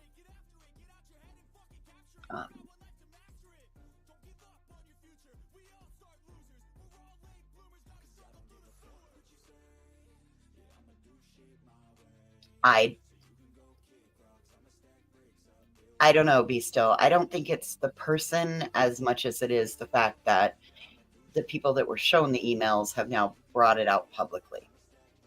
I could be incorrect on that, but I believe that's kind of where I'm standing. It's not that the fact that of who brought it out, it wouldn't have mattered who brought it out.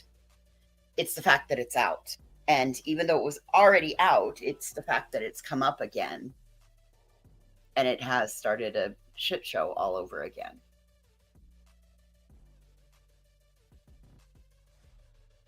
Well, I like I said, both things can be true. Both things can be true. So. Oh my goodness. Crazy V6. Well, and maybe she wanted the information for other creators, for that group of creators to know, but maybe she didn't want it for all of the YouTube streets to know. Does that make sense? I'm glad it clears up. Emails spoke of by Chris and Seth about online school. So now that they opened the door, Tony came through the door to elaborate on the emails and explain. Damn it. Y'all are typing fast and it's making my chat jump like crazy. I think the intent was to show that they were working together, but it just led people to guessing. All right. The chat is running. You guys are typing so fast. Tony's the one that called into a live and spilled extra details. Well, there's that. The team will feed off this info for content in weeks, plenty of new content. She was having a private conversation. That is where the information stops. The bitch just, oh God. All right, I gotta mute for just a second. I gotta change let me get the dryer started.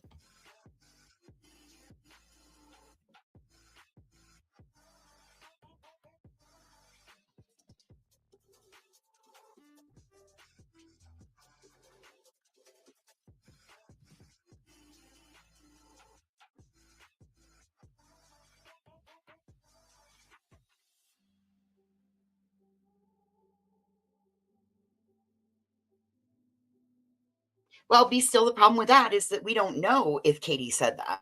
We don't know. And I think that as long as we are out here questioning things, I don't think it's wrong for us to question why this is out here. I think that we're crazy if we don't question why this is out here. And I don't think anybody meant for it to go like this. JP and Cappy are on one today. Damn it, I should have went to the store and got cigarettes before I did this. That's okay. I got an emergency stash.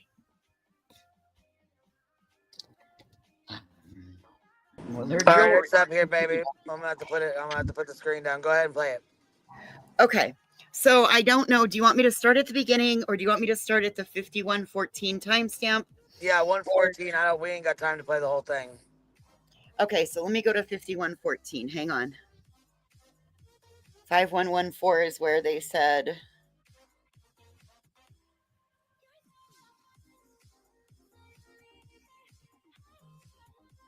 Okay. Oh, of course, there's a fucking ad on it. Hang on. And I'm cheap. I don't have premium, so bear with me. Okay, so we're at 50.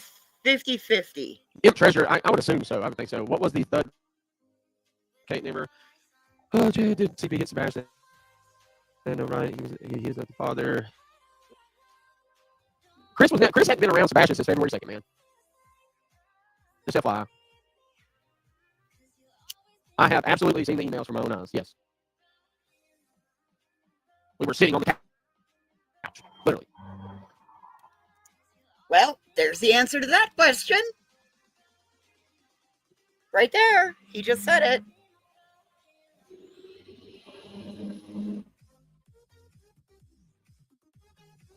What did he say? Play that again. Shit. For some reason, it's cackling really bad for me. I don't know if it's just me or if it's the audio. Yeah, it's okay. So it's not just me. The audio is really bad. Like it's real glitchy bad. All right. Well, Like super choppy. I don't know if it's him or if it's yours or what the hell. No, if it's mine. It's something with my computer. Every time I try to share screen on StreamYard, it does this. Oh, it's okay. Okay, go ahead. It's all good. Yeah, it's all good. I'll play it here in a minute. I'll be back home here in just a second. I'll play it. I put the link. I put the link in the back chat. I'm really sorry, Queen. That's this. No, it's all good. Sucks. It's all good. All right, Give me 1 second. That's fine. And I'm really sorry, you guys. I didn't mean to crackle your earballs out. I'm so sorry, you guys. No, don't so be. What It's all he said, good. I got it. Okay, you guys probably couldn't hear what was said because it was cackly. But what he said was, yes, I've seen the emails with my own eyeballs. I was sitting on the couch. We were all sitting right there. I've seen the emails. That's what he said.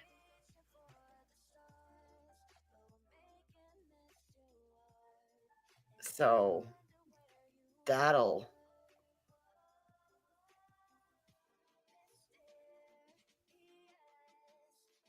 we'll just continue to chat for just a couple more minutes. I'll have to go through. It's so weird because with StreamYard, I can't share a screen. It makes the thing all cackly. I don't know.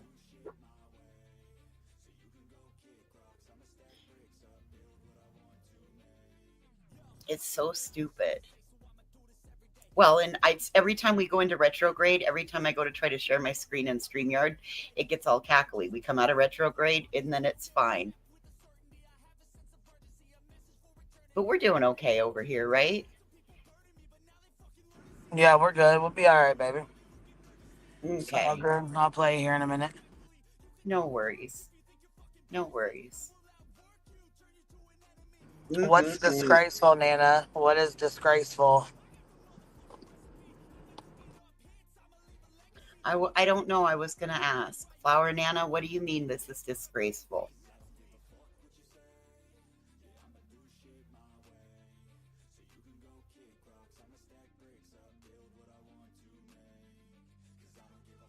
He was just recently diagnosed with autism. It was in December of 22. So he would have we're just coming up on like what would have been a year for his diagnosis.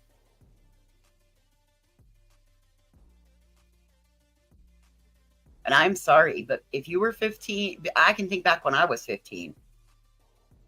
And with everything that is changing, the pressures you add in social media, the fact that your parents, October of 2023. So yeah, we just came up on a year of his diagnosis.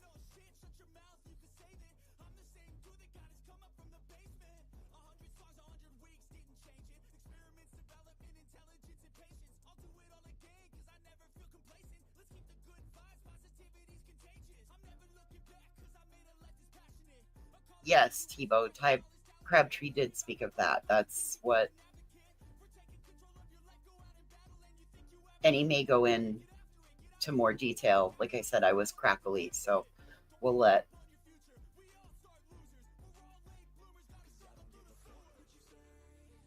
Correct, Rowena.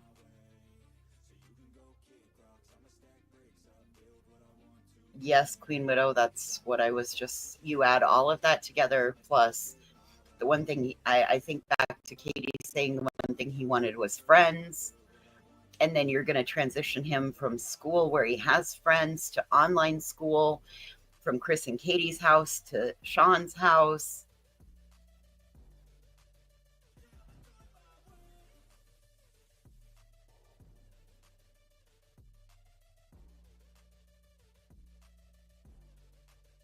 That's a lot.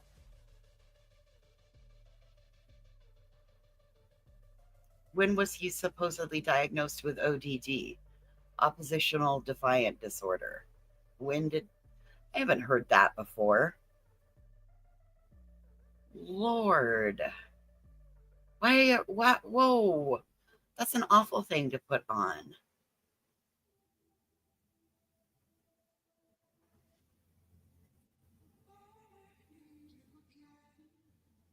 Oh, Cappy, I get nugget ice from the Maverick.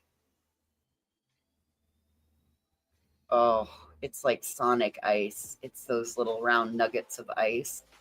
Oh my goodness. I take my own little cooler bag in, fill it up, bring it home, dump it into the ice bin. Oh, I love starting my day off with a whole brand new cup of nugget ice. I got that nice little mug I haul around with me everywhere that I lost for 3 days, and it was like I was, part of me was missing.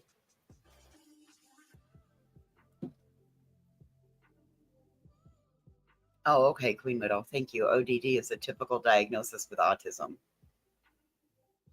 Oh, Cappy, I want a nugget ice maker so bad, but I use that as a way to go to the Getting store without having to pay for anything. You go to the Getting store and get something for free. You got something for nothing. Oh, you're at Sonic right now? Oh my goodness. Can you get me a Route 44 ocean water and bring it over? Megan, it does me too. Sonic ice is the bomb. Mm-hmm.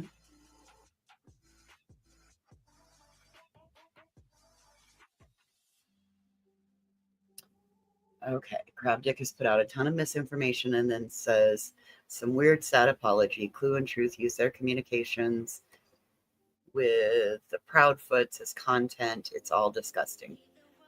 Yes, JP. Yeah.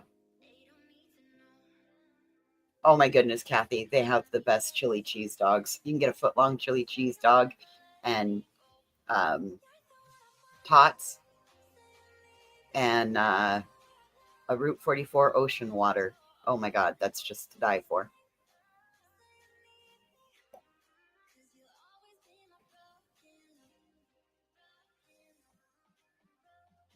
A smash burger and a cherry Sprite. Yum, that sounds great, Well Ivy. I was actually thinking of treating myself to Taco John's today for Cyber Monday. I got coupons.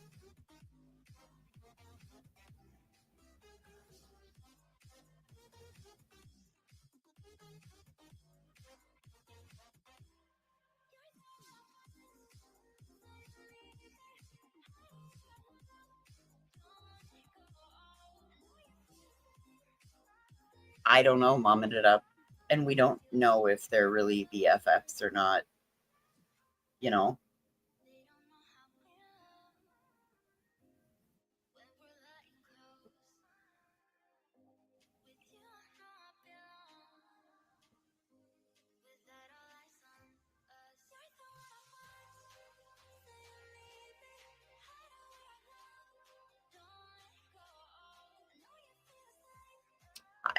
JP, I'm with you on that. I'm absolutely with you on that.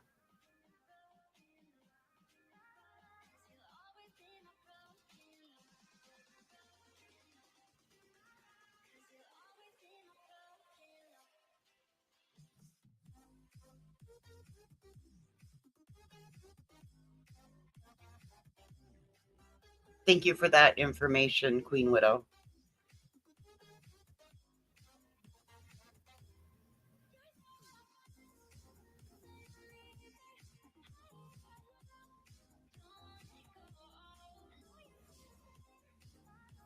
Uh-oh, Rowena busted out making cupcakes.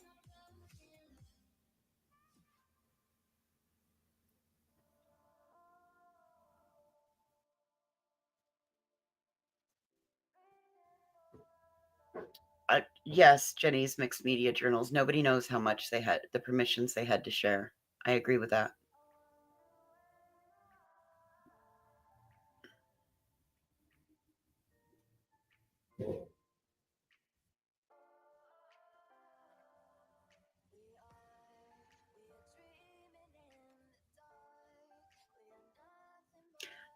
Tebow, I can't answer that question, but that's a point. Cupcakes are your favorite, Well IB? Well IB, do you tear the bottom off and put it on the top and make it like 2 layers of cake with a layer of frosting, or do you eat it the other way?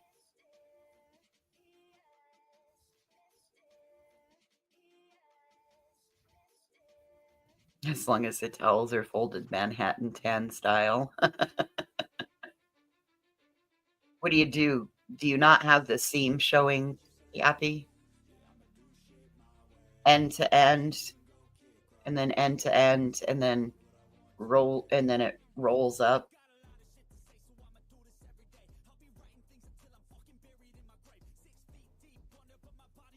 Oh, Rowena, I think that's perfectionism. That's not really OCD.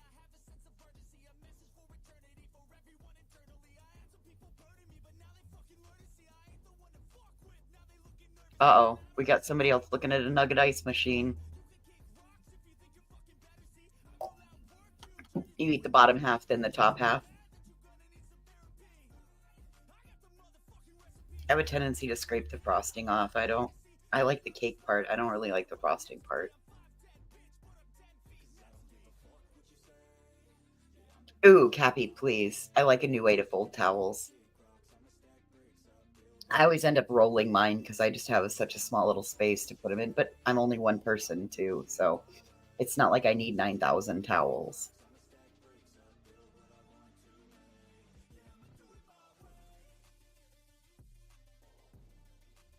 Oh my God, I'm starving. So if you hear my stomach growling, I'm really sorry.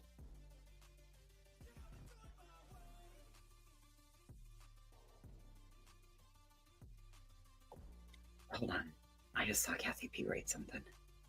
Not sure for the reasoning for putting this out, but if it was to show that we did work together or whatever, they were trying to get across. It didn't land right at all. Yeah, Kathy, I'm with you on that.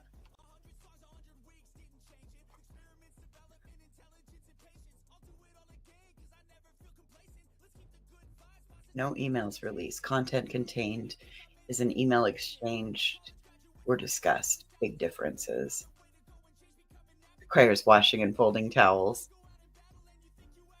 Yeah. So do you take and fold them all the same way? Put everybody at the Tahiti tan? Or Manhattan tan? Sorry, I said Tahiti tan. Should make it the Cappy tan. I got jokes for days.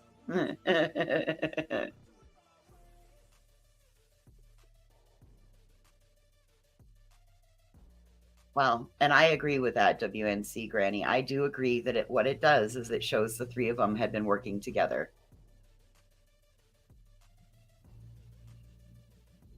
Hmm.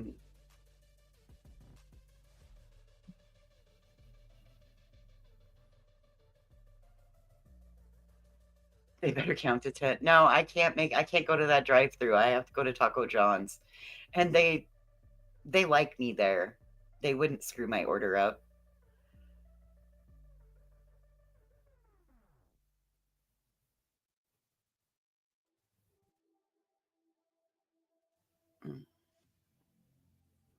Yeah, PD, I remember it. I have no idea what the purpose was to even discuss it. I have no idea. Ooh, drop cookies. Do you remember those cupcakes growing up called Magic Middles, where they had like pudding in the middle of the cupcake? God, I loved it when my mom would make Magic Middles.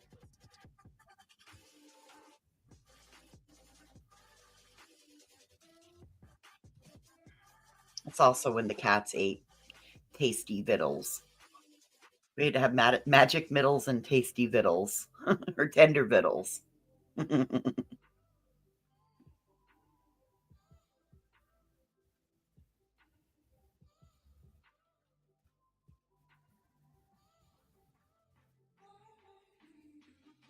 Sad part is anyone would have been able to stop and think that the team was going to show up and twist and turn this.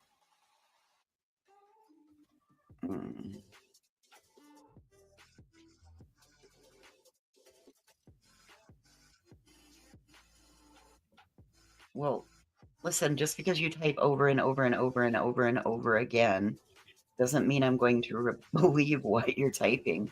We'll see it when Queen gets back, when we get back to a point where we can play this and it's not cackly. We will be able to see what was said.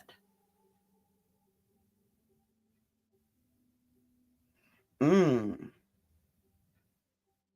you watch Sarah Boone's sentencing?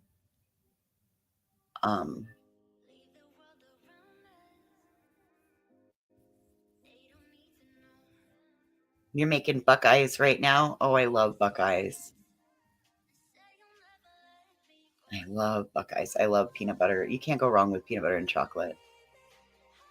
My God, I am starving.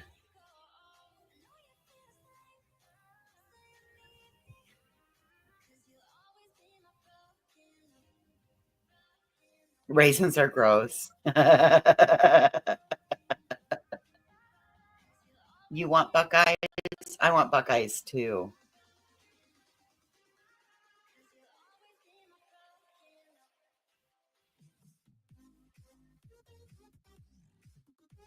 Y'all, they was told to drop this information. Right. No rum balls. I have never had a rum ball that I liked. Yuck. Not bourbon balls either. Nope. Didn't like those either.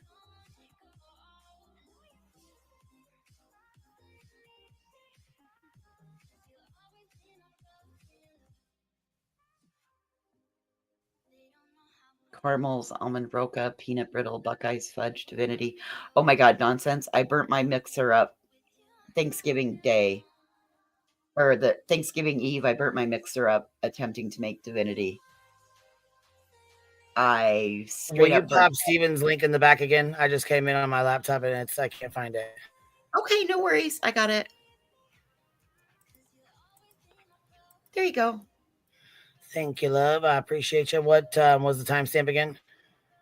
The timestamp was 5114, 5114. Alrighty. All right, I'm going to go run and grab cigarettes and Taco John's. I'll be back shortly. Give me like 15 minutes, okay? I'll be back. I'll be listening on the earbuds. Baby. All right, bye. Bye. Alrighty. Let's get this pulled up here real quick. Chris hadn't been around Sebastian since February 2nd, man. Just FYI. I have absolutely seen the emails from my own eyes. Yes. There we go. Well, there we go. He's seen the emails with his own eyes. So we got the answer to our question, right? Show did. Where the fuck is Truth at?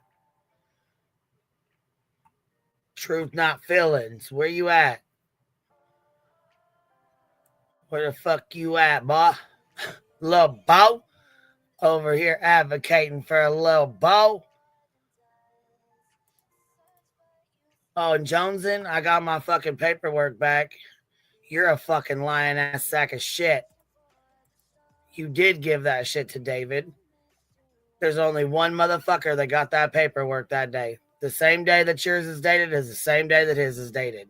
And I knew when I got it back, your ass was grass. You are the one that gave it to him. Yep. Sure the fuck I did. I told you, Kia, I was going to get it back. I fucking was going to get it back. And I got the motherfucker back.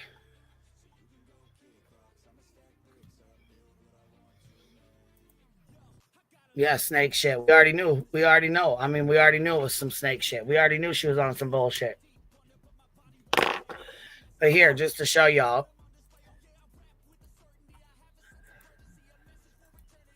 Because it just popped in a little bit ago.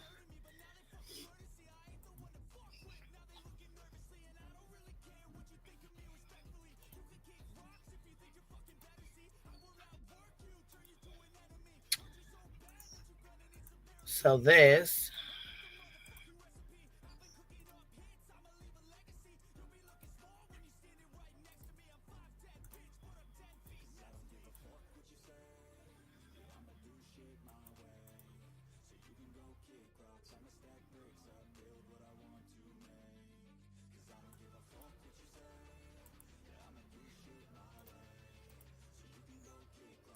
Right here came back. There was a request made on November 6th. A request, not two requests, not three requests, not Jessica and David. There was a request made on November 6th, 2024 for the following information. Any police report made on January 23rd through the 26th, 2023 made by Rebecca Turner, possibly a report made on an inappropriate video of a child being sent to her via phone. That report is attached. They sent you the report to my fucking child, to which you have on your fucking screen. And so does Sinner, aka David Matzik, is the one you gave it to. And that's how he had it to put on his screen. You're no better than Laura CPS, you piece of fucking shit. I don't know why the fuck you sat up yesterday and played stupid as fuck like you didn't know what the fuck was going on when you knew damn the fuck well what was going on. You knew damn the fuck well you gave it to him. Because both y'all did not make a fucking FOIA request on the same day at the same fucking time. That is a lie. You're not too good at this, Jones, and you're not too good at this at all. Yeah, they both showed the report, yes. David showed it first, and then she played stupid yesterday and tried acting like she didn't know what was going on. She knew exactly what the fuck was going on. She knew what the fuck was going on. Right. Rage stream crying in 5, 4, 3, 2, 1. I didn't even know. I didn't know he was going to put it on the screen. Yeah, fucking right. You are a piece of shit. Your name should be Dachshund from now on. Dirty lion ass sack of shit. Piece of shit.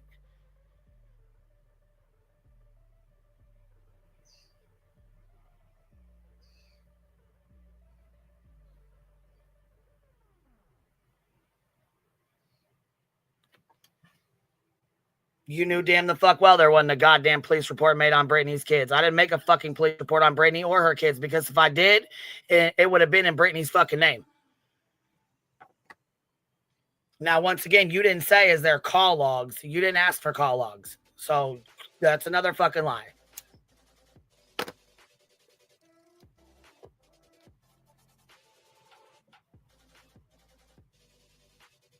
Dachshund the sneaky snake.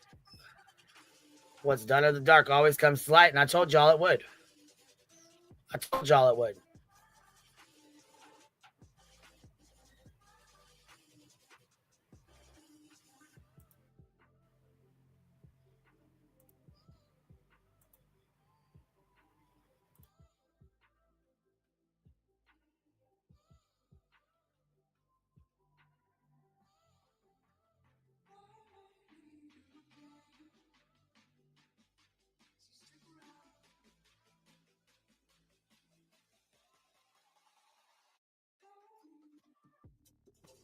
Well, you know what? Thank you. I appreciate that, Deborah. But Joneson's the one that threw her into it. Joneson's the one that brought my child to this platform with her bullshit. Yeah, Savage spoke on the fucking car situation, which was bad enough. But to bring that kind of shit about my fucking 11-year-old fucking daughter to this goddamn platform is some sick ass shit. And I sure as fuck do hope people unsubscribe and stop watching your nasty bitch ass because that is some sick ass shit. You and David both.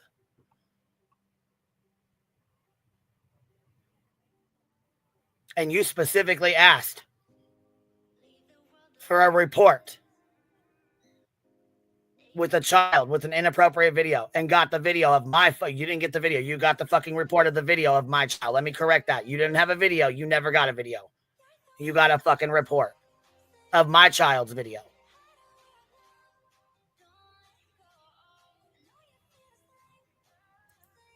I can't believe the women are giving a man they don't know personal info on all of us. Oh, yeah. Not even on all of us, on my fucking child. Talk about some sick shit. But I'm supposed to feel bad for you because your mom had an alcoholic boyfriend, right?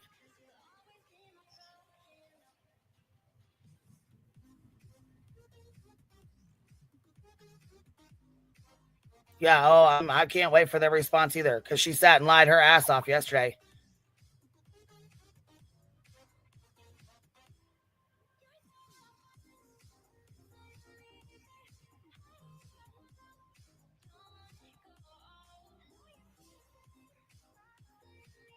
That's some disgusting shit.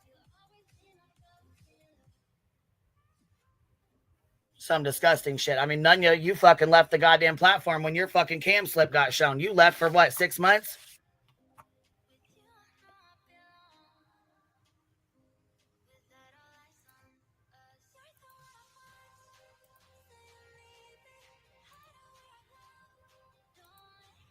And you're supposed to be a fucking bus driver. So you sit and drive around kids all fucking day long, but it's okay for you to sit and FOIA my fucking child's fucking video, right? Or report for her video, right? That's okay while you're steady driving kids around on a fucking bus.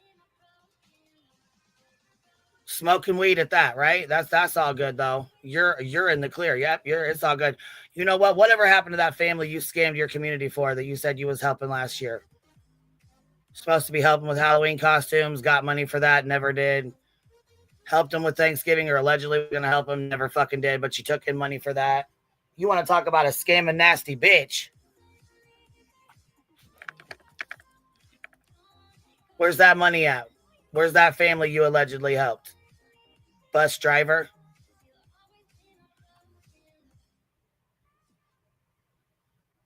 And Deets, you do have a big ass forehead. That shit's big than a motherfucker.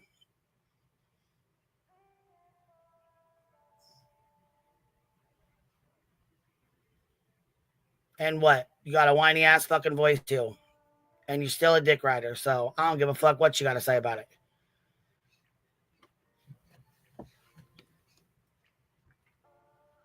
I stand on it all.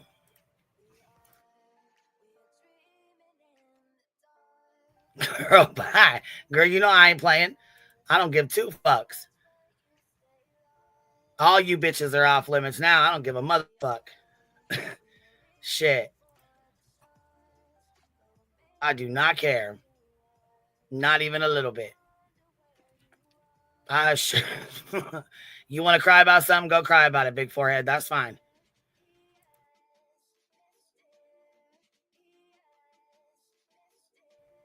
Hold on. What Drake Allen says, hold on. Fuck me for saying this, but I hope QB earns enough money.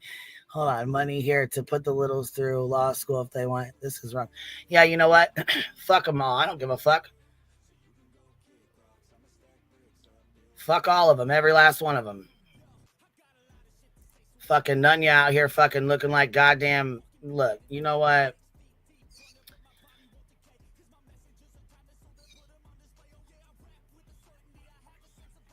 What's your fucking little ugly ass cam? Because that's why you got mad to begin with, wasn't it? Ain't that why you made the channel, did Jennifer? I'm pretty sure it is.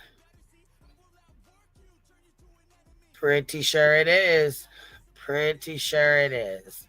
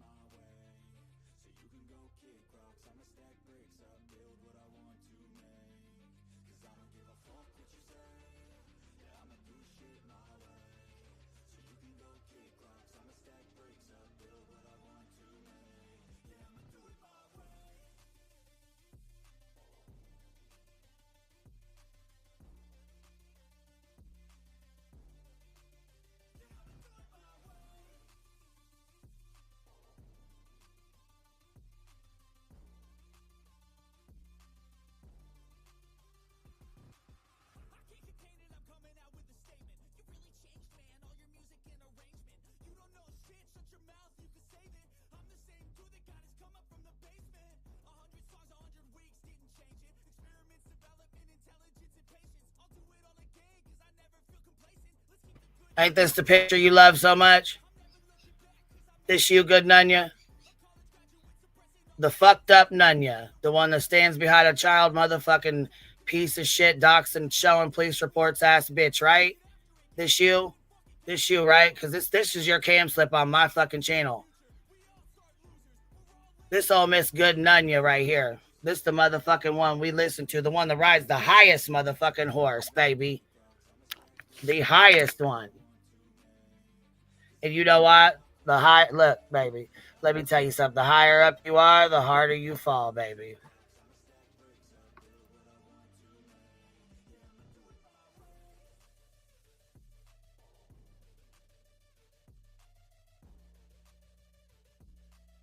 Girl, who's beating your ass? Because your whole fucking eye is blacked out. Who's beating your ass?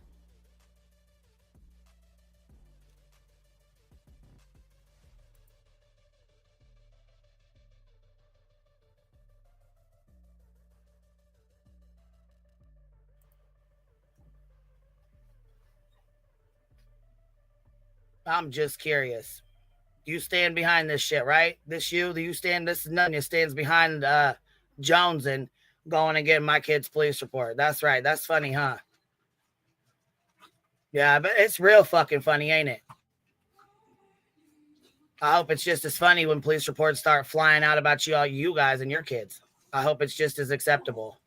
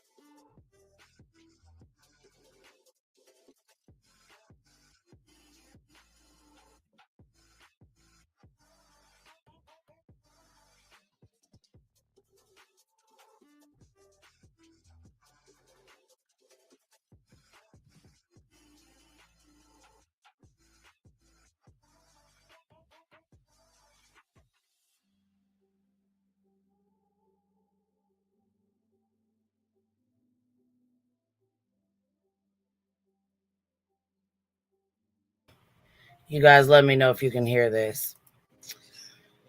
Let's see if we got a video to share here. Let's see.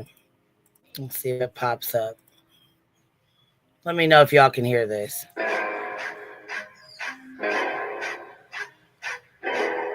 Part out. So that is where she chose to dox somebody else. So burnt toast. Use your own words, your own content. Nope. Not gonna do it.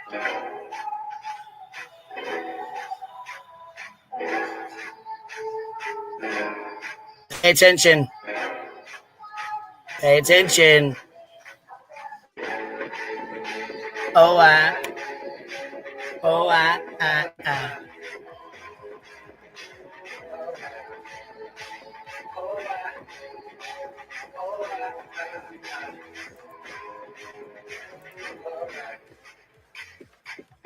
Pay attention to those dates. And another one. And another one. Huh.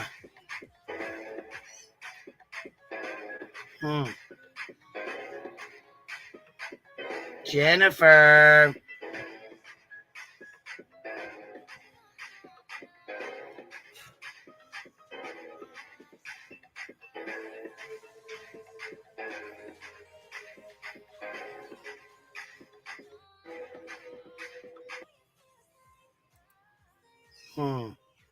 Pretty fucked up, ain't it? And you bitches still can't own the shit.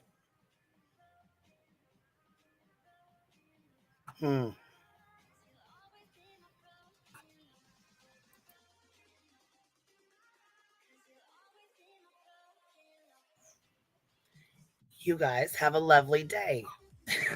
I'm going to leave you with that. And I will catch y'all on the flip side. I'll be back. Believe that. Have a good day.